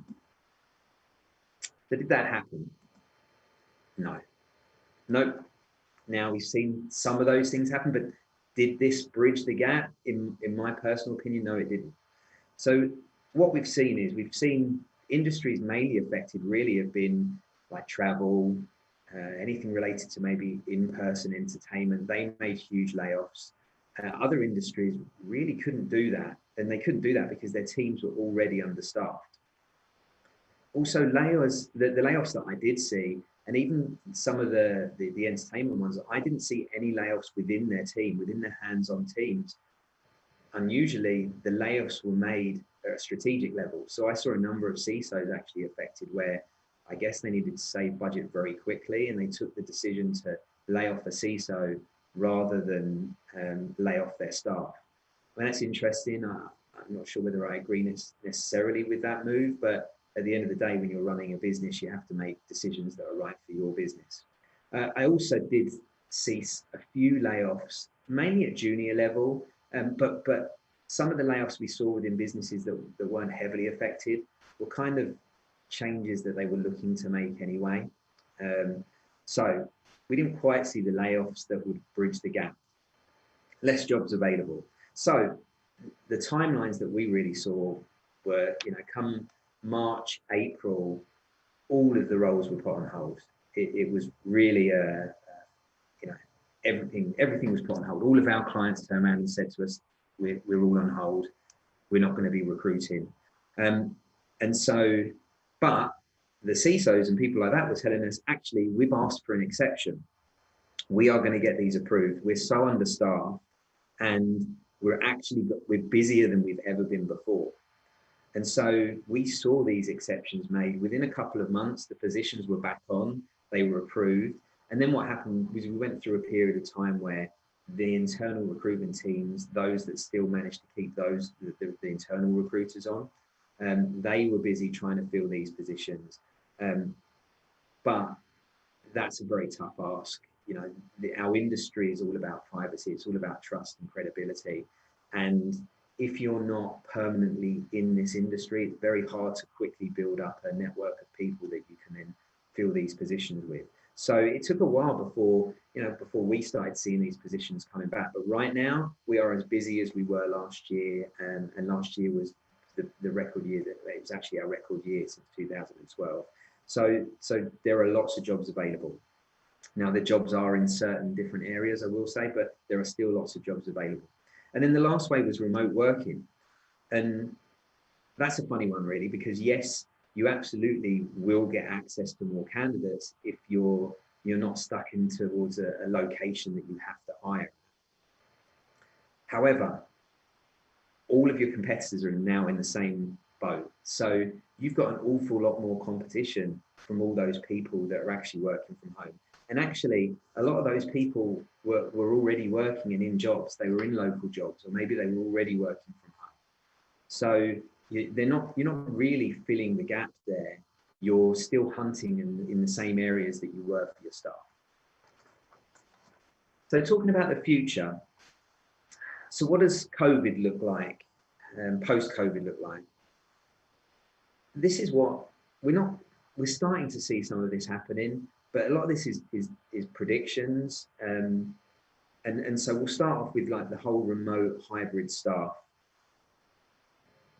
There are a lot of companies that are making assumptions as to how this is going to work. I'm already speaking to plenty of companies that are letting their leases lapse. They're giving notice on space. And the assumption in a lot of cases is that we are going to go completely remote. We're not going to need as many people. Most people want to stay remote. And I think that's quite, you're jumping to some conclusions there. And there's a lot of dangers in doing that, because some people have really enjoyed working from home and others have really struggled with it. And I can talk from personal experience. I mean, I live in an apartment. I have a 1-year-old, and my wife is now working from home as well. And it's very, very difficult for me to, get this sort of stuff done. I mean, I've come into our office space to get this done. I can tell you, we're in a co-working space, and I've seen 4 people all day. So a lot of people aren't working in their office spaces where they have got them. But, this remote hybrid thing is going to be very difficult. And we'll talk a bit about that a bit later. But I think we're going to see some interesting things happen there.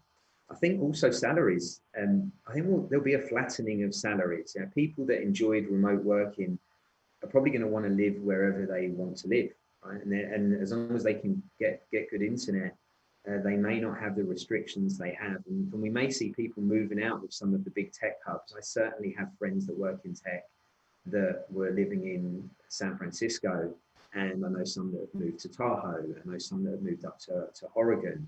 So people are moving out. That's going to have some very strange effects on those cities. It'll be really interesting to see what kind of effects it's going to have on salaries.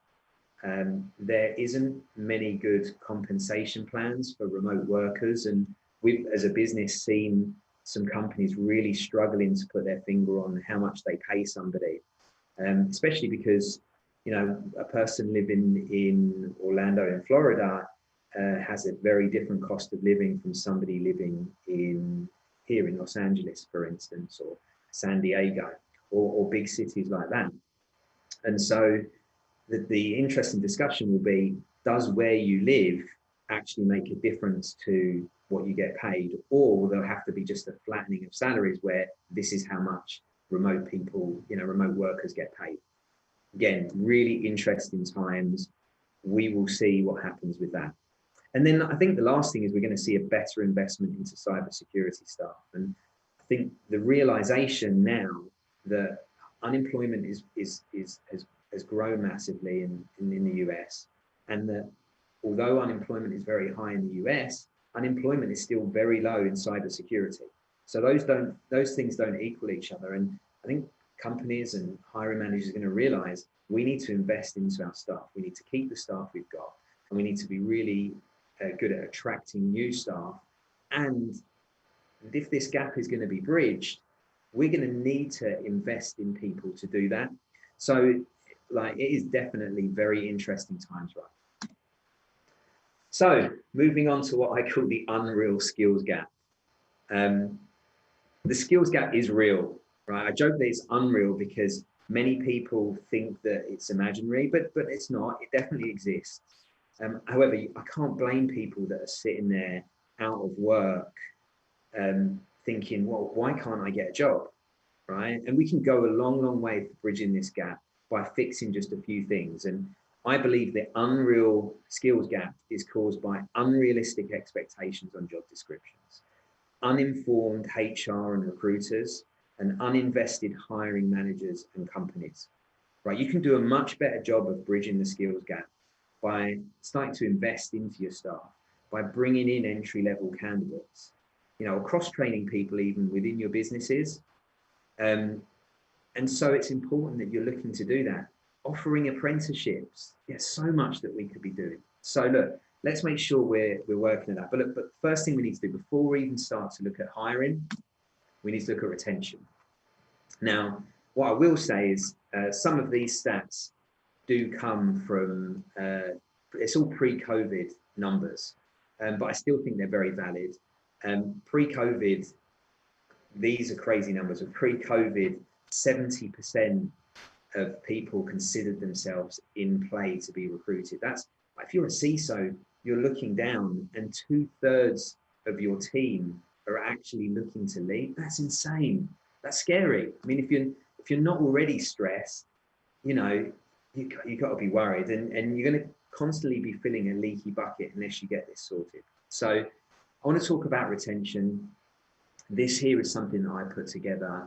I call it the retention triangle, and it's built up from 20+ years of experience in recruitment. I think that when you see people leave, there are 3 main areas that you can actually affect as a company or as a hiring manager, that why people will leave, right? So you've got job satisfaction, salary and benefits, location and commute. And what we see is if somebody has an issue in just one of these areas, they're unlikely to leave. However, they may well take a phone call from a recruiter. Now, if they've got an issue in 2 of these areas, they are almost certainly interviewing somewhere else. And often people are quite, you know, they'll leave, you know, when there are 2 of these issues. If it's all 3, I'm really surprised that somebody's even still there. It very rarely even gets to that point.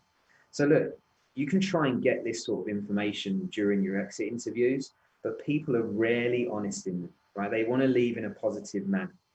You've got to think they don't want to burn bridges. And also a lot of people just want to avoid confrontation, right? So therefore, the only way you're really going to get this kind of information is by having really close relationships with your direct staff. And also, if you're a CISO and you've got layers of people underneath you, not only the direct reports that you have, but making sure that your team leaders and your managers also have those kind of relationships with their direct staff as well. So we're going to talk about each three of those three of those areas, and we'll start off with job satisfaction. So ISACA's State of Cybersecurity found that 64% of people had a heavy workload and 50% were working long hours, right? And if most companies are understaffed, then that isn't really a huge surprise. So you've got to think about how that affects the team culture and the working environment. So it's tough. Like the top 5 advancement obstacles were a limited career path, were a lack of mentorship, unequal growth opportunities, lack of training and resources, and unsupported management. Now, those are all things that companies can do something about. So let's move on to salary and benefits. Salary and benefits. Salary is consistently ranked as a major factor in staff retention. And we personally actually see base salaries making a slightly less of a difference. Of course, everybody has bills to pay. Your base salary is covering all of your costs, but there are a lot of other ways that companies retain their staff outside of just a base salary. So you've got to think good stock and equity plans have been doing an amazing job for startups and publicly traded companies or companies about to publicly trade. So that's a good way to go. Health benefits, 401k plans, pensions, they've traditionally worked really, really well in the public sector, right? They've got a great ability to retain people because of those reasons. And we're also starting to see trends increasing, companies increasing PTO, unlimited PTO or vacation time, sick time, family leave is a big one. And it's a hot topic generally because, I don't really talk about politics, but it actually has bipartisan political support. And actually, as somebody that comes from Europe and obviously has recently had a child, I can tell you that the difference between how the UK compared to the US supports women that are having babies is a huge difference, and even also with fathers as well. So there's a lot that we can do, and those factors are going to majorly make a difference in staff retention. So the last one, and this is probably the most interesting with everything that's going on right now. So ISACA State of Cybersecurity had the #1 reason for people leaving their job as work-life balance, and your location and your commute, that has a major effect into that. So, and COVID has had a huge, huge change. And I think over the next, strangely enough, you think that now everybody's kind of working from home and they're figuring things out, that actually this will be less of a problem. But if you think of anything, we're going to see it being more of a problem because of some of the assumptions that companies are taking. And also, so I think the next year or so will be very, very interesting in this area. So why is that? Staff have been given a taste of this remote working, right? This is I call it the work from home experiment, right? It's the greatest experiment ever. You've got companies that have never had to do this or would usually not want to do this, being forced to do it. And so these people have been given a taste of working from home. And now they're going to be working out whether they want this to go forward or how they want their job to go forward. They've proven I can do my job 100% from home. So what do I want my work life to look like? And as I mentioned, some are really happy with working from home. Others miss the office. Others want some sort of hybrid. It's going to be interesting. It's going to be hard as well for companies to work out what they do. How do you keep a great big office when people are only coming a couple of days a week? Is there a reservation system that people reserve a desk? It's going to be really interesting, but it's going to be messy as well. And the only way that you can really get on top of this, and I know there are companies doing an awful lot of surveys, trying to get the general feeling from their staff, but it's going to be down to the hiring managers. It's going to be down to the people that are management. You've got staff, working with you. You need to actually get on board with them, not just as a group, but as individuals. Just trying to force a member of staff to come back, or even trying to force them to stay remote, it's going to result in them actually leaving. And so you need to be working on alternative options, and you need to be working really closely with your staff to understand what they need as individuals, because they are individuals. So this is something that I really believe companies can work closely on, and I hope that everybody's seen one of these before. It's a SWOT analysis. You know, you take a look at you as a company, and even you as a hiring manager or CISO. You know, you're going to look at this in terms of where it comes down to staff retention, and you're going to look at, right, what strengths do we have that we can play on? What weaknesses do we have that we can work on, and we can get better at? Where are your opportunities that you can really take advantage of? And then what are the potential threats, and how can you be prepared for them? Like a SWOT analysis in this area is going to be so helpful for you. So I'm going to give you some actions on retention. You need to build relationships with your direct staff. You know, good relationships. You should know kind of what's going on relatively, you know, in their home life, in their commute, where do they live, all of those sort of things. And you want to really encourage your team leaders and your managers below you to have the same. I would use that retention triangle and start thinking about your people and what things affect them. And then do yourself a SWOT analysis. It actually doesn't take a lot of time, and it really can give you a good plan to move forward. It can, you know, create some really positive changes, and you can work on those areas so you know which ones need that. And it will also, if you do this and you treat, you know, all your members of staff fairly and equally, and you do it for everyone, and bear in mind that you can't make assumptions. So just because somebody lives 10 minutes from the office, you can't assume that they would be okay with moving back when somebody that's further away might not want to. You actually need to talk to these people and find out. So we're going to move off retention. You know, you've fixed your leaky bucket, and everything's going well. Nobody's leaving. They're all very happy. And now you're going to have to look at recruitment. So 32% of companies say it takes 6 months or more to fill their positions. And when we get a new client come to us, often those roles have been open for a long time. And they don't actually realize why they're struggling. You know, oh, we can't find the candidate. And actually, it's usually because their recruitment process is broken. And so we spend a lot of time trying to help them actually fix that, and then helping them find the candidates that they need. So 2 reasons we see this. It's almost always quality and quantity issues, right? Or both. So the first thing we should do is take a look at the issues you've got. If you're trying to attract a load of candidates and then you're not filling your roles, we need to look at the process. So here we go. This is my friend Sam, and we should just, you know, just because Sam can do this job, it doesn't mean it's common.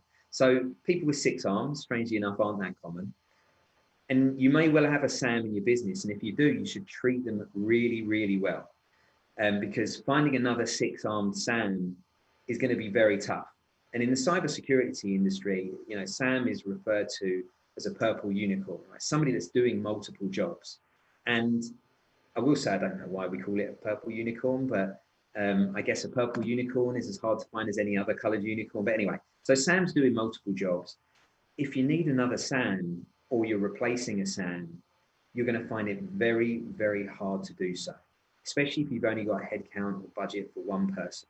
So does this mean you can't fill this role? No, it isn't. No, it doesn't. But it does mean that you're going to have to be a lot more flexible with how you go about doing this.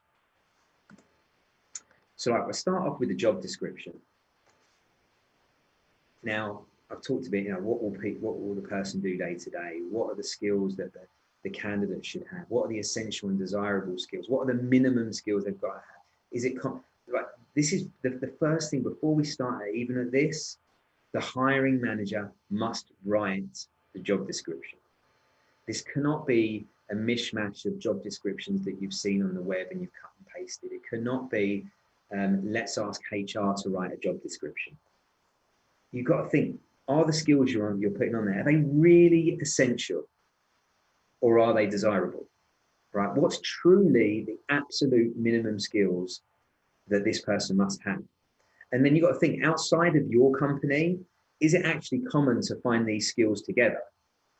I'd even say, you know, I would say it's worthwhile thinking about even having 2 different job descriptions.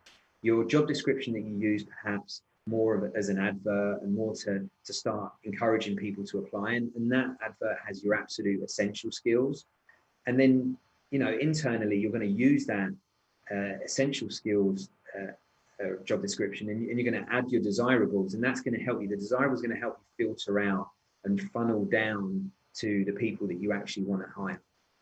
So think about doing it that way. And don't forget as well, I just say that these people that do these multiple jobs, often they come into your business doing one job and then they get these extra skills while working there. And there isn't any other companies that perhaps have those skill sets together. So trying to recruit for them is going to be very, very tough for you. So recruitment, right? The pre-interview process. Who's screening your resumes? Do they actually understand what you're looking for?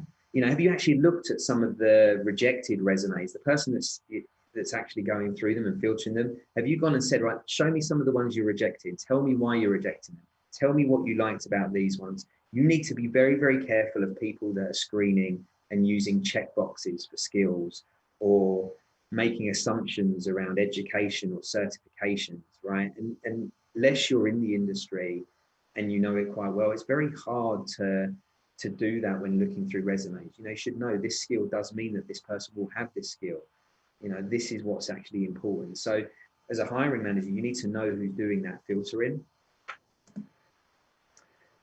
Okay, so keeping on recruitment, let's talk about the interview process. This is one I feel pretty passionate about because I feel like it's rarely that often things go wrong during the interview process and candidates are put off.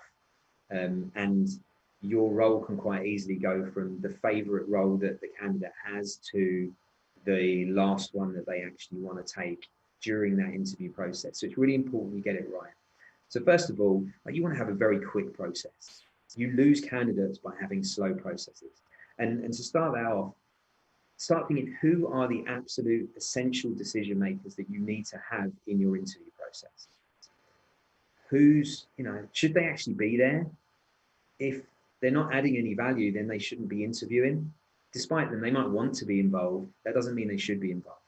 Then as a hiring manager, are you 100% sure that everybody in the process is on the same page? Have you had a group meeting? Have all of your interviewers got together, not just to talk about candidates, but to actually before then talk about what they're looking for, what that person is going to be focusing on, right? Because each person in the interview process should have their own niche area. There should be certain things that you want certain people to interview for, and they need to know what that is. And then the questions they're asking, find out what kind of questions you're asking to find this out. Do they actually screen for the things you need? And this is one that it's funny how many people I speak to, and the answer is actually no, I've never done this. But if you're the hiring manager, have you ever sat in an interview with the people that are interviewing for you? Not everyone, obviously, otherwise that would defeat the purpose of having that the interview panel. But just individually, once a month, sit in with that person and just make sure that they're interviewing for the things you expect them to interview for. Because I think you'd be very, very surprised actually what comes out of one of those. So sit in there, you know, it's something you can find time to do. It's very much worthwhile. So you found your person, and we're going to go through the offer and hiring process. So we'll start off with compensation. Okay, so you want to know what they're looking for. You want to understand, you know, what the market rate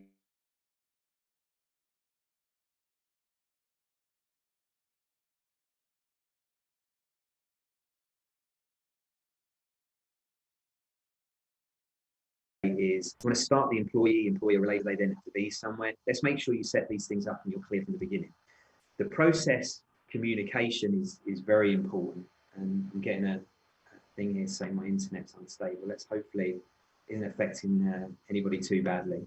You guys are getting me okay. So the process communication, every company has their own process. They all differ and they all take different lengths of time. And I will say at the moment, one of the things we're seeing is background checks are taking a lot longer. So are you communicating that with the candidate? Because if they don't hear from you for 2 or 3 weeks and they think their background check should take 3 days, they're going to be extremely worried. How often are you keeping in contact with them, right? Then counter offers. You need to be prepared for counter offers. Firstly, you should make sure they understand that the offer you're making is confidential. Now, that doesn't necessarily mean that they won't talk about it. But the important thing is you can really cover the counter offers very well if you know exactly why they're leaving and why they're joining you. And we actively, as a recruitment company, we actually actively encourage our candidates when they come to us to go and approach their current company and not tell them they're obviously looking to leave, but certainly talk to them about, right, you know, I'm trying to get a raise, you know, I'm thinking about buying a house. I would love to get my base salary up, or actually it would be really useful if I can work from home a couple of days a week, or I want to get my career going in this direction. Can you talk to me about what my next steps are? Whatever it might be that their reasons are for looking, also needs to be their reasons for taking their next job. And you know what? If a candidate hands in their notice and they've had those conversations with their boss, and all of a sudden their boss or their company turns and says, "Oh, do you know what? We can do that," or "Let me give you that extra 10K that you asked for a month ago." That tells you something about the type of company you're working for. You should never have to force your company to give you the things that you need to be happy, right? And then finally, start date. Let's make sure that you're actually discussing when the start date is, and you're working with your candidates to actually. Sorry, somebody knocking on the door. And so I can make sure that somebody's actually got the start date that they think they've got, and that I wouldn't delay it too much. You know, if somebody wants an extra week off, that's fine. But if they're starting to delay it much sooner than that, then absolutely, like, let's make sure that you're conscious about why that's happening. Because in my experience, once they delay start dates very far, it's often telling you that they don't want to start. So you've got your process working really well. How are you going to attract your candidates? This is an interesting one. You know, with all the time it takes to actually fill these roles, how are you going to actually get these people in? Advertising really quickly.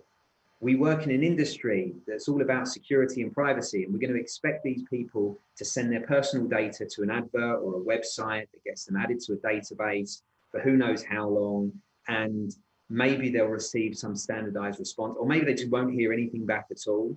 And if they do get contacted, the person you might be speaking to might know nothing about you know, this is crazy.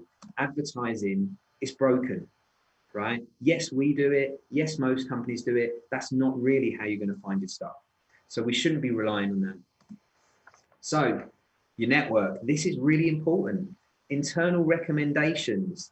We have seen companies offering referral fees to their staff for at $5,000. $5,000 in referral fees.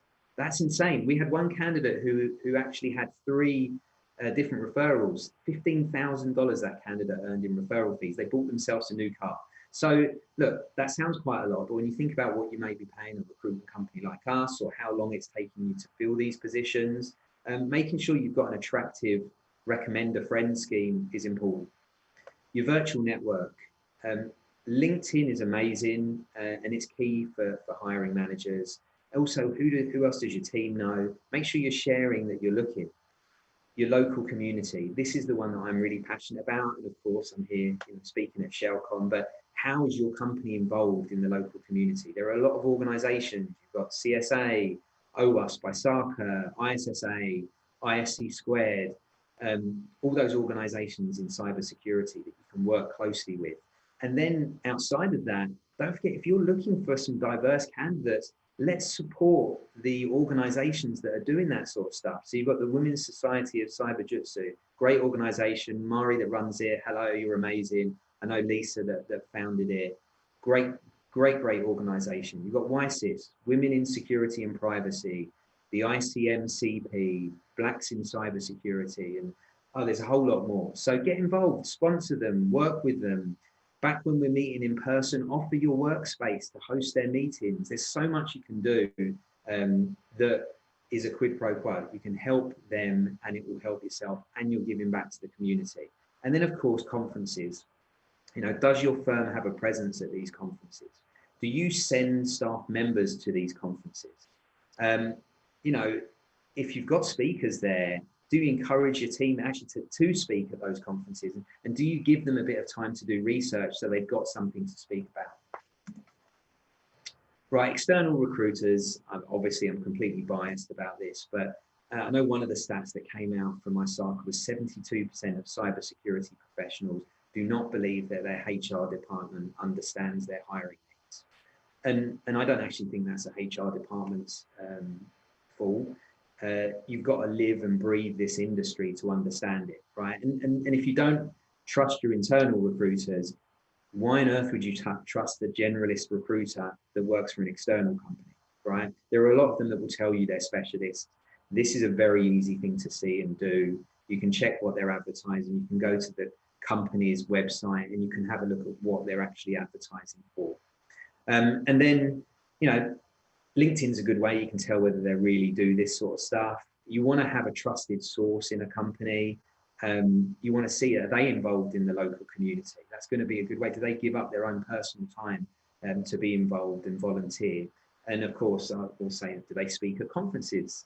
You know, hint, hint, hint. Seriously though, look, there are a lot of good cybersecurity staffing companies out there.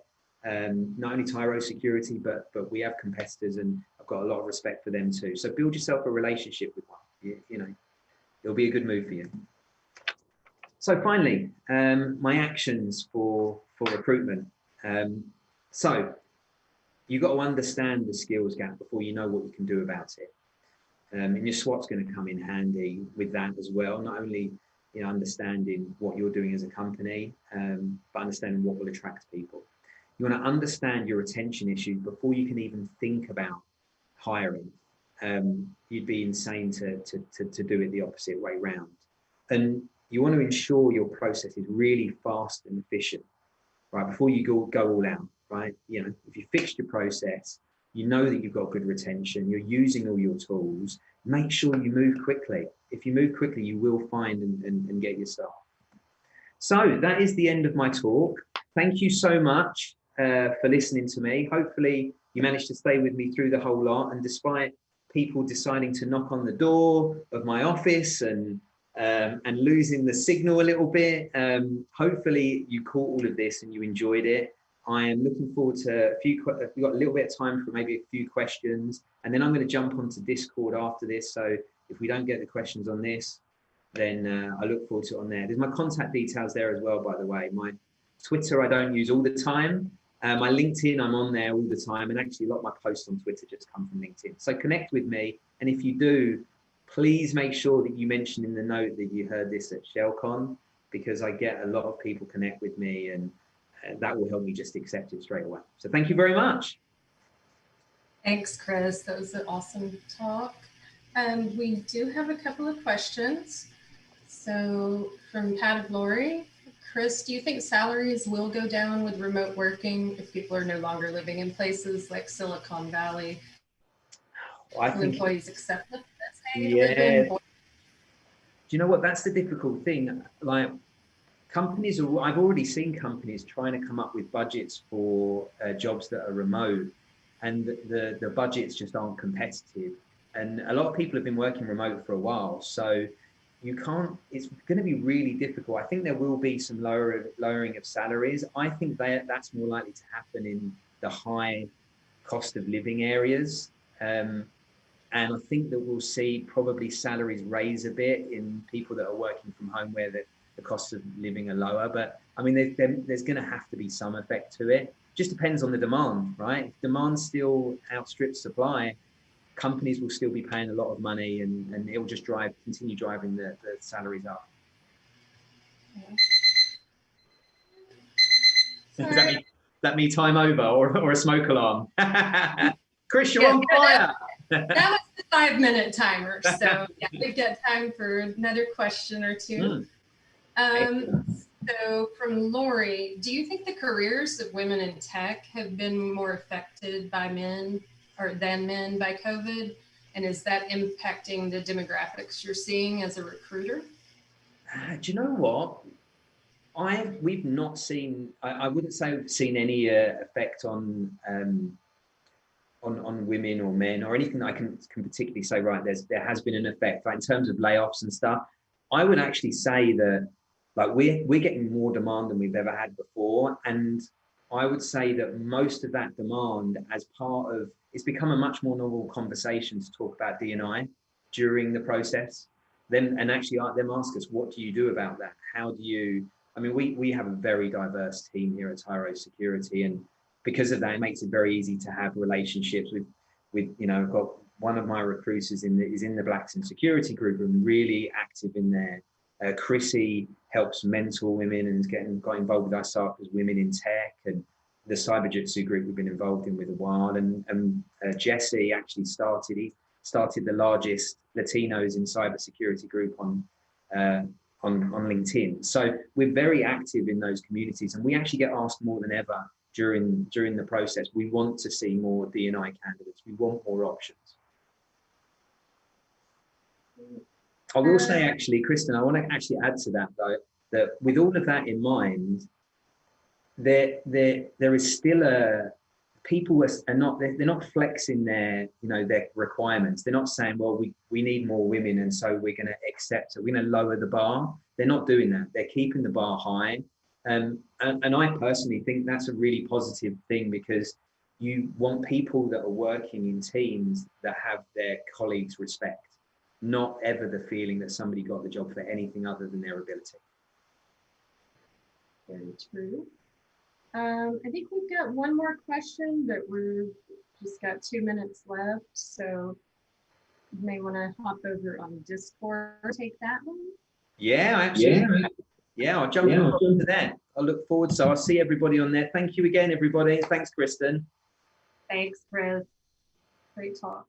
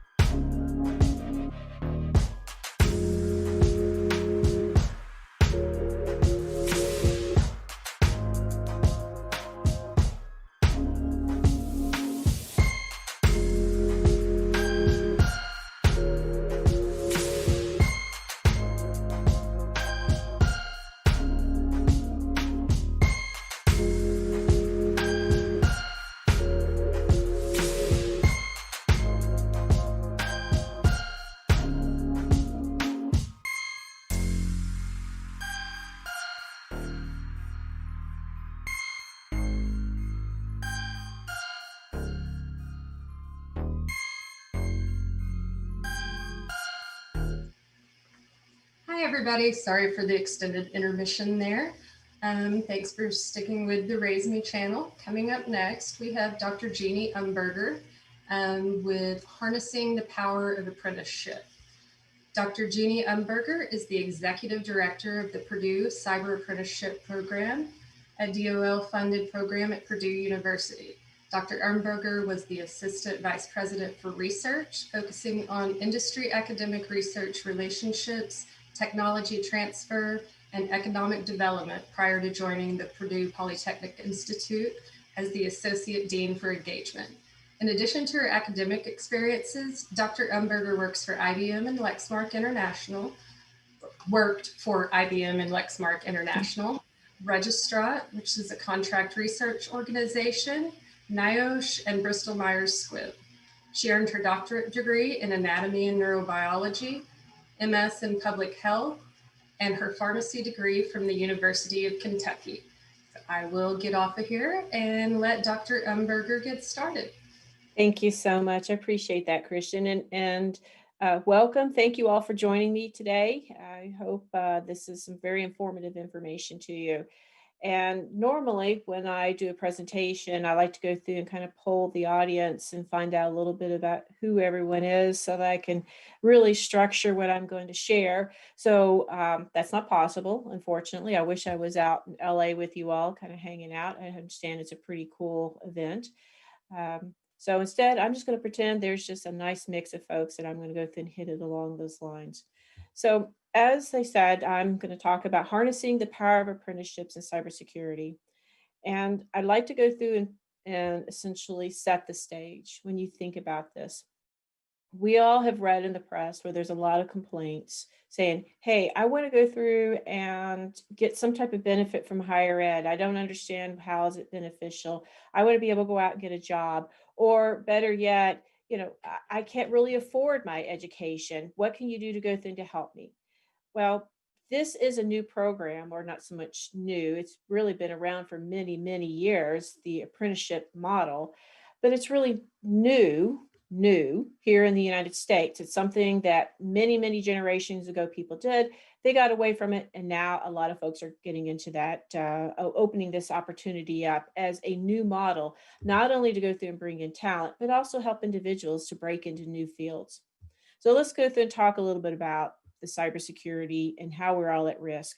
We've all read and heard about the cyber attacks that have happened, and it's billions of dollars, $57 to $109 billion or more. It's growing. It's kind of like a clock ticking there that is being spent to address all of the issues and the intellectual property that's stolen, the damage that's done to companies, to individuals, and so forth. Even myself, even though I'm involved in cybersecurity, I myself have sadly had my information hacked through a number of companies or other situations, and as many of us have. If you haven't, you generally know at least one or more persons who have. But let's go through and take it to the next step. That's important. We're going through this. Yes, there's a lot of attacks that's actually happening.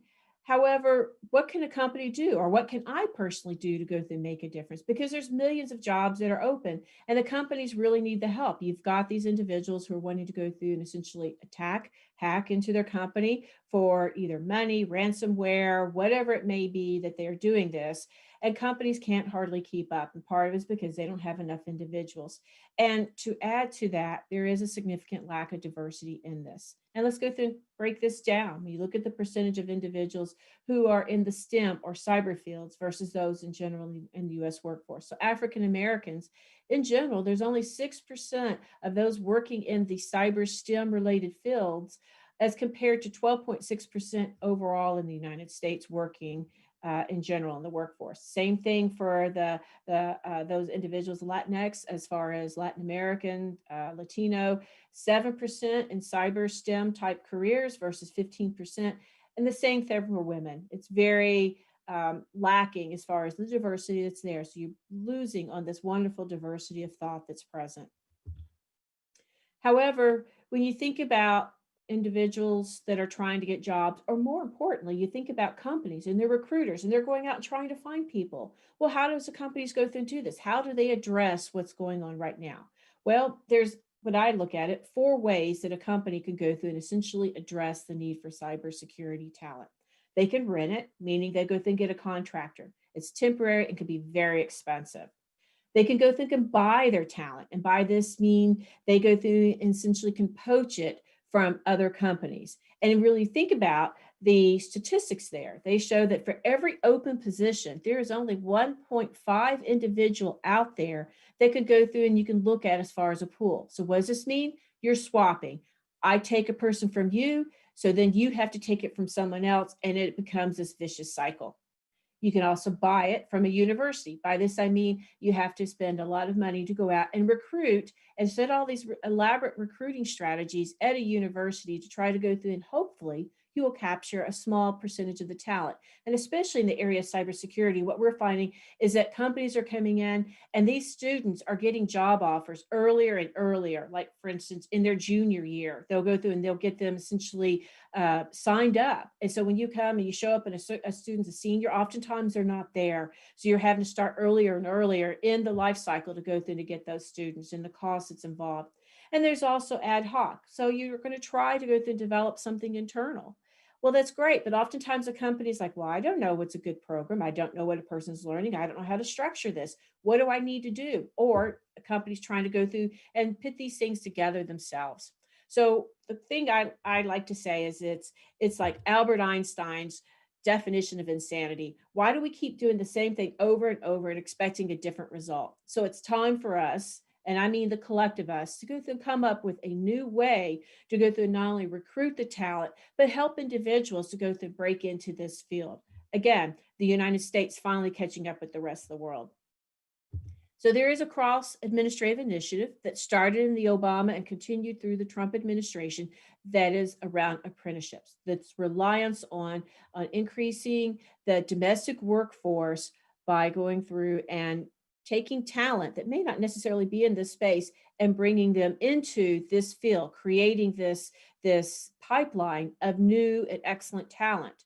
Instead of relying on the H-1B visas to bring in individuals in from the other countries, instead, let's go through and let's utilize the wonderful talent that we have here in our country and go through and help to get them ready and trained so that a company can access this. So when you're thinking about an apprenticeship, think about this as an alternative path forward. Or if you have a quiver of arrows, this is another arrow that you could go through and essentially add. It allows this flexible training where you can go through and can customize it, where you can go through and can fix it so that it fits your company. It's really a new human capital strategy that you could go through and can add to bring individuals in, and not only bring new individuals in, but also upskill individuals within your company, rather than go through and maybe lay someone off, or to say, well, we got to try to attempt to figure out what we're going to do for this person to get them to fill this critical need. We now can go through and help them through an apprenticeship. It is a very formal type of designation, meaning it's not a fly-by-night type of thing. So we have, with my program, a registered apprenticeship program, which is of the apprenticeship programs, it's the highest level, meaning it is tied to competencies that are based on industry input and has standards and credentials that a person needs to meet, so that when a person, if they did go to another company, they walk away with this credential and everyone automatically recognizes it, rather than say, well, okay, you went down the street and did their training and I'm not sure how good their training is, so I'm gonna have to redo it. The other thing that's important is it is an earn and learn, meaning you go through and get paid from day one, and you see continual pay and progression as you go through and meet certain milestones. You have a mentor, you have the employer that is coming in and investing in you to help you go through and grow and learn and launch your career, and also help them. So how do we go through and define what this apprenticeship is? Well, it's an employer-built program. And by this, I mean the company will come in and structure this program so that they have it where it looks and feels like what they have. It's really what it is it's kind of like an internship, but it's not. This is the intern or the co-op that never really leaves. Instead of going through and showing up for a very temporary period of time and going back to the university or wherever, you're actually there. You're getting formal training that's integrated while you're working at the same time, and you're getting this money, you're getting paid, and oftentimes pay for your education at the same time. The employer comes in and directs the type of training and the direction that they want this person to get, so that when they're finished, they have all of these credentials, this education, this experience, and now they're launched within the company. And it's very much need driven because the companies do need this experience and these people. So what are the core components of this type of apprenticeship? Well, there's definitely a certain amount of the business being involved. And what they do is they structure the on-the-job learning that's necessary. They file appropriate paperwork with the government that goes through and says that they have to have a very structured, supervised minimum number of hours that a person has to work during a certain period of a calendar or several calendar year, with a related instruction that they need to go through and get, and that they go through and they're rewarded for the skills as they go through and continue to gain the skills. And then when they're finished at the very end, you walk away with this national credential, or oftentimes many national credentials that really sets you up career-wise. So companies will say, oh, well, do I really benefit from this? All I see is just me putting money out and just training. No, that's not the case. There have been a number of studies that have been done, not only by the Department of Labor and others here in the United States, but also in Europe, that shows that apprenticeships yield a tremendous return on investment for companies. The Department of Labor says that for every dollar an employer spends, they will get on average $1.47 return on investment. And there have been studies by others that have shown they could be as much as $3 for every dollar you spend.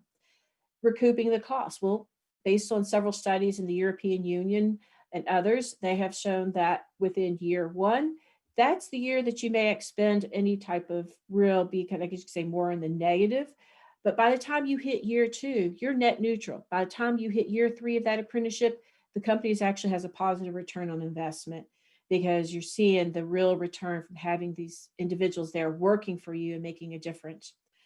And you say, well, okay, how does this help? Well, one of the operational costs that you're saving on is that you're not having to go out and constantly recruit individuals. Because there have been studies that have shown that when you hire students from college, generally 70% are looking at leaving their job or have left their job, that first job, within 3 years of that first hire. So think about it. You're spending 30% of your money on HR recruitment. And so now you're talking about a way to keep individuals here, because if you look at that same time period of 3 years upon graduation of that program, 89% of those apprentices are still there. So think about it. You have a cybersecurity field, which is hard to go through and find talent. You get them trained, and now 89% of those are still there 3 years after you've completed your apprenticeship. And again, looking at the prior point, your return on investment by the time you hit year two of that training program, you're at net neutral. By the time you hit year three, you're positive, and your program could be 4 years. So you're looking at essentially 3 to basically 5, 6 years where you're really going through and seeing these people are still there and getting a positive return for your company. Additionally, 81% of the employers polled by study saw an increased productivity, and 66% said they saw an increase in competitive. So there really is a lot of good things for a company that comes out of an apprenticeship. So the question is, how does this work? So again, our team, the PCAP team, or Purdue Cyber Apprenticeship Program team, is made up of individuals such as myself and others here at Purdue University West Lafayette. We have a minority outreach and component, a person that goes out and helps to work with various employers to go through and increase this minority and diversity. We have a leadership academy. We also go through and offer a tiered approach to education. We are the first program in the nation that allows a person to get badges, certificates, associates, bachelor's, even a master's, as well as cyber range practice, as well as companies can even go through and get certain micro grants depending on the size.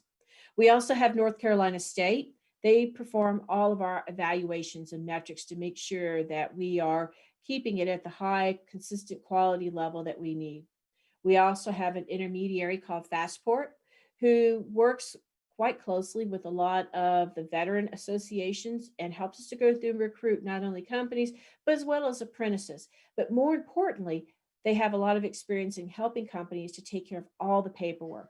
We essentially have designed the easy button for a company to go through and to get an apprentice into the program. We also have a company called Refori, wonderful company, and they help us with the special portal, the PCAP portal, which is a way for apprentices or potential apprentices to go and get connected to our companies and a number of other wonderful features I'll talk about in a few minutes. So let me break this down a little bit more. So let's say, for instance, if you're a company, and I'm going to take it from two perspectives. So from a company, we work with you to go through and to design your program. We recommend either using a co-op or apprenticeship program and using that as kind of the vehicle, the basis. And then you go through and just build a little bit on top of it. So that way you don't have to really change too much of what you already have in place. And then we work with you to fill out all the paperwork. We get that submitted. And then once you get that submitted, then the employer, you go into the system, you essentially create a profile about yourself. You go through and you post who you are and what type of position you want. And then you start searching our candidate pool. And then from there, the company will then go through and hire the individual. We help get them onboarded as far as with the DOL is concerned. And then from there, the company will go through and put the person in their job and they will start working and they have their advisor. During that time, during the time of their apprenticeship, we at Purdue would be working with them to talk to them about Leadership Academy. Think of it as an executive leadership training that takes about 3 months. And you're talking about if you've got a 4-year apprenticeship program total, sometime during there, you will go through and do your leadership training. In addition to that, you'll have various activities with Cyber Range, as well as a number of other initiatives that you'll go through and be involved in. We have an advisor that would work with the apprentices to go through and to design their custom-made educational pathway to get them where they need. Instead of coming in and saying, we have this one widget and one only, and everyone's going to go through and use and do it this way only, we say that's not the way. Each person has a different need. Some people, it may be something as simple as a couple badges and a certification.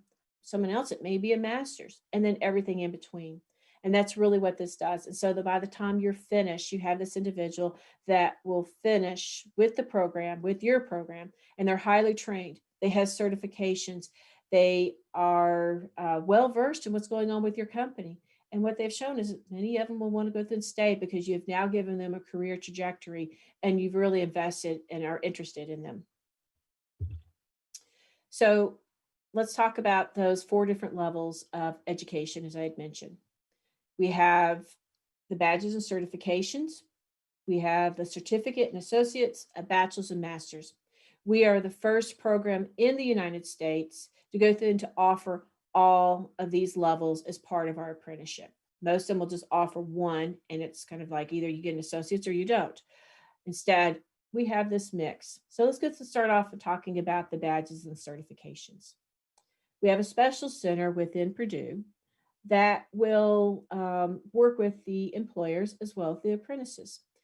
The badges, we have over 30 different badges that are ranging in an assortment of topics that are important to cybersecurity so that a person can go into a much deeper dive and really understand. And when they walk away, and they've taken multiple modules and they walk away with this badge, this piece of paper badging that says, I've really did an intensive concentration in this area. We also have certifications that an individual could go through, could take with the boot camps that go with it, and then they would sit for the certs. The next level is certificates and associates. And by this, I mean 1-year certificates, meaning it's 15, sometimes as much as 30 hours max. And a person will take this, and then that may be enough.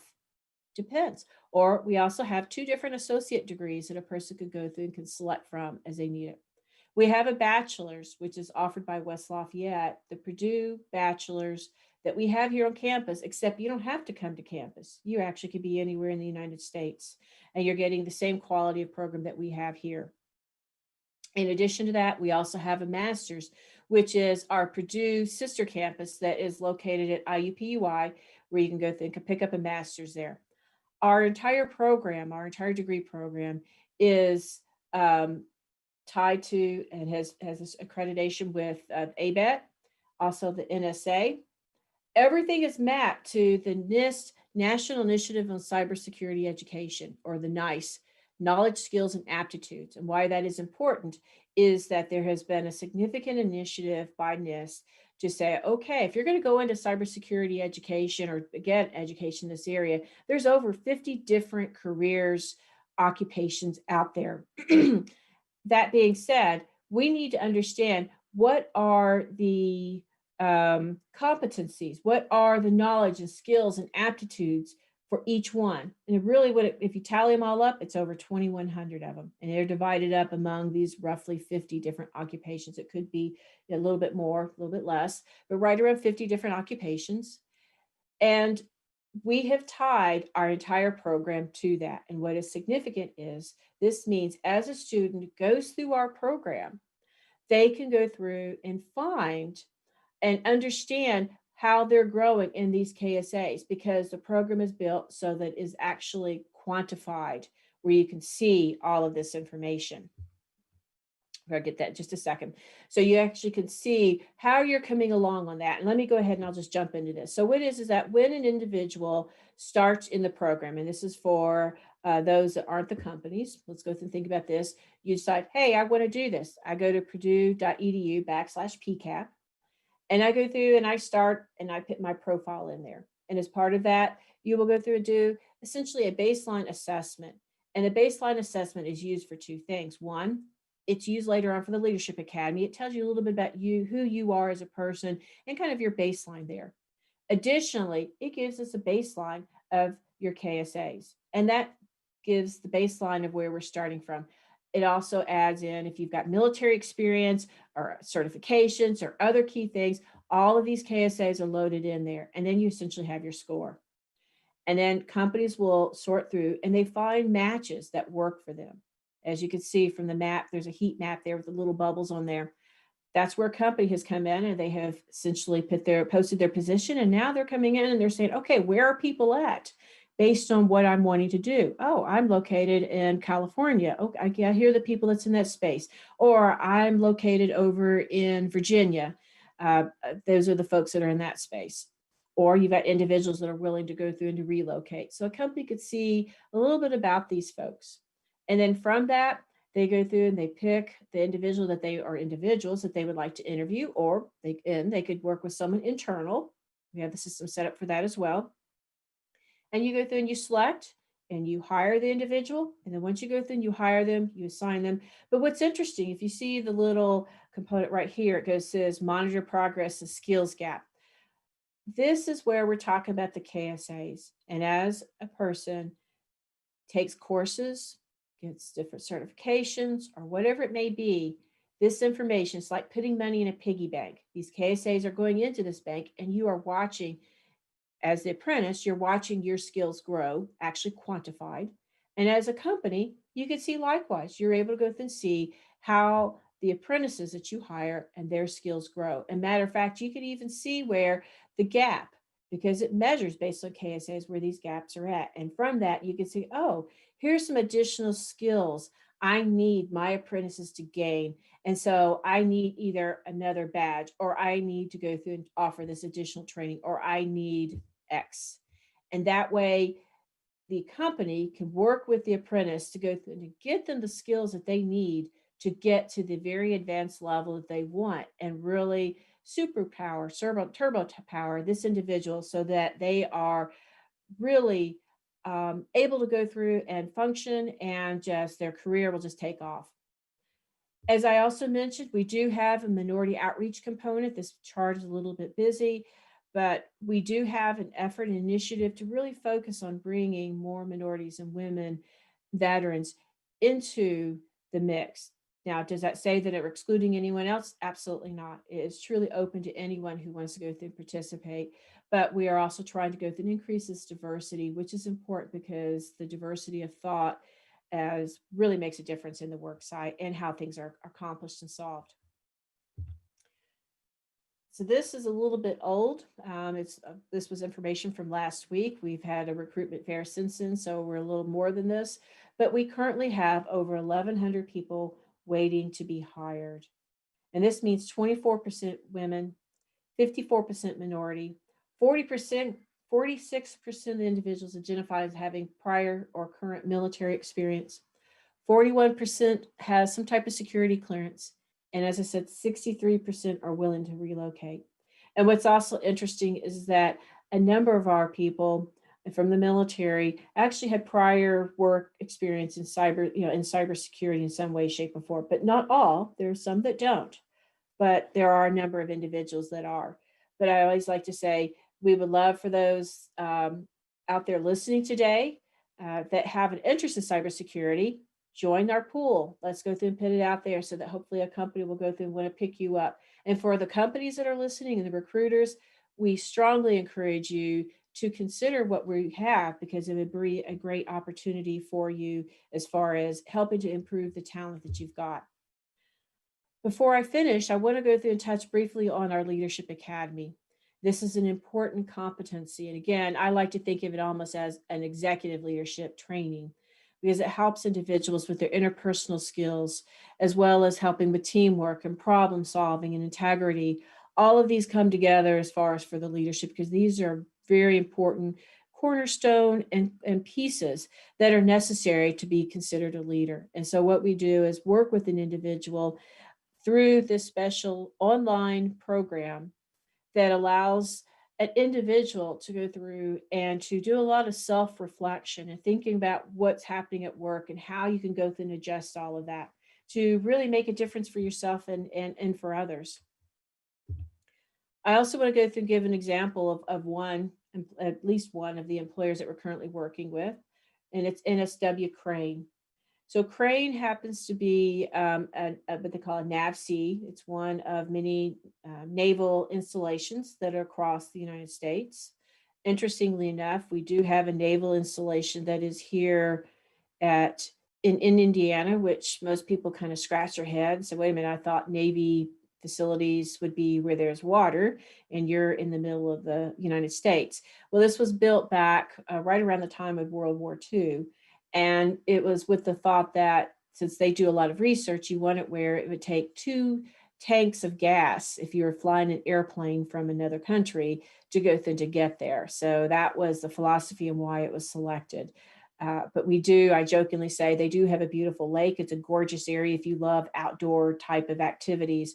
And so they are starting to go through and ramp up, and will be wanting to go through and hire, as well as other NAVSEAs as they go through and essentially join us in this particular initiative. And the director of Expeditionary Warfare, Ms. Patricia Herndon, also serves as a member of our Women and Minority Advisory Council. So we're very excited by that. And we're continuing to add companies as they come on board. They will go through post positions, hire individuals, and essentially go from there. I'd like to go through and close by sharing my contact information, especially if you look down at the bottom, you'll see where it has our website. If anyone is interested in learning more, there is links on there, whether you're a company or otherwise, that you could go through and learn more information. If you are an individual who wants to sign up and potentially be an apprentice, please do. They have where you can link. Likewise with a company, either you can reach out to me directly, or there is a form on there that you can type your information in, and definitely can reach out to us and we'll get back with you very quickly, because we would love to have you as a partner. We would love to go through and have you join our program, because of the impact and the people that we could go through could benefit, and the difference that we can make is pretty significant. And with that, I will go through and open it up to questions. Thank you. Thank you, Jeannie, for that great talk. It's a fascinating program. A few questions is, how is the employee retention rate after apprenticeship? Is that better than industry standard retention rate? Well, do people still stick around longer? Well, we're still early in our program, so I don't have it on the, I guess you could say, on the flip side. But in general, what they have shown for apprenticeship programs, that yes, the retention rate is much better. The Department of Labor has other studies that have shown that 94% of the individuals will actually complete the apprentices across all apprenticeship types. And these are including apprenticeships where there's pretty much 100% turnover. 94% of the individuals will complete. And of those, of the 6%, 4% generally leave because they have some type of family issue or something that really is outside. Only 2% are dismissed due to cause. And then of those individuals, that study showed that about 2 years later, 91% are still there. And as I had mentioned earlier in that other study, 3 years into it, 89% are there. So the retention rate is pretty significant. That's fantastic. So another question, like what is the admission process for the PCAP? For the PCAP. So what it would depend, and that's one of those depends. So when an individual, if let's say for instance, if your company, all you need to do is contact us, we work with you through the paperwork and essentially submit the paperwork to the Department of Labor and we get you connected in. There are no upfront fees or anything like that. So if you're a company, it's really pretty simple. And I use that in quotation marks because nothing's ever simple. You have to go through all the discussions internal, but we work with you on the paper. We help you take care of all of that. And then you're into the system. If you're an apprentice, once you essentially put your information out there, an employer needs to hire you. And then once they hire you through the apprenticeship program, as far as the education requirements are concerned, it depends. What we're not going to do is, like, for instance, if you already have a bachelor's degree and essentially say, well, I don't want another total bachelor's degree again. Maybe you just need a couple of certificates, some badges, and maybe a year-long certificate or something. What we do is we look at where you are. We start where you're at, and then we help you build your pathway from there, and then help you to figure things out. But no, as far as the SAT and ACT and those type of things, those are not what's necessary if you're worried about that as an apprentice. Okay. Let's see, any more questions? So going back to what you had just said, so the program is kind of customized for each individual for their starting point, where they're coming in from, yeah. Yes. Okay. I am not seeing any more questions right now. All right. Anybody wants to post something, I will be happy to pass that along. Sure. Definitely. So just a personal question from me is, how did you wind up kind of in this path coming from a pharmacy degree? People ask me that routinely. As I always like to tell my students, because I do teach. I have that kind of as my little side action as I am a professor here. I started working in industry and was hired by Purdue University as an assistant vice president. And my job was to go to facilitate connections between university and industry. Did that for a number of years, got the opportunity to become an associate dean so I could learn what a college is all about. And at the time when I first joined, my dean said, well, I want you also to take on workforce education. And I kind of like, ooh, okay, I've never really worked in that space. Okay. So I did like most professors and we went through and I researched it to figure it out. And I realized that there's a lot of need in this space, and especially the need to do something unique and different. And that's really what I did is I developed a very different type of program. And the opportunity to go through and essentially get funding from the Department of Labor, almost like a proof of concept of my apprenticeship, because there's a much bigger wraparound with the apprenticeship program, with apprenticeship just kind of being the jewel that's in the center. And that's really how I got into it, because I know people say, well, wait a minute, you're a pharmacist and you did neurobiology and you did all this other cool stuff. And it was just, as I tell my students, you never go on a straight path for your career. You will start and then it's like a spaghetti and you end up over here, even though you thought you were going to be over there. It never works like that. I've rarely heard of individuals say, I start and this is all I did. Most will start with one career and end elsewhere. And that's really what it comes down to. And I just use my skills to apply. And that's like here, you take your skills of what you've got and you translate them into a different profession. And that's really what today is all about. And companies are starting to embrace that you no longer have to get this set degree. You bring what you've got and translate. And that's really what I've done is I've just translated who I am to make a difference in people's lives. That's a great point, that so many things you do are applicable in so many different fields. Exactly. I do have another question here from the stranger. says, I do understand that COVID has affected company involvement, but what is the current timeline for a potential apprenticeship offer?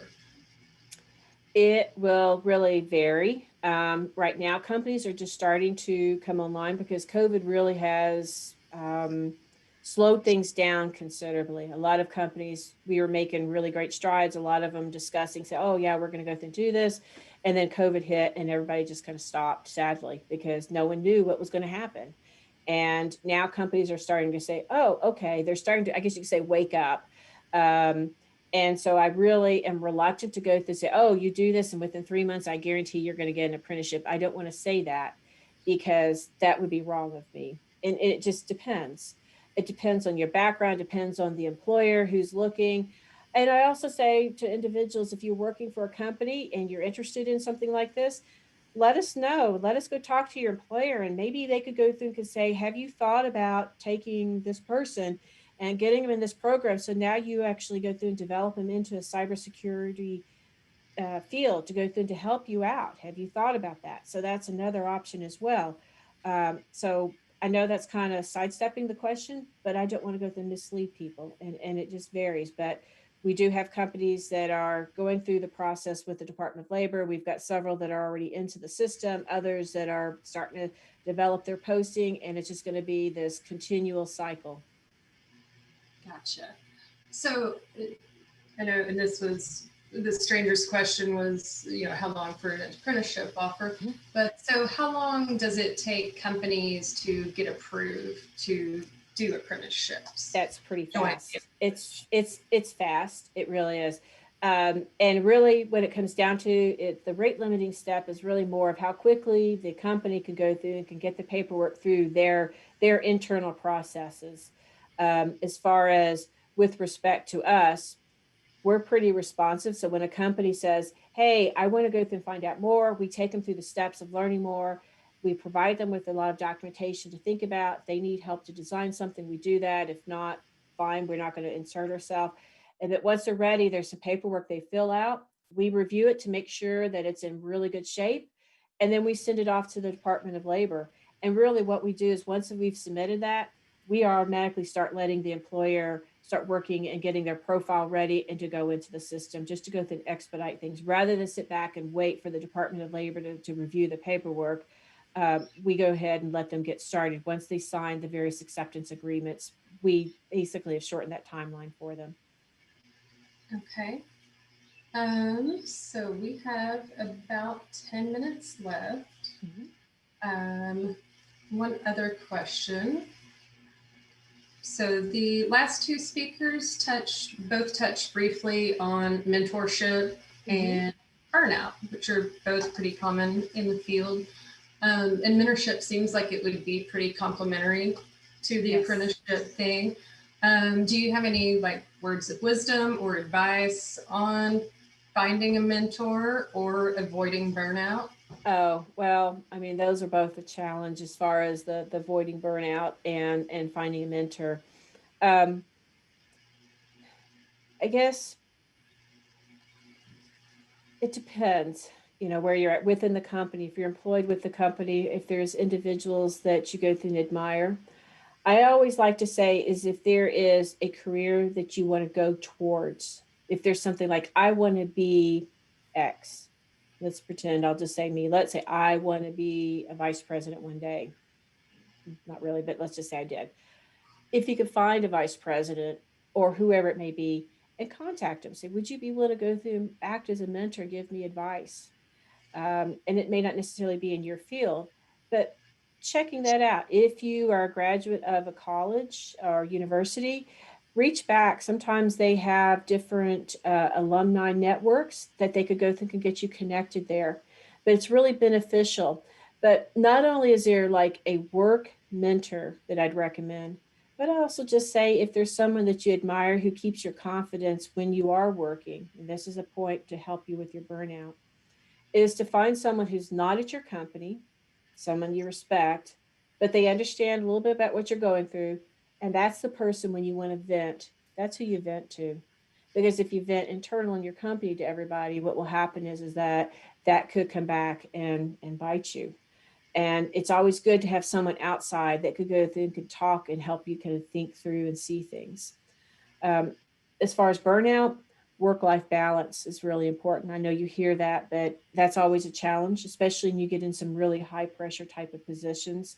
And I know my staff would say, Jeannie, you're the last person to go through and give advice on that because you're always working. And I know that. And there's days it comes back and the burnout actually bites me when I recognize that. And that's what's important, is you need to understand and recognize when burnout's starting to hit, and try to keep from getting to that point and do something to go through and let that steam off. Yeah, recognizing it early is a good strategy. So I think that is it for the questions. If Wonderful. you had any other advice or anything else you wanted to discuss, we've got about 5 minutes left. Well, I like I said, I appreciate that. I was trying to sit there and think. There may be, I really can't really think of anything right off the top of my head. I have gone through in the past, I've always given advice to some of my students on how to go through and to essentially advance themselves and advance their career. And one of the best advice, and I'm going to part with this, is something that I always tell my students on the last day of class. And it was some advice that was given to me by a manager, an upper level manager, when I worked at, originally it was IBM and it switched over to Lexmark. One day out of the blue, he was telling me this, and he always called me Umberger. And one day we were walking down the hall, we were talking about business, and he says, Umberger, do you know what makes a man successful? And I was young then. You're sitting there meekly saying, oh, no, sir, what is that? He said, a successful man is one who takes advantages of opportunity when everything in their life is going well. He said, because when everything's going bad, those opportunities are never there. So always explore every opportunity. You may not take it up.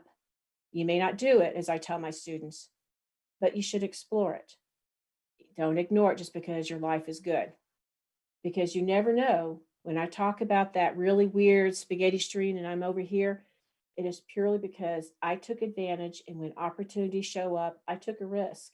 And that's why I'm here talking to you today. And with that, thank you very much for going through and listening to me. And I hope you all will join my program. Thank you very much for speaking. Thank you. Enjoyed it. So up next, Friday's Salute, Just Wear Pants on the RaiseMe channel. And on the main track, The Wisdom of Clouds, a crowdsourced guide to cloud data security. Stick around. We'll be back after intermission, guys. Okay. Thank you.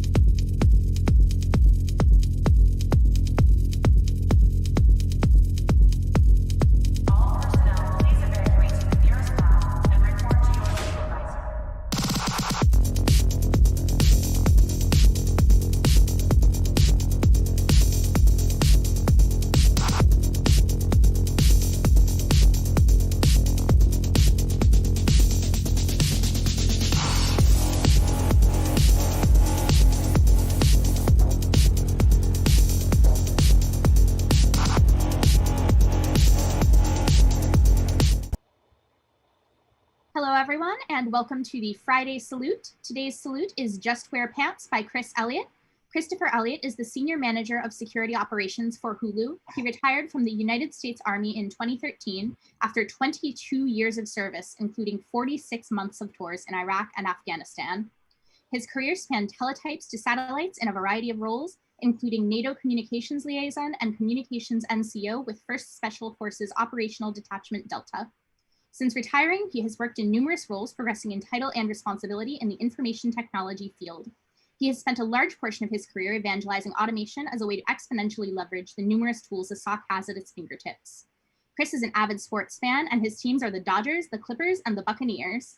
If you have questions for Chris throughout his presentation, please post those to the RaiseMe Talk Questions channel on the ShellCon Discord with the hashtag AskChris with a CH, not a K. There was an Ask Chris with a K earlier. And I'll share those questions with him live at the end as we have time, or if not, he'll answer them in the Discord. Chris, take it away. Good afternoon, evening, morning, depending where you are. I've met some people today from all over the world, Estonia and Australia, and on the East Coast, which is probably worse than both of those. So heading out on this journey with me, it's 26 slides. Hopefully we get through, but either way, I'll end it 10 minutes prior to allow for your questions. Here we go. So this is going to tell you about where the journey is going. This is exactly my life. I'm probably the Forrest Gump of information security. I don't know how I got here. I don't know where I'm going, but somehow people seem to think I do it well. My story. Joined the Army because I was hungry. I was poor, I was hungry, and I had a lot of beer though, a lot of beer. Trained as a teletype repairman. I know a lot of you folks out there don't know what that is. Put it this way, I was put out of work by the fax machine. That's how awesome my IT career started off at. Did everything the Army asked me and then some. Spent a lot of time with a lot of great people and some not so good people. Dave Maloney, not so much. One day, if you get me around a beer, I can explain what happened in Latvia. That is a interesting story. And finally, the last bullet tells you a little more about my career. I got my feet underneath me, began moving through the InfoSec world, and people are still a little confused about what I'm doing here. Leaving the military. This says about it, at least my experience in the military. Not sure about the rest of you, if you are transitioning or have transitioned, but this is what it explained mostly to me. I learned how to just run around with hair on fire. Most importantly, when we get to that transition point, for me, 23 years, that was the only job I'd ever done. I didn't know what I was going to do. I knew I had to go do something. My wife told me I had to grow up and quit playing Army and go find a big boy job. I didn't know what it was. I didn't know how to do it. I was told to do everything, and it was never raining hard enough to put a jacket on. You know, I took my family around the world, did everything they asked of me. And at the end, they said, well, it's time for you to go. And I got a little worried. I was like, I don't know what to go means. Like, what do I have to do? You know, NCORs, physical fitness tests, certifications, you know, being a range safety officer, that doesn't really do a lot outside the military. So I had to figure out how I was going to succeed in the military when I left, what I was going to do. And really, it's been 7 years, but I know that when I entered the TAP program, I came out of TAP program a little more confused and not happy. I didn't know what they were preparing me to do. I think they were preparing me to be a contractor with Raytheon. That's what it felt like. I didn't feel like they were preparing me for a big boy career. You know, if any advice you're ever going to take in the world, you should take it from Bill Gates. You know, if he was here, I would recommend him being here more than me. But ShellCon could get Bill Gates, so they got Chris Elliott. We always told our people, be in the right place, the right time, the right person. This is important. This is important for you to understand that when you leave the military, you need to select what you're going to do and where you're going to do it at, and make sure you're the right person for the job. We always say we can adapt to everything, but boy, it is hard to adapt to an hour-and-a-half commute, 2-hour commute because you took the wrong job living in the wrong city. Do your research. Where do you want to live? What do you want to do? Do those two things coincide? You know, I came from a small town in Paia, Maui, Hawaii, 900 people.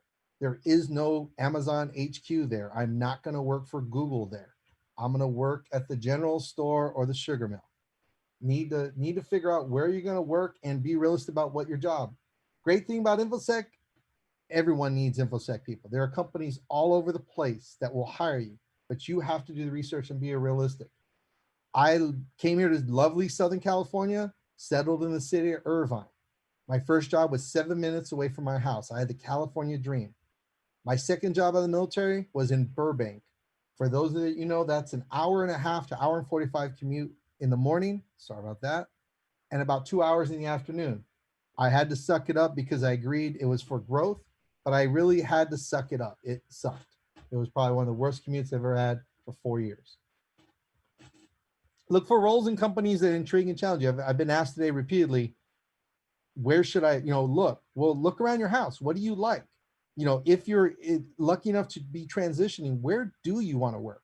Are you a sports fan? Are you a NASCAR fan? What do you like? Look for companies in those fields, because that's, if you enjoy where you work. I wish we could all say we enjoy what we do, but at least if you enjoy where you work, it makes it easier. The best companies, and I call them barbecue companies, don't pay the best, believe it or not. And barbecue companies are ones that when you're at a barbecue and someone says, what do you do for a living, Chris? Being able to say, I work at Disney, that's all I would have to say. Some people assumed I ran rides. Some people assumed I was a character. I was asked multiple times, what character are you? But barbecue companies don't pay the best because you're lucky to work there, or at least they think so. It's all about how you write things down and use the lingo you use. Built my first resume out of TAP, and it made 100% sense to me for 23 years in the military. It made no sense to my wife. When I showed it to her, she was like, this is not right. This makes no sense. Who cares that you operated, maintained something? Who cares how much money it was worth? I realized I was taking bullets out of my evaluation report, putting it in a resume. It made no sense. So then I started researching where I was applying to and using their vocabulary. If it was a logistics company, I spoke about transportation. If it was a security company, I spoke about, different terms. And these are important. Use the job reference to help you write the resume. Keep a couple different resumes on file. Don't, and have them tailored towards different areas of security operations, governance, risk compliance, database. Make sure that you're doing that. That's very important, that you tailor the resume. Some resumes are great, but just not for the job they're looking for. Resumes, in my 7 years of being out of the military, surveying resumes are estimates. They're not exact. Everyone fluffs a resume. There's no shame in that game. I mean, I'm never going to claim I'm a doctor, but I've put a Band-Aid on before. Don't lie, but you don't have to tell somebody you don't know what you're doing. You were in the room when it was done. You can consider yourself part of that team. Have people look at your resume. Here at ShellCon, there's tons of people. I've done resume reviews. Have people review your resume from the field. They'll tell you where it's strong, whether or not they would look at it, and the bullets or at least ways to change your resume. Not to mention, they might even circulate it amongst people they know, or they may have a job for you. Certifications, degrees, they're great if you can show how you have applied it to what you do. Going to a boot camp and paying $8,000 for a CompTIA cert that you've never touched anything in security is not worth it. I'll tell you that right now. Save your money. Learn how to apply the knowledge you got from that certification.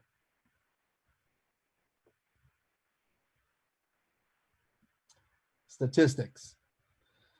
Throw your resume out there to everywhere. Throw it out. Apply it everywhere you can think of. People say no, shotgun blast it. You're going to get rejected. There's no shame in the game, but push it. Push it everywhere you can. Don't hold back. Big deal. Look everywhere. Don't just look on LinkedIn. I was told Dice and Monster probably don't exist anymore. That's how long it's been since I've really did a hard look, but everywhere you can apply it, throw it out there. Roles might be reposted. They bring them down and bring them back up to keep them at the top of job search lists. So keep reapplying. Make the HR team say, we've got this resume for this person 4 times in a row. I don't know why. Requirements. I put tons of jobs out there with a lot of requirements. And if you met all those requirements, I couldn't afford to hire you. I was casting that, hoping to get someone that met 50% of the requirements. Don't apply to be a doctor if you've only put a Band-Aid on, but also don't be afraid to apply for something you only meet 50% of the requirements. Make the HR team do their work. Don't filter yourself out of a job search. Once again, you're not going to hit home runs every time. It's a numbers game. Cast your net wide and far, and just go for it. Don't worry about it. And then, of course, I'll say this in the time of Corona: beware of scams. You should never have to pay money up front to get a job, look for a job, search for a job. You should never do that. You should never have to pay for your own office equipment. Don't be scammed into getting a job. It's happening far too often, I like to say. Networking. It's kind of important. ShellCon, everyone's networking here. It's going great. I see a ton of networking going on.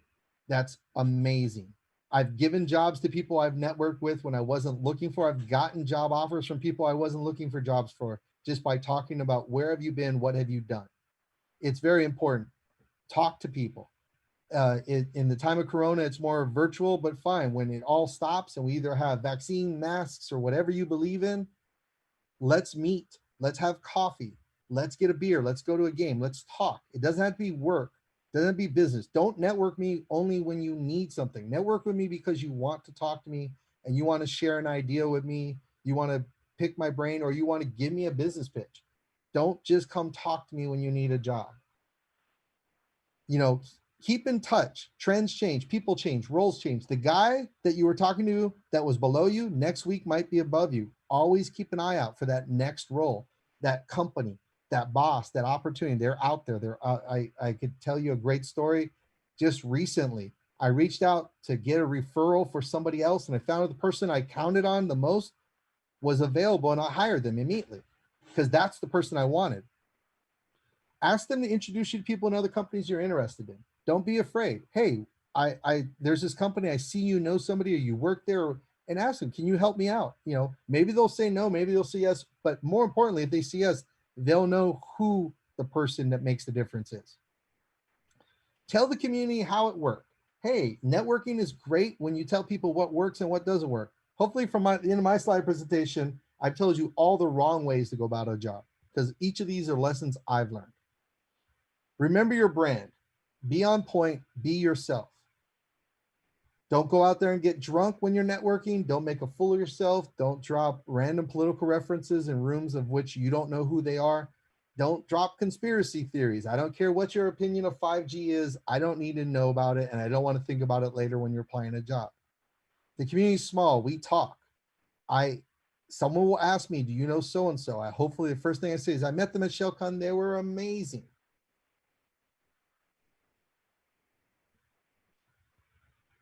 Adaptation. Adapt to the role. There's not going to be a job out there for Christopher Elliott. The job description is not going to say we need to fill a role by a guy named Christopher Elliott. It just doesn't work that way. You're going to have to give somewhere. You might have to give in what you thought you're going to do versus what you're really going to do. You might have to do in the location. And then sometimes in my case, it was both. It wasn't where I wanted. It wasn't really the role. I was looking for a security role. I ended up in a compliance role in Burbank, but it worked. But I had to agree that I was going to adapt.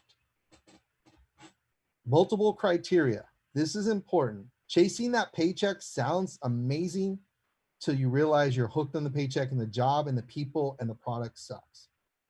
The company, same thing. Location, a title. I've seen people take titles, and in the end, it was just a title. There was no pay or responsibility with it. Growth. If you can't see yourself in 5 years with that company moving anywhere other than where you are, think twice. And in this day and age, man, that swag they give out at DEF CON does not mean the company's that amazing. I've seen people chase swag in my own company for weird reasons.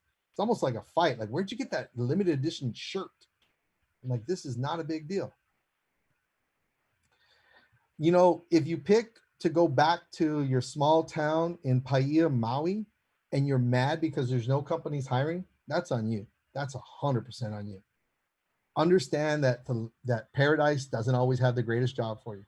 Wouldn't be paradise if we had to go work in it. Job titles. Don't believe the job title. Read the description. Make sure it matches. I can ask everyone on this thing, what does associate vice president mean? It's not what you think it means. It's not what you think it means. Reinvent yourself. Don't be afraid to go do something different. There's always something new out there. Learn some new things. Apply your old experience, but do not afraid to go into a new role. And once again, everyone on this call, we've seen them, 45 years of experience for a junior role. That doesn't match. Go ahead, read the job description. If you meet the requirements or the skill sets, don't worry about years of experience. As a person that hires, that's the least important qualification on your resume for me as someone who looks at resumes daily.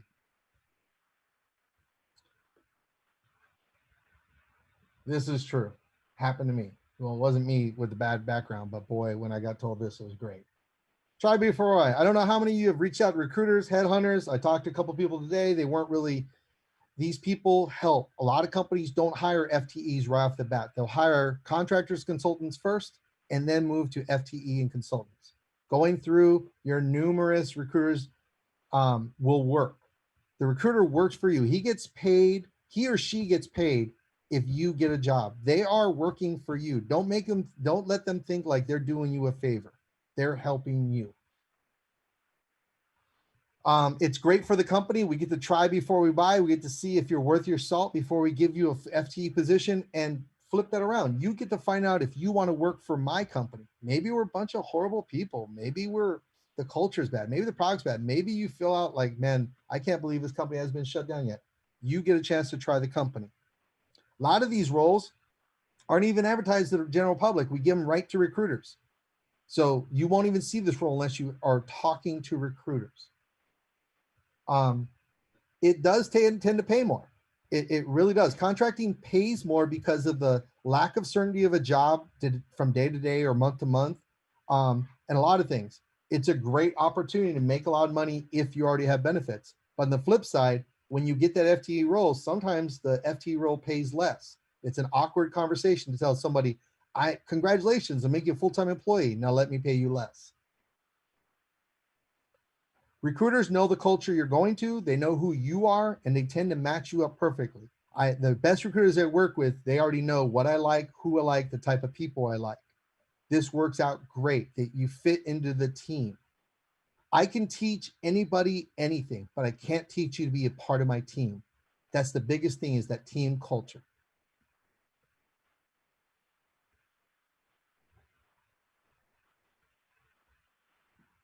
The interview. Talk about yourself. The longer you talk about yourself, the better. You can't go wrong talking about yourself. No one knows more about you than you. But it shouldn't be shaky. If you're saying 4 times when you're introducing yourself, something's wrong. You know the most about you. Open, honest, and frank. It's okay. OSINT, it's a military term.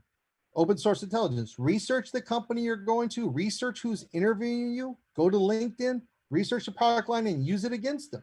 If you know this person's a Dodger fan, don't go in there talking about the Giants. You better find out who Kershaw is. You better find out who Walker Buehler is.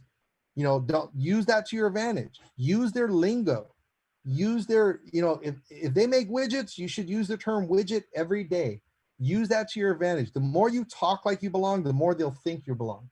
Learn their tooling so you can use it. So if you're talking about Office suites and they're a G Suite, you should be talking about Google Docs and Google Sheets. Be comfortable in their environment before you're even there. Read about their latest postings, their latest news. If they just had a recent change of product or CEO or personnel, bring it up. It makes them feel like you're already on the team. Like, oh yeah, Chris was just talking about that the other day. Let the interview talk. The longer the interviewer is talking, the less questions you have to ask, less chance you can mess it up.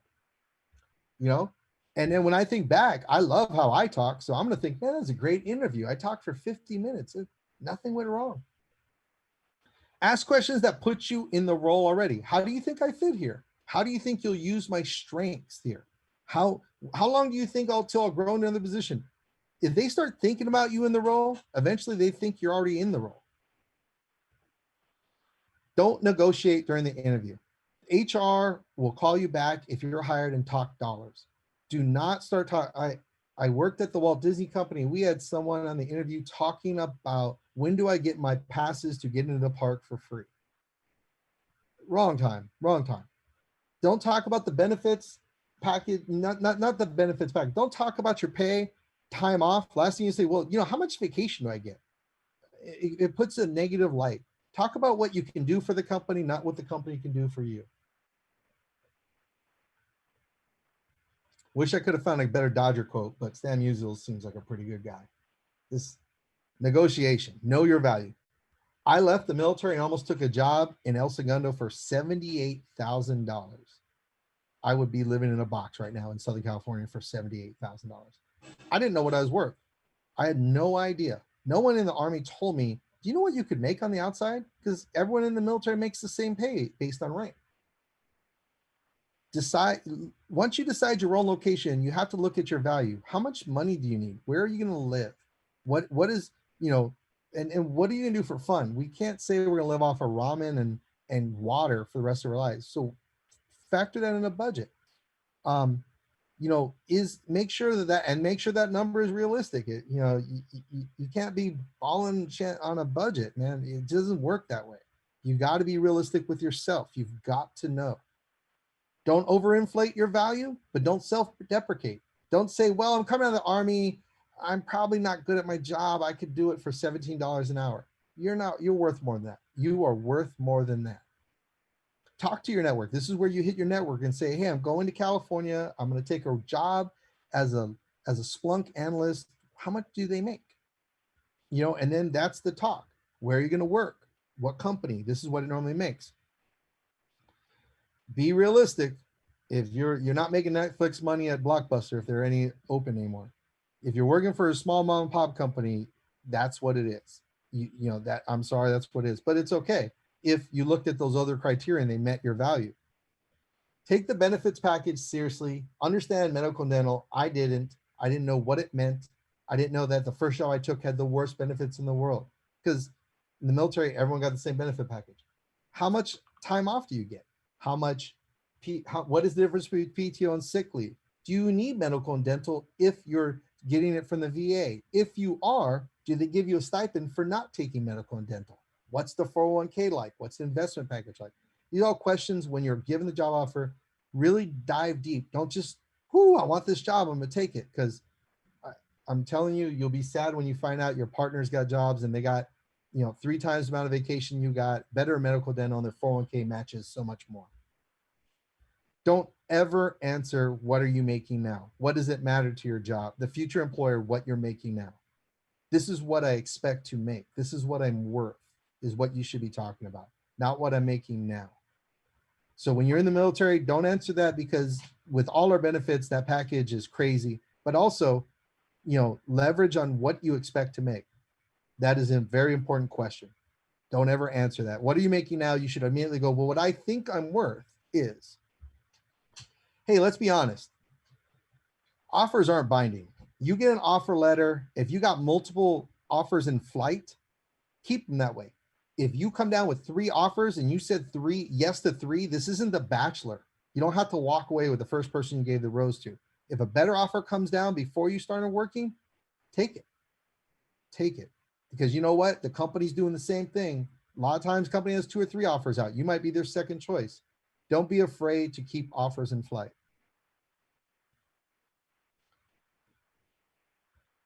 Gina Rometti from IBM, amazing person, amazing story, and just amazing altogether. Respect and loyalty. Always be respectful to the brand, loyal to the team. There's a difference. You're not loyal to a company. Company are not people. People are people. Be the best person your team count on, but don't bend over backwards. Don't question your morals, your ethics. Don't give up your family for it. You already did it while you're in the military. The company will last whether you're there or not. So don't let the company abuse you. Don't be afraid to change. Don't be afraid to be someone different. Bring new ideas. I love the first month to 2 months when we have a new person on the team, because they see things with such other light and they bring to light things that maybe they call the baby ugly to my face. And I love it because I knew I had an ugly baby. I just want to hear someone say it out loud. Sometimes it's refreshing. And I have 2 kids. They were ugly when they're born. All babies are ugly. I'm sorry if you have babies, but they were ugly. Be the utility player. Step up to the plate. If your team has a hole that you can fill, do it. Do it. You'll learn something new. You're valuable to the team, and it's the way to be. You want people to say, "Man, who used to do that? They did it well." Don't be the monkey that presses the button every time the light turns green. Understand why you do things, understand how you do things, and this will keep you beyond the tool you're working on. I've seen so many times the tool gets replaced and people leave. I'm like, but we just got a better tool. Why did the people stay? Well, they didn't know how to work that tool. You could have learned if you knew the foundation. Understand intent. As a supervisor, all I should be able to do is tell you is what I expect at the end, and you should be able to do it. And that comes from learning, understanding how do you do your job, and let me tell you the why. Let me tell you the intent.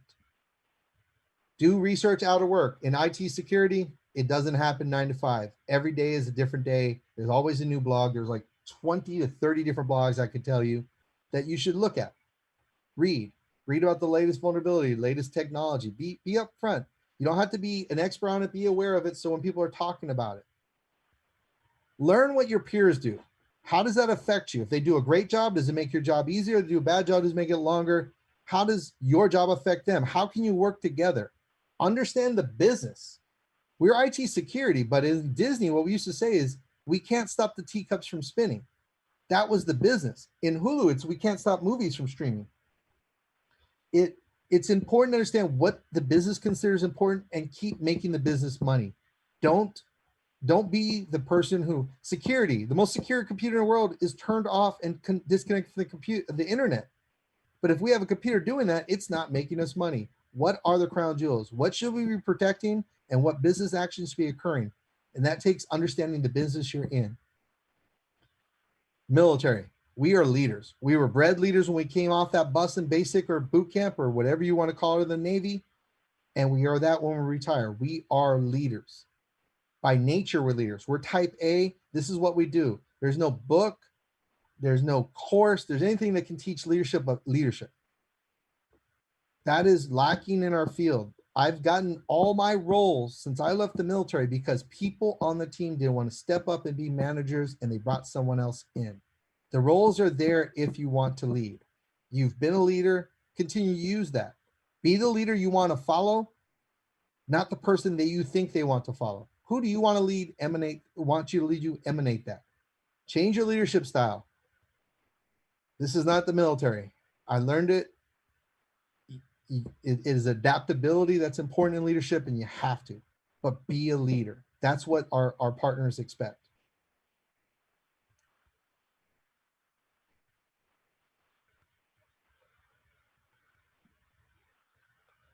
Now you're a veteran in the workplace.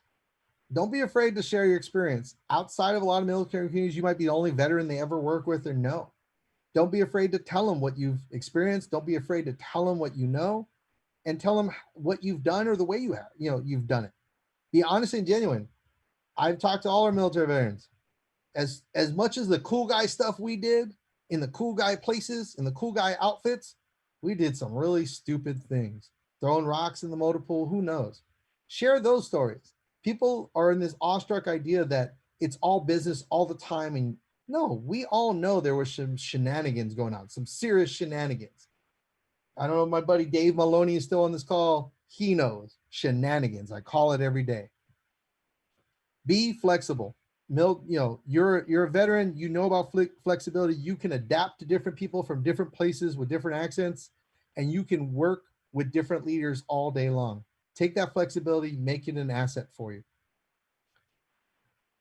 you. Every veteran is not a superstar. For everyone on this call, we know 2 or 3 fellow teammates, shipmates that were not up to par as a personal level or a military level, or just think about how many of your shipmates, teammates, battle buddies would you let watch your kids? I don't know. There's some people I wouldn't let watch my kids, but you are the example of a veteran to these people. So understand that you're carrying a burden on us that we all got to carry. I just met somebody who described to me the previous person had PTSD and that's why they were wary of hiring a veteran. And I was like, that's not fair. That's not fair at all. Share your experiences. Tell fellow veterans how hard it was to get a job, how easy it was. Tell them everything. Don't just say, well, I got a job, man. It was, look at me, I'm successful. It wasn't that way. Be truthful with them. Go back to the community. Help other veterans get where you are. You owe it to them. The road that you're on now was paved by other veterans, and the road that you're going to pave for them is going to make it easier. Give back to the community. Talk to them, mentor, share a laugh, tell them a story. Don't do the suck. Yeah, man, it was so much harder in Iraq. I don't know why you guys are complaining about having to work an extra hour. Oh man, you know what we asked you do with these old computers? We have the newest computer. Don't be that person. It sucked. It sucked for us, but you know what? We were in circumstances and situations that people will never experience. Don't remind them how hard you have it. Tell them how we can overcome the obstacles they're facing. Finally, my personal info, a couple links you can click on if you want. The bottom link, the Harper's, is a great article about PTSD and overcoming it. I would highly recommend anybody, veteran or not, read it. It's about using Greek tragedy plays to discuss PTSD. Believe it or not, Greek warriors had PTSD and it was addressed then. So with that, I'm going to thank you for your time and open it up to any questions you have. Thank you, Chris, for that hilarious and actionable talk. I do have some questions from the audience. First, Hugo would like to know what the teletype MOS was. 29 Juliet, teletype writer repairman. All right, we're going to move on to a slightly more difficult question next. Halaka Hiki would like to know if you have any recommendations for offer negotiation. They say don't give your number first, but you've got to give your number to establish scope. You've got to, there's no use negotiating for a job that is going to pay you $50,000 less than what you expect to make. So going into negotiation, as I said, don't talk about what you make now, talk about what you expect to make.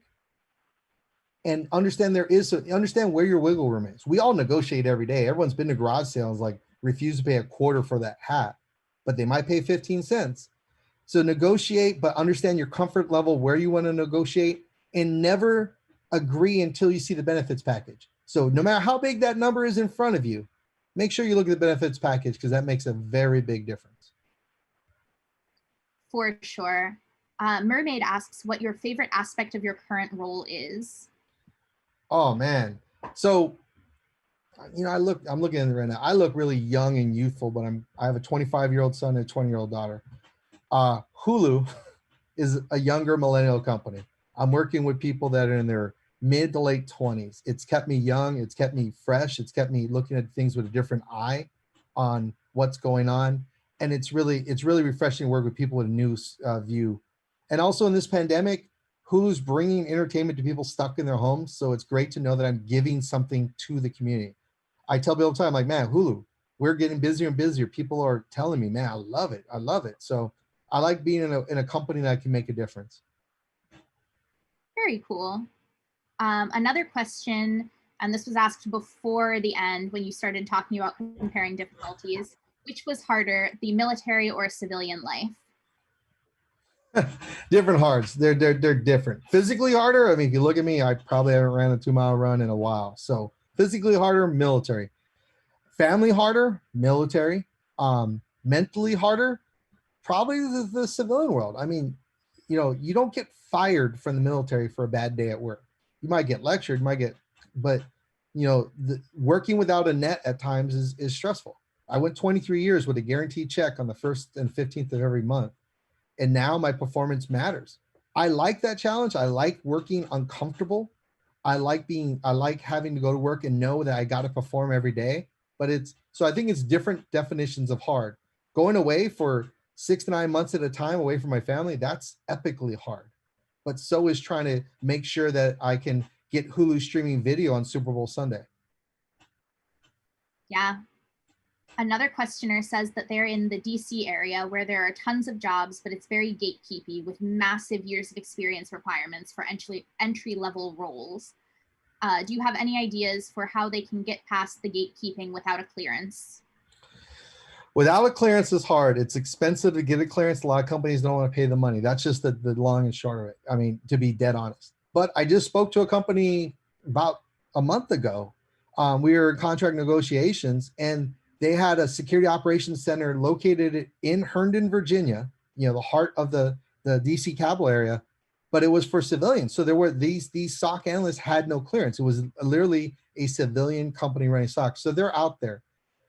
If you're looking to get into the government, I'll be dead honest, it is gatekeeping. You got to network, you got to know people. A lot of times these job announcements are released, and if you don't know the right person who released the job announcement, they don't know, you won't get it.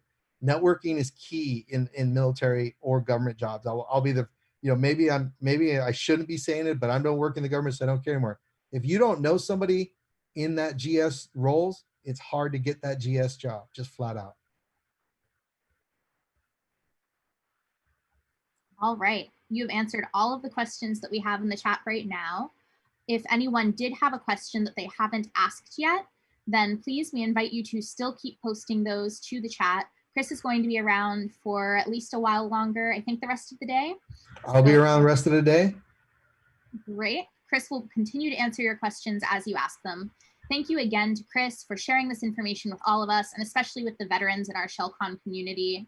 Shout out to all of our sponsors, including EdgeScan, Van Pelt E and James LLP, The Paranoids, Twitter, Verizon Digital Media Services, Ares Security, ReSecurity, SkySafe, Synopsys, Envision Apparel, No Starch Press, Reverse Shell Corp, and the Linux Expo of Southern California.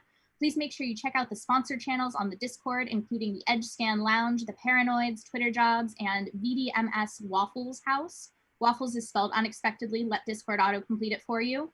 And check out the Lockpicking Village and Soldering Village and enjoy the shenanigans. Our next talk coming up at 1700 Pacific time will be Resumes the RaiseMe Way by the RaiseMe training staff. So be sure to stick around for that last RaiseMe talk of the day. Thank you.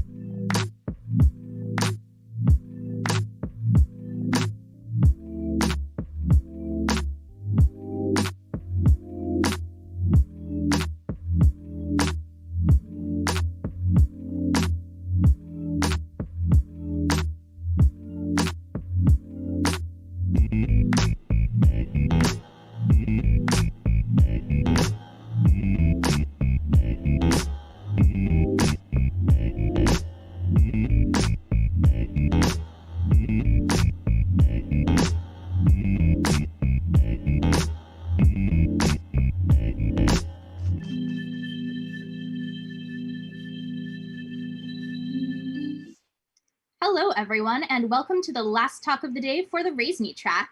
This talk is Resumes the RaiseMe Way by Lori Barfield from the RaiseMe training staff. The industry professionals on the RaiseMe training team volunteer their time and expertise to help make your dreams come true. RaiseMe Events was born here at ShellCon in Southern California, and their biggest event every year is the RaiseMe Career Hall. They also contribute to other technology events around the country and will share slides or videos for any previous presentations you may have seen. There's a whole list of those in the team bio on the ShellCon website if you want to check it out after the talk. And if you have questions for the team throughout the presentation, please post those to the RaiseMe Talk Questions channel on the ShellCon Discord with the hashtag AskRaiseMe, and I'll share those questions live at the end if we have time. Without further ado, here's Lori. Thank you, Maggie. My name is Lori Barfield. I am the organizer of the RaiseMe Career Hall at ShellCon this weekend. And I'll give you a little bit of my background so that you understand what my perspective is in this talk. I'm not just a conference organizer. I've been a hiring manager off and on for about 20 years. I've worked in multiple industries from aerospace to Hollywood to internet startups. And a lot of the companies that I have worked for have had hiring practices that seemed self-defeating for staffing up with robust and diverse teams. And so I have ended up being a hiring contrarian in many different environments. And some of the RaiseMe philosophy is based on this experience I had as a hiring manager where we were doing things wrong. And I want to give you the benefit of the wisdom of the multiple perspectives so that you know the next time you're sitting across the table in an interview talking to a hiring manager, you know what's going on in their mind and what they need to hear from you. So what this talk is Resumes the RaiseMe Way. This is some of the things that are different about how we recommend that you develop your resume and present your resume, that some of it flies in the face of conventional wisdom, and some of it is just reinforcement maybe for practices you're already trying. What this talk is it's not some kind of ultimate authority. Ultimately, your own resume development process is going to be what works for you. But hopefully, if you hear the perspective of a hiring manager who's had to look at hundreds of resumes in her life, you'll begin to appreciate how some of the subtle things that you do can really make a difference in your success with a job hunt. So first, let's synchronize on what a job hunter's process is like. One of the things that makes it easy and intuitive, especially for debugging problems with it, is that it's a highly serialized process.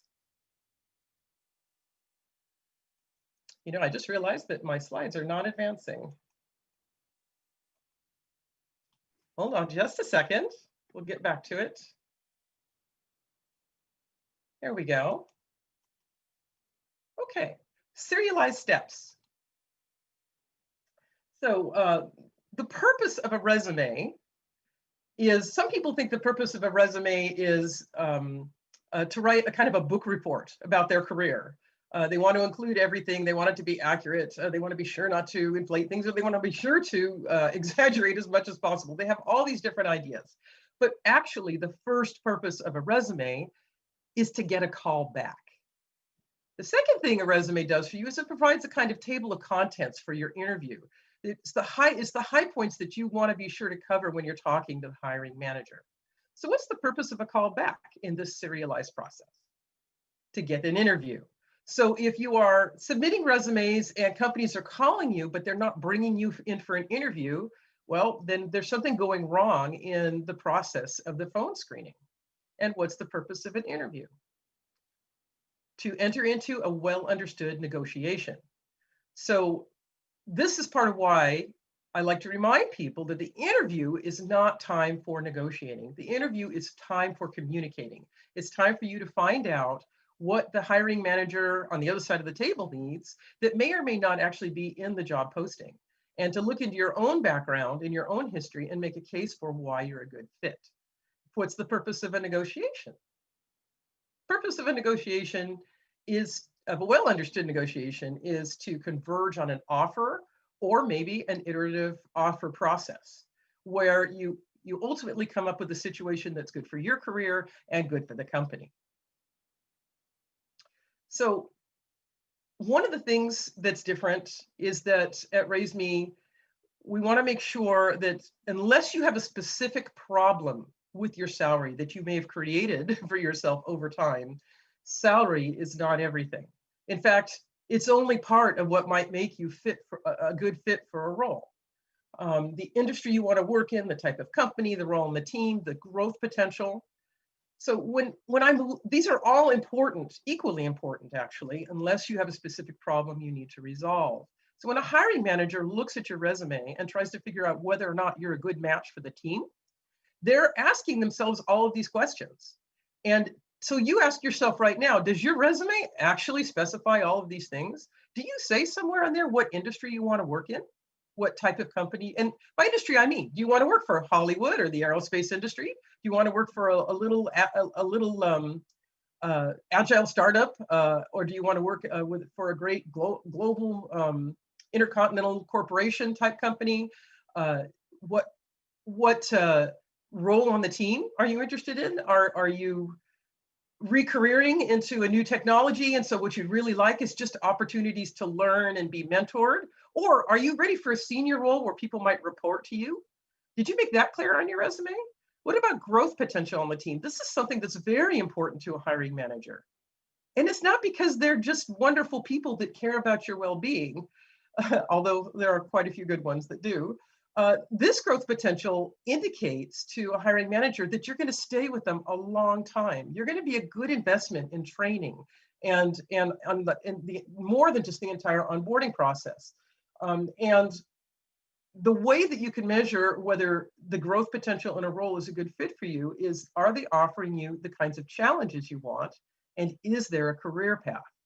If you're being hired into a role for a declining technology, chances are you won't have a career path, right? So these are things that the hiring manager will think about when they bring you on a team.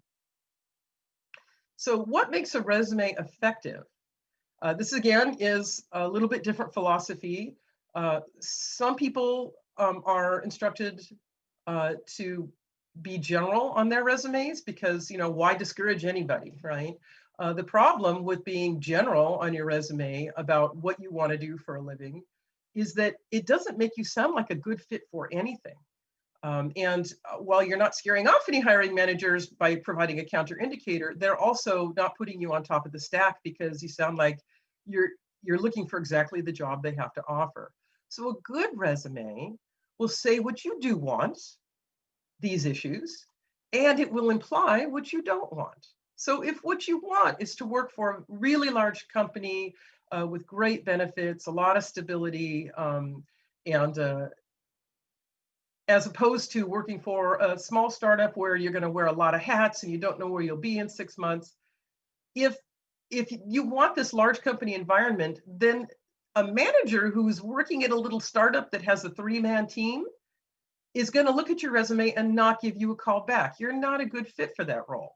You don't need that call back anyway. What you need is when the manager at that big company that you really want the call from, when that person sees your resume, you want that person to recognize that you're a really good fit. And that's why you want to imply the kind of role that you don't want.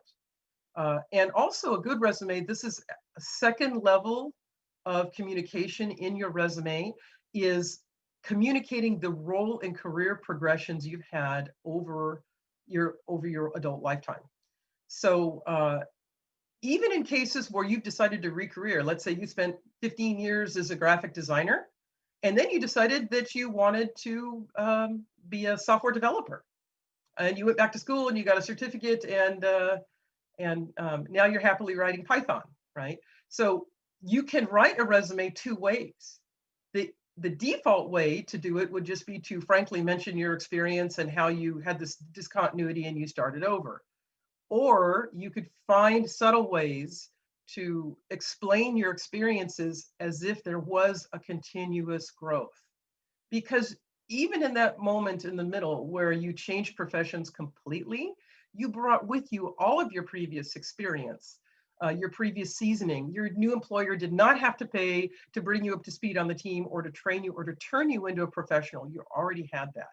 So you can actually describe that role in a more seasoned how you leveraged your seasoning a lot more than if you were a rank junior coming in an entry-level role.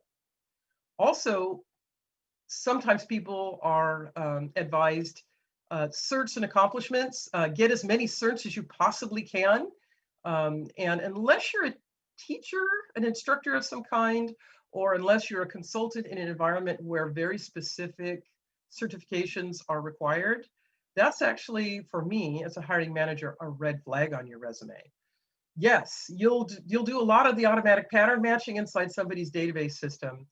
But if you have a lot of certifications and in between those, you are not leveraging that new information to make accomplishments, then it's a sign that you actually aren't progressing in your career. You're just getting certifications. So in other words, let's say you go back to school and you get a master's degree. After you get your master's degree, what we expect to see on your resume is a promotion or some new big project you started, something that implies that this master's degree is being leveraged. Also, the RaiseMe approach is that resume development is not a one and done. You're not just filling out a Hallmark card and being finished, okay? Resume development is a process with a purpose, and we don't shortcut it. We're not in a hurry to get to that targeted resume that you can send out, okay? Because the development process teaches you about yourself and helps you explore and discover experience in your past that may apply to future roles, even if you're recareering into a different profession. And digging into the past is the most powerful exercise that you can do in order to write a really effective resume. So what we recommend is that you start with a master resume, and that's something that only you see that. Then for each individual role, you'll borrow information from your master resume and you will tailor the result into a targeted resume that addresses a job posting. And we'll explain more about that later. Also, I believe in what I call the essay approach for resumes. That's where at the very top of your resume, you have 2 or 3 lines explaining what job you want next and why you think someone should hire you to do it, just in a few lines. And then the whole rest of the resume works like an essay you wrote in high school. That first top part is like your topic sentence, and everything else in your resume is supporting material for it. So when you reread your resume and try to read it from a hiring manager's point of view, try to read it from mine, look down your resume.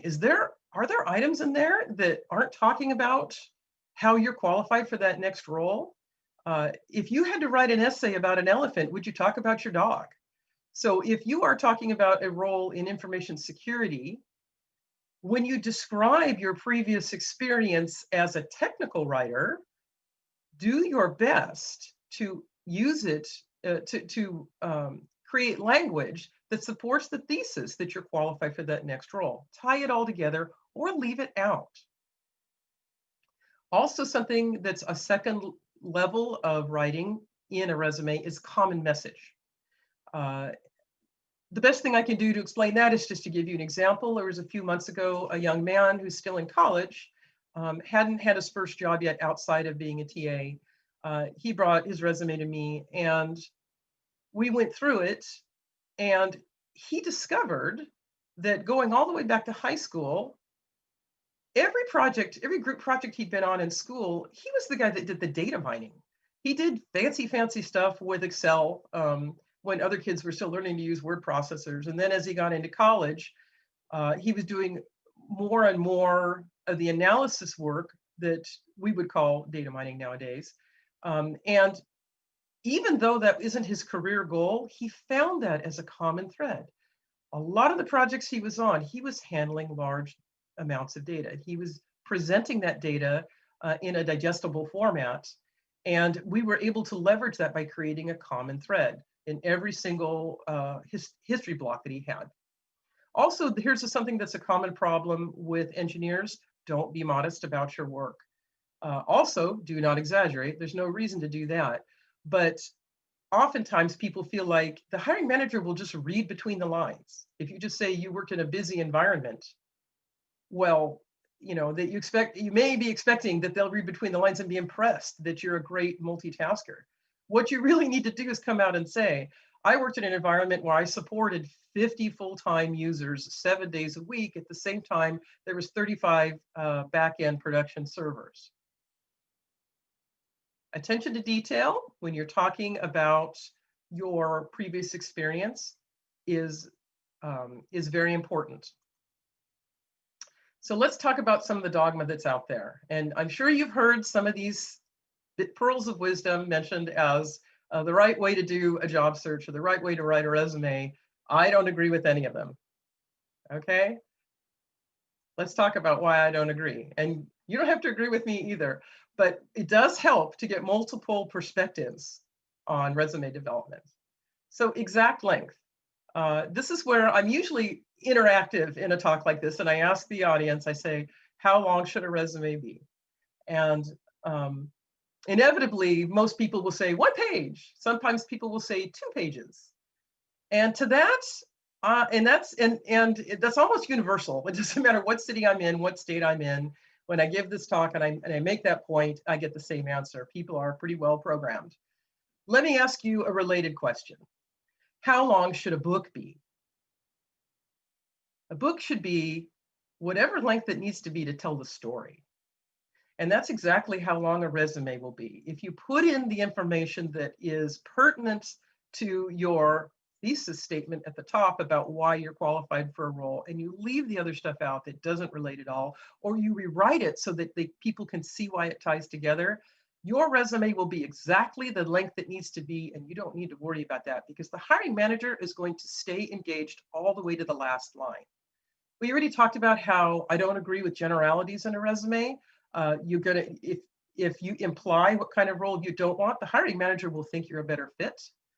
Padding with buzzwords and acronyms. One time I applied for a role, and unbeknownst to me, the recruiters typed in my resume, which was in PDF format, and they reshuffled everything around. And it was a VP, it was an executive position. It was not a hands-on executive position either. And lo and behold, what I found at the very top mentioned first was a 9-year-old CCNA certification. And I was just really mortified. It was so clueless to me. And I didn't see that until I was sitting in front of a C-level executive in the middle of my interview. I had no idea they had sent a different version of my resume in. And this is because they are trained to include as many buzzwords and acronyms as possible in order for the pattern matching to score very high. There are some, unless they score 60 or 70%, HR may not even get to see your resume. Well, there are ways to do this without padding it and without messing up the priority of expressing what's most important first. The idea that you need every certification, that's false. The idea that you have to include every certification you've got, even if it's 9 years old, that's also false. Blitzing is another thing I don't recommend, and this is a big habit. And this is where I usually ask the audience, have any of you ever sent out a bunch of resumes at once? And then we kind of challenge, who sent out the most? We have one guy that said he sent out 100 resumes. Remember, the purpose of a resume is to get a call back. So if you're sending out resumes and you're not getting a call back, you are blitzing your best leads with a version of your resume that doesn't work. You only need to send out 1 or 2 resumes at a time. And as you develop each targeted resume, you'll get closer and closer to converging on a job in the marketplace that works for you. Formulaic section titles, you don't have to use all the same titles everybody else uses. You can be a little more creative. If you've been out of work for a while, but you finished that master's degree, or you stayed home with the kids for a couple years and you wrote a couple of talks and did some open source work, you can come up with interesting titles for those sections. If you've done enough conferencing, like ShellCon, you may have a whole section just for your volunteer work and talks you've given. Avoiding employment gaps. There are some people that will recommend to you not to mention an employment gap as if it's a black mark. Well, with COVID-19 nowadays, it's becoming more and more common. But even before COVID-19, I would not have recommended that you try to hide or obscure the fact that you're out of work for a while, because that time off can be it can be described as having a purpose. You're recharging your worker bee batteries, or maybe you're recareering into a new technology. So you take off a few years to take care of an ailing family member, or to go back to school and finish a degree, or because COVID-19 furloughed you. As long as you're busy and staying technical in a casual way, at least while you're out, you're going to have plenty to say in a whole history block right there. And you can make that employment gap look very purposeful. Self-description cell. This is kind of one of my pet peeves. You know, you pick up a resume and it talks about someone's describing themselves as an extremely independent worker, you know, highly motivated, best in the field.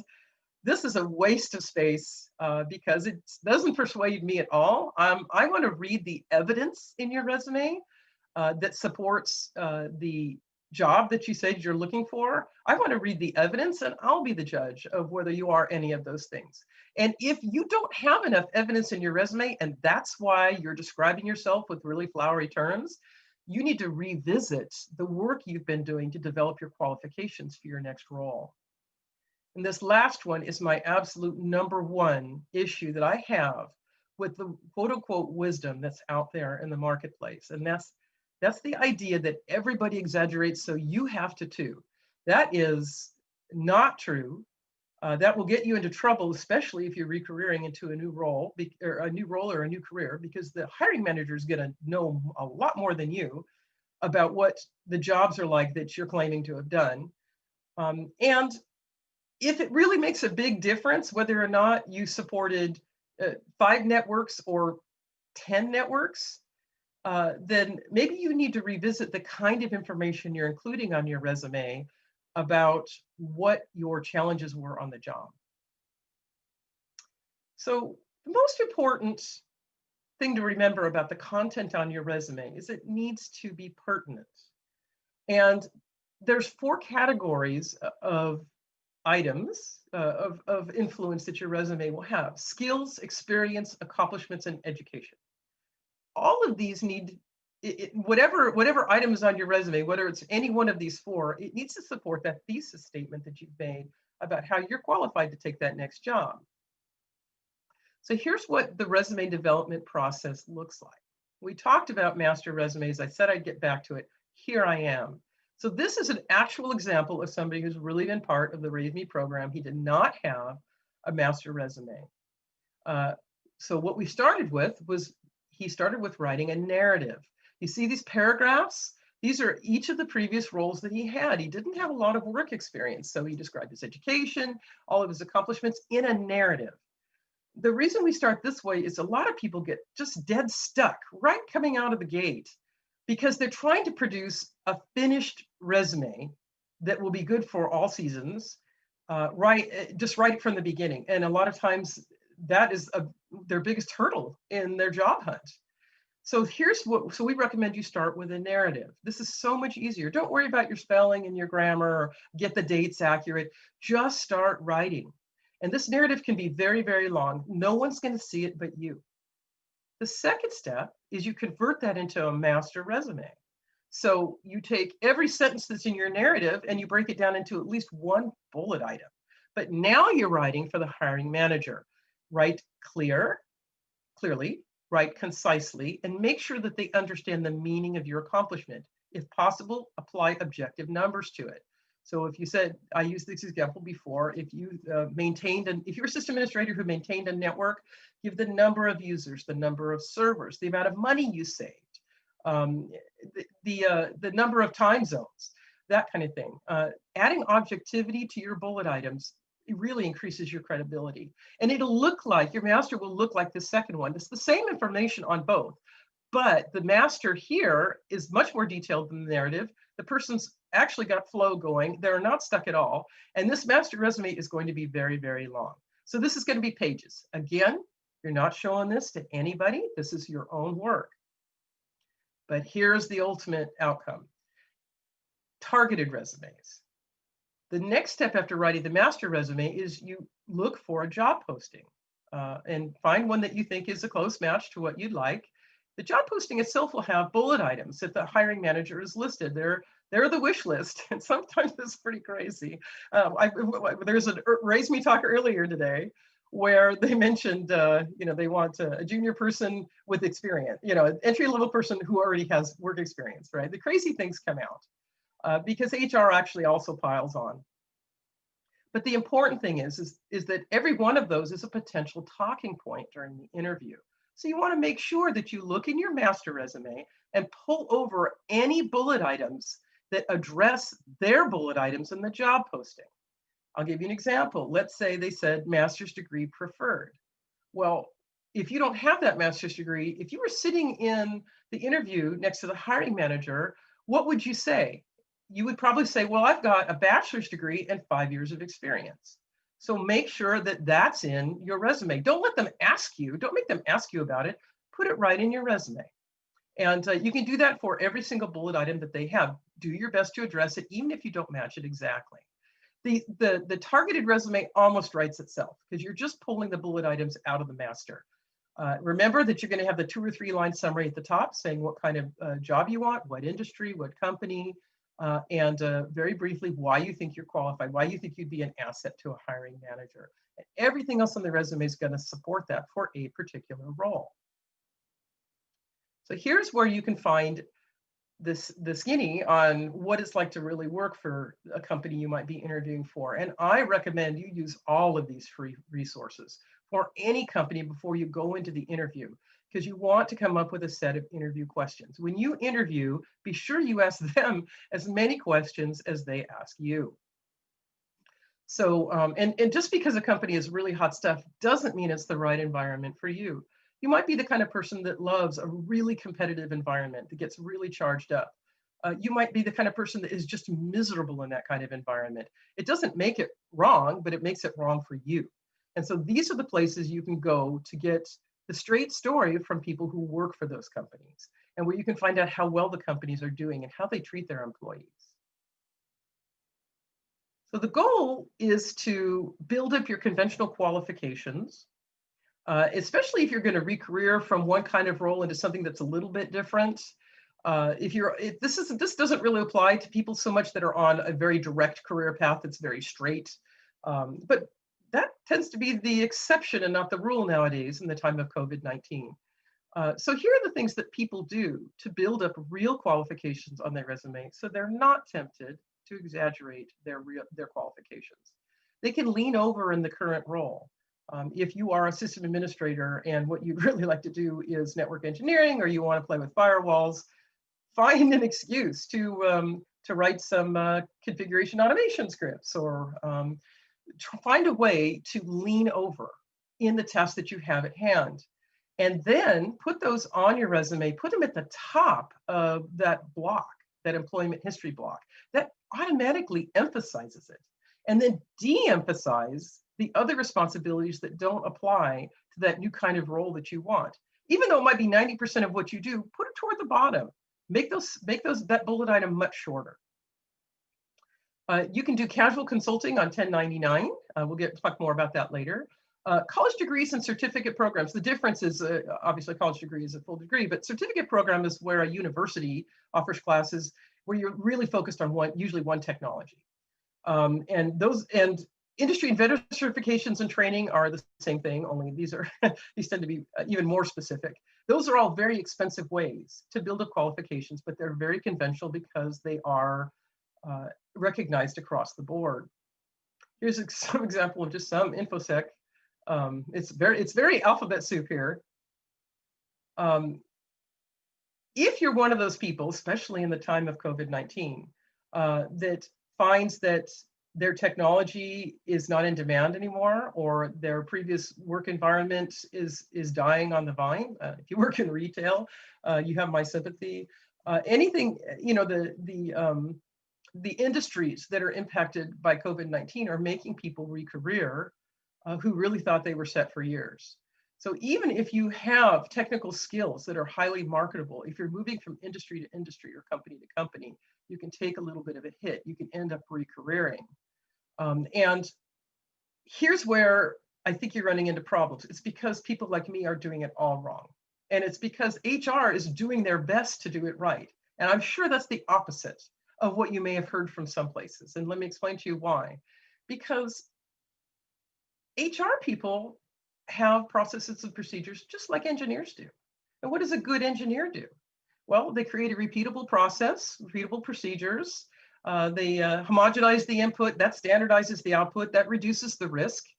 And so if they have a formula that works, if a degree from this particular institution with a certain kind of experience led to really successfully building up an engineering team in the past, they're going to stick with that formula because HR is trying to do their job right.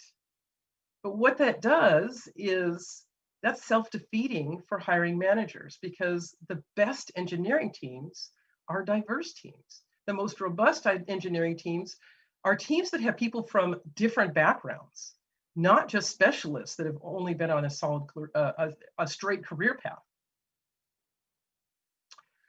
So here's something that there was the first talk this morning, Jason Romero's talk. He actually did a much better job of explaining this than I will here. But to just make it complete, the experience catch-22, we get this complaint. People run into this problem all the time at RaiseMe. Is companies prefer to hire people with experience. Well, how do you get experience if nobody's going to hire you? I'm laughing, but it's really not funny. There are definitely things that you can do. You're not stuck. And I'll do this briefly because his talk does such a much better job at it. You can volunteer. You can work for the ShellCons and the Southern California Linux Expos. You can go on LinkedIn and do a search for nonprofits. Especially there are circumstances like if you work with nonprofits that are in part of disaster recovery, they tend to need to staff up in a hurry.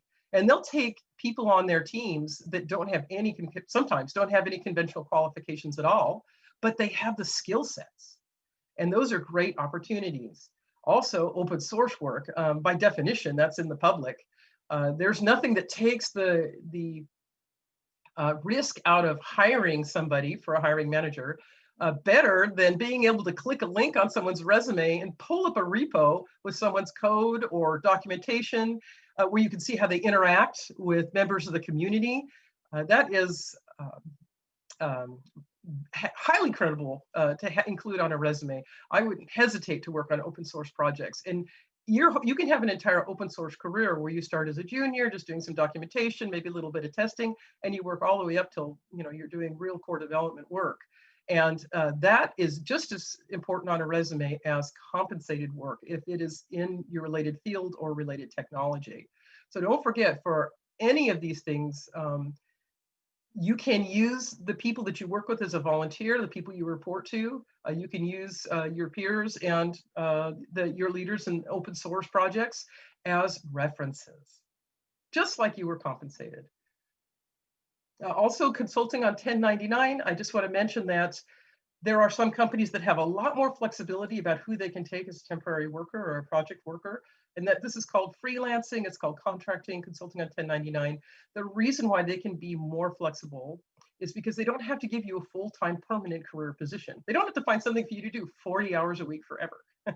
And so sometimes they're willing to take a bigger chance on you. So when we get to the point where someone is kind of stuck because they want to do something for a living, but they don't have the degree that's directed at it, or they don't have the exact experience, they just like to move over a little bit. This is another thing that comes up in RaiseMe. You can build up unconventional qualifications in other places too. If you can't even find someone, a nonprofit that you can volunteer for to do something for free, you can always start a meetup group on meetup.com or speak in an existing group. You put your slides together and you deliver a talk. Make sure that you don't leave your slides on your laptop at home. Put them up on LinkedIn or on the user group's website so that other people can refer to them when they meet you. This is just a way of showing that you've learned this technology, and it doesn't have to be state-of-the-art technology where you're doing your own original research. It's just a demonstration that you've gained this expertise. Online skill builder sites, especially in the InfoSec industry, some of the free ones are very good and other ones are not very expensive. And of course, we have CTFs. Good luck at our CTF at ShellCon this weekend, and hackathons if you're a hacker. And so consulting resumes are different from the resumes of someone who is a direct hire. So sometimes at RaiseMe, we get asked, how do I know I'm ready to leave, to leave my long-term permanent career position and go break out on my own? What do I do? People think that a resume is a resume.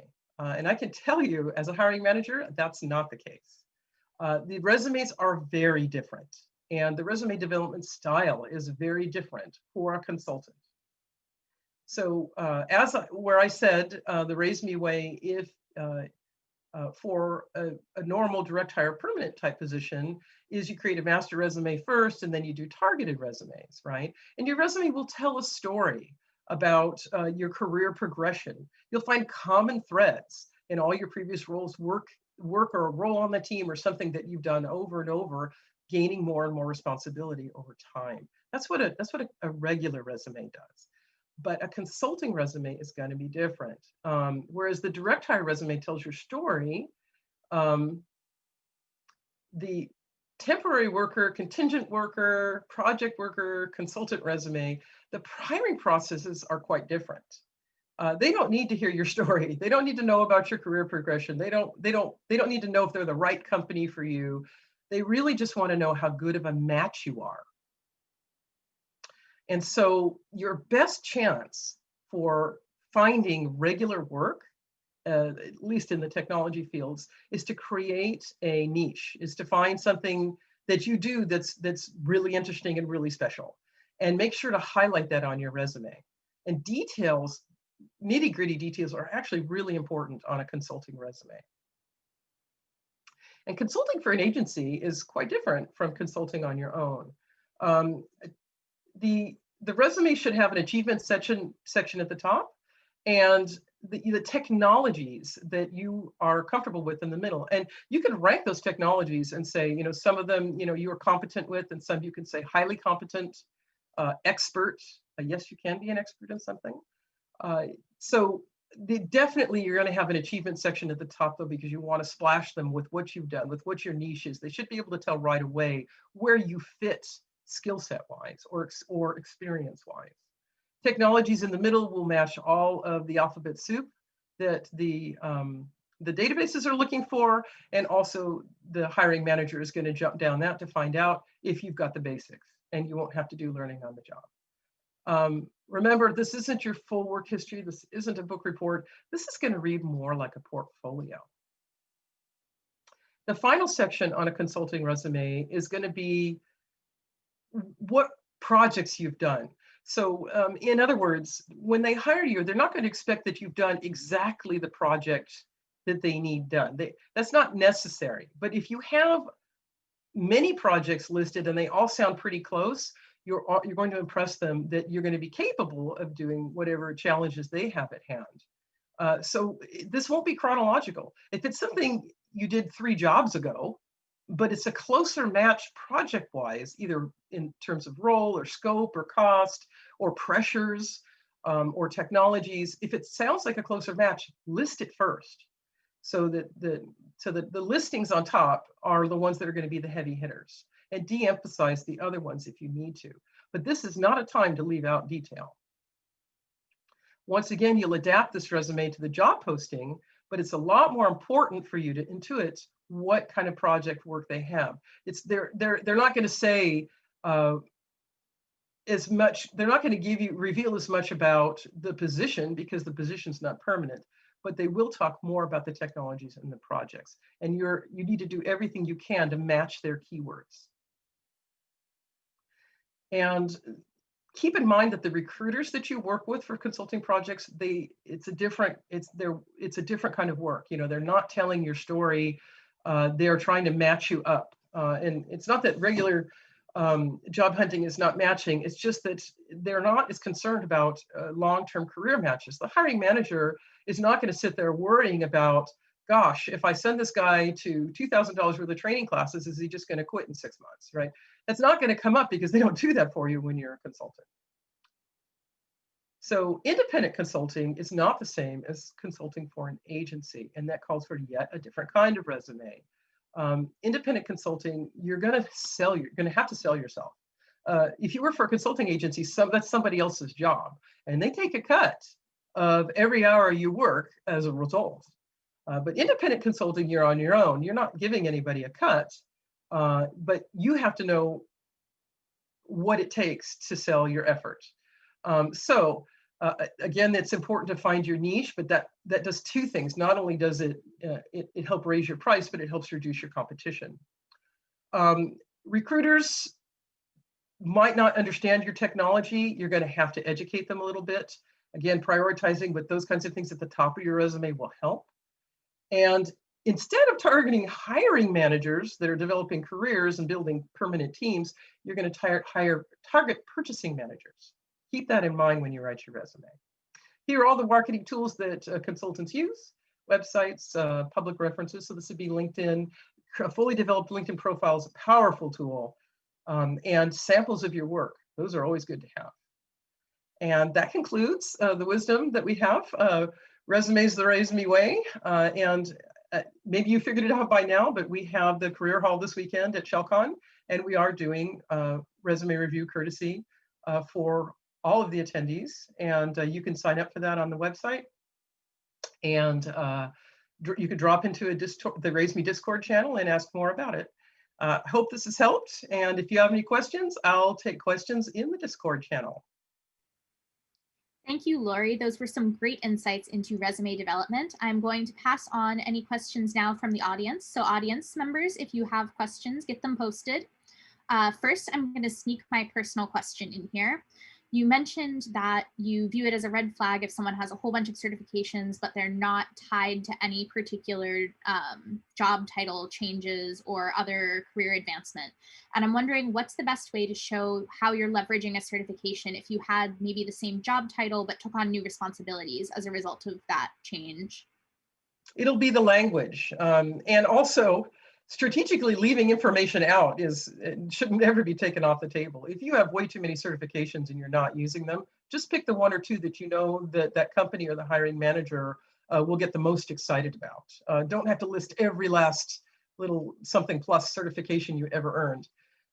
But yeah, it's in the language. So you can make the language match the certification. If you have a certification in networking, then be sure the next job block you describe any networking responsibilities that you had, so that there's a subconscious as well as overt cross-referencing going on.